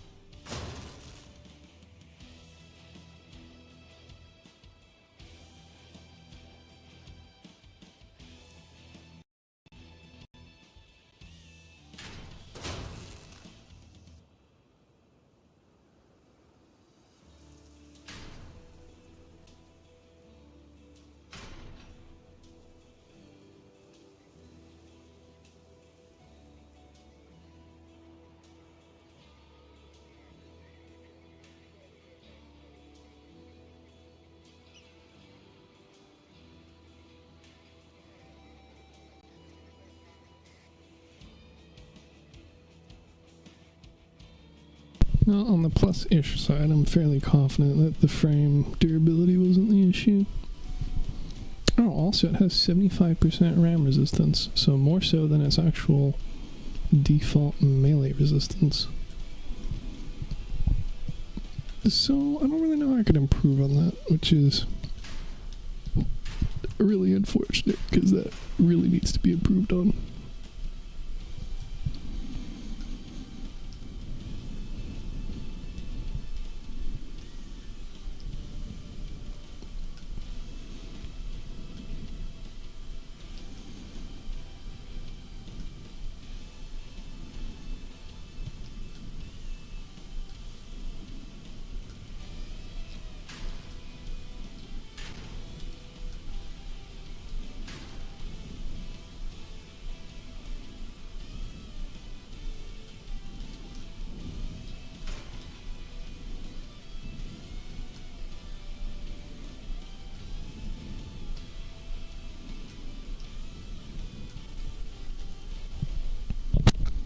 So, I'm thinking this might also have to be shelved until another time. Like, I really like the concept, but the actual performance leaves a bit to be desired, especially considering how that was just a medium raid.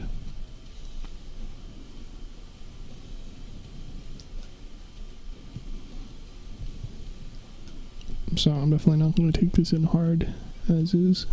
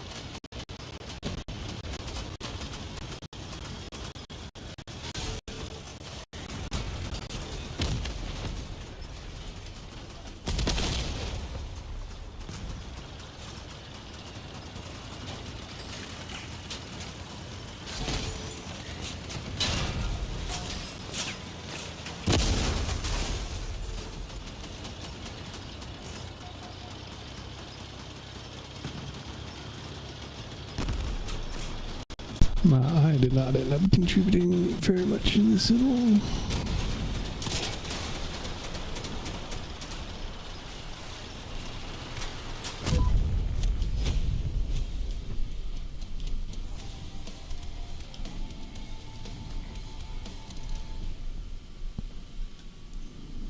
So I think the original idea probably ended up being the best version, even if it's not so great nonetheless.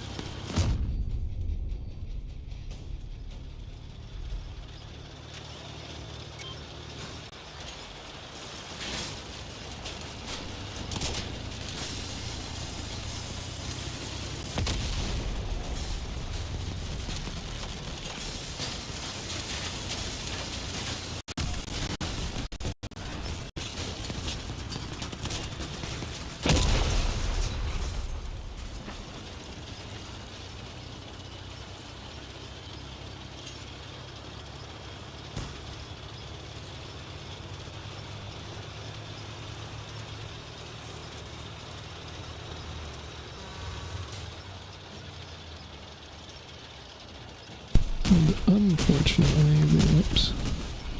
the Cheeto would again benefit the Annihilator and the Cloaking, but I can't do that if I'm running the Geagle.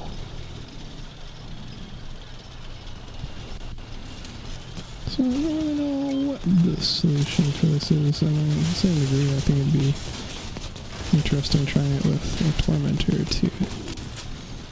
But,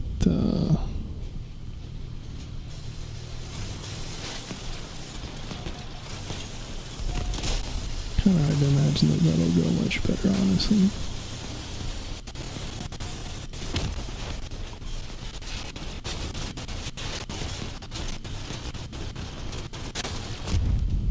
And then that'd be even more buffed by the Cheeto where I too have one. Obviously doesn't do very good against hovers either. Well, I guess both mine harvesters are already gone anyway.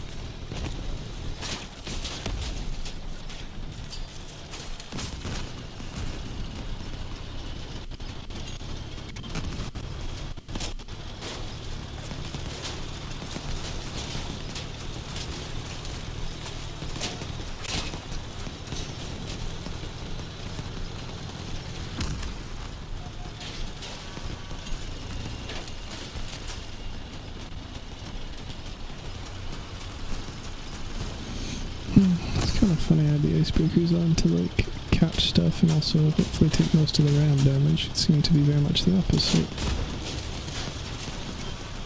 The harvesters go first on the icebreakers are just there, but don't actually end up doing anything. They're not very good for ramming anyway.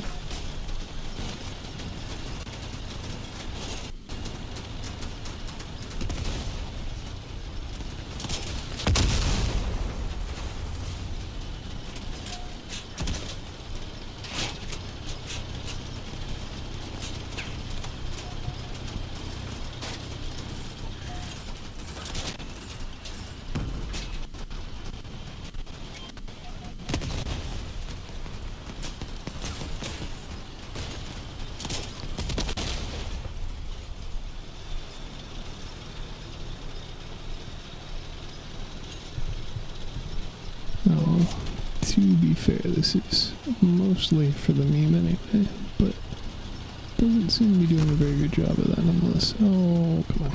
Thank you.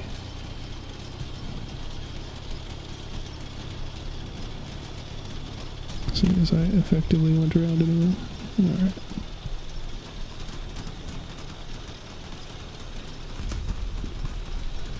On the plus side, theoretically, I don't need a Giggle, nor a Annihilator if I can just keep them on me with a Skinner, but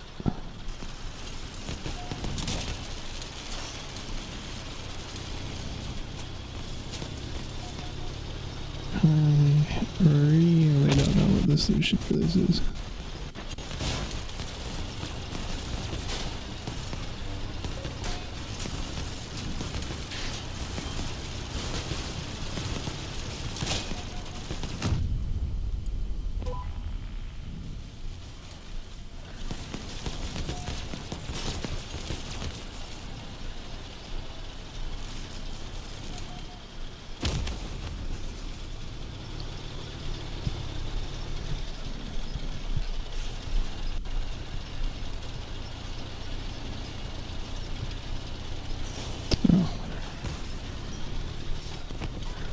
That was something I could run over.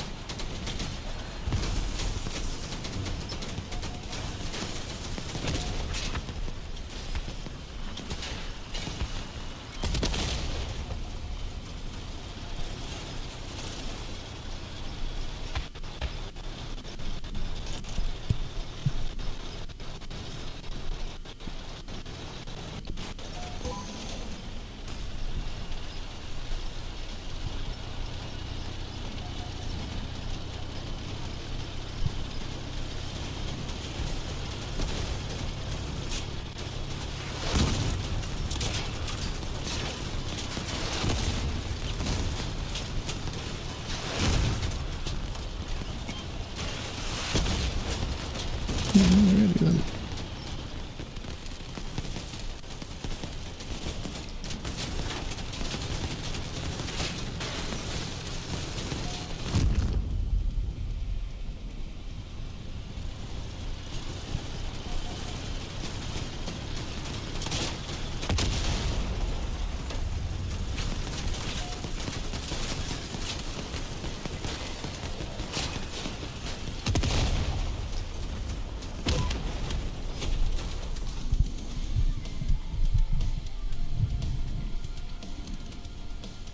Well, that was the lowest score. Lamau.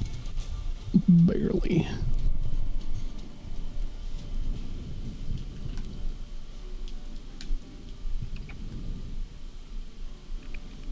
I think I'm probably going to have to revisit that at some point in the future again, because this is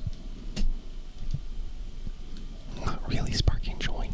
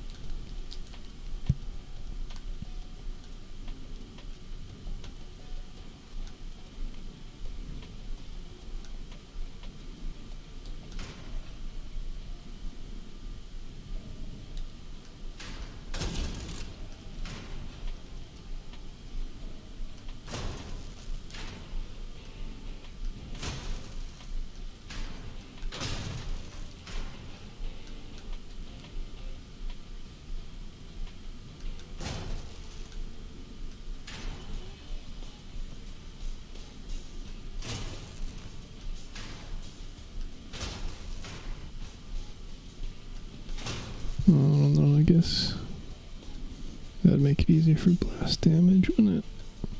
Looks better though. Shine.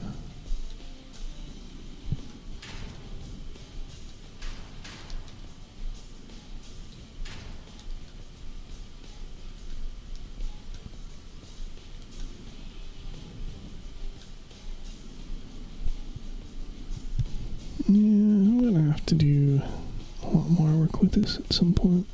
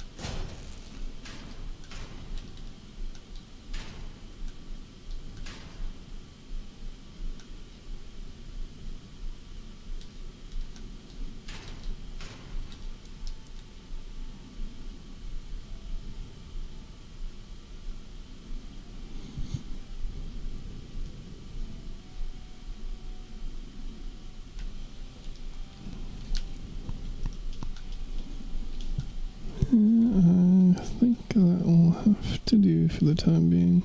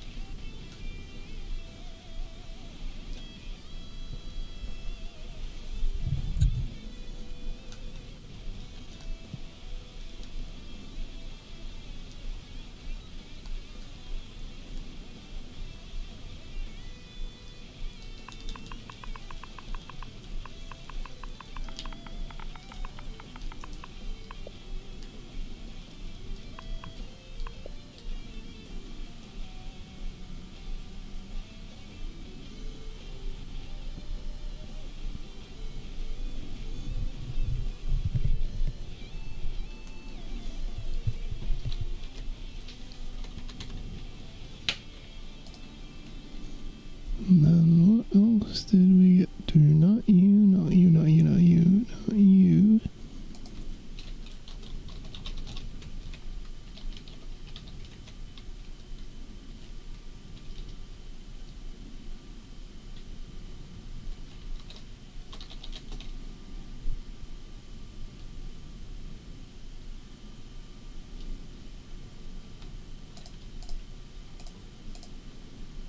And we downloaded you to 5th slot in the 3rd batch.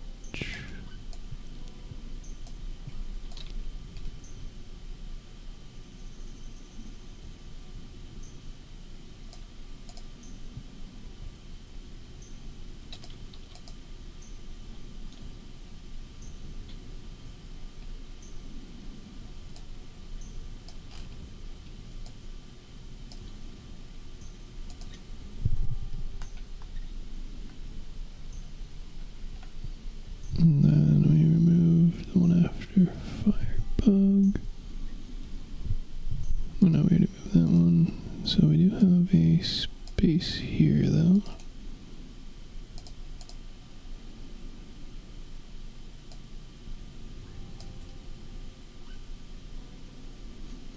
Oh, that corrects that spacing. On this spacing I don't care about because I'll be doing some more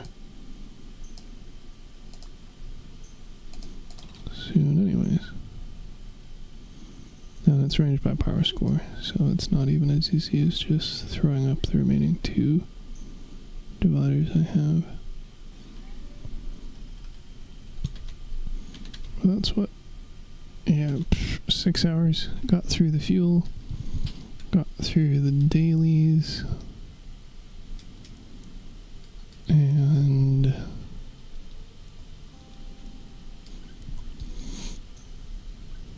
can work on some more builds later. Yeah.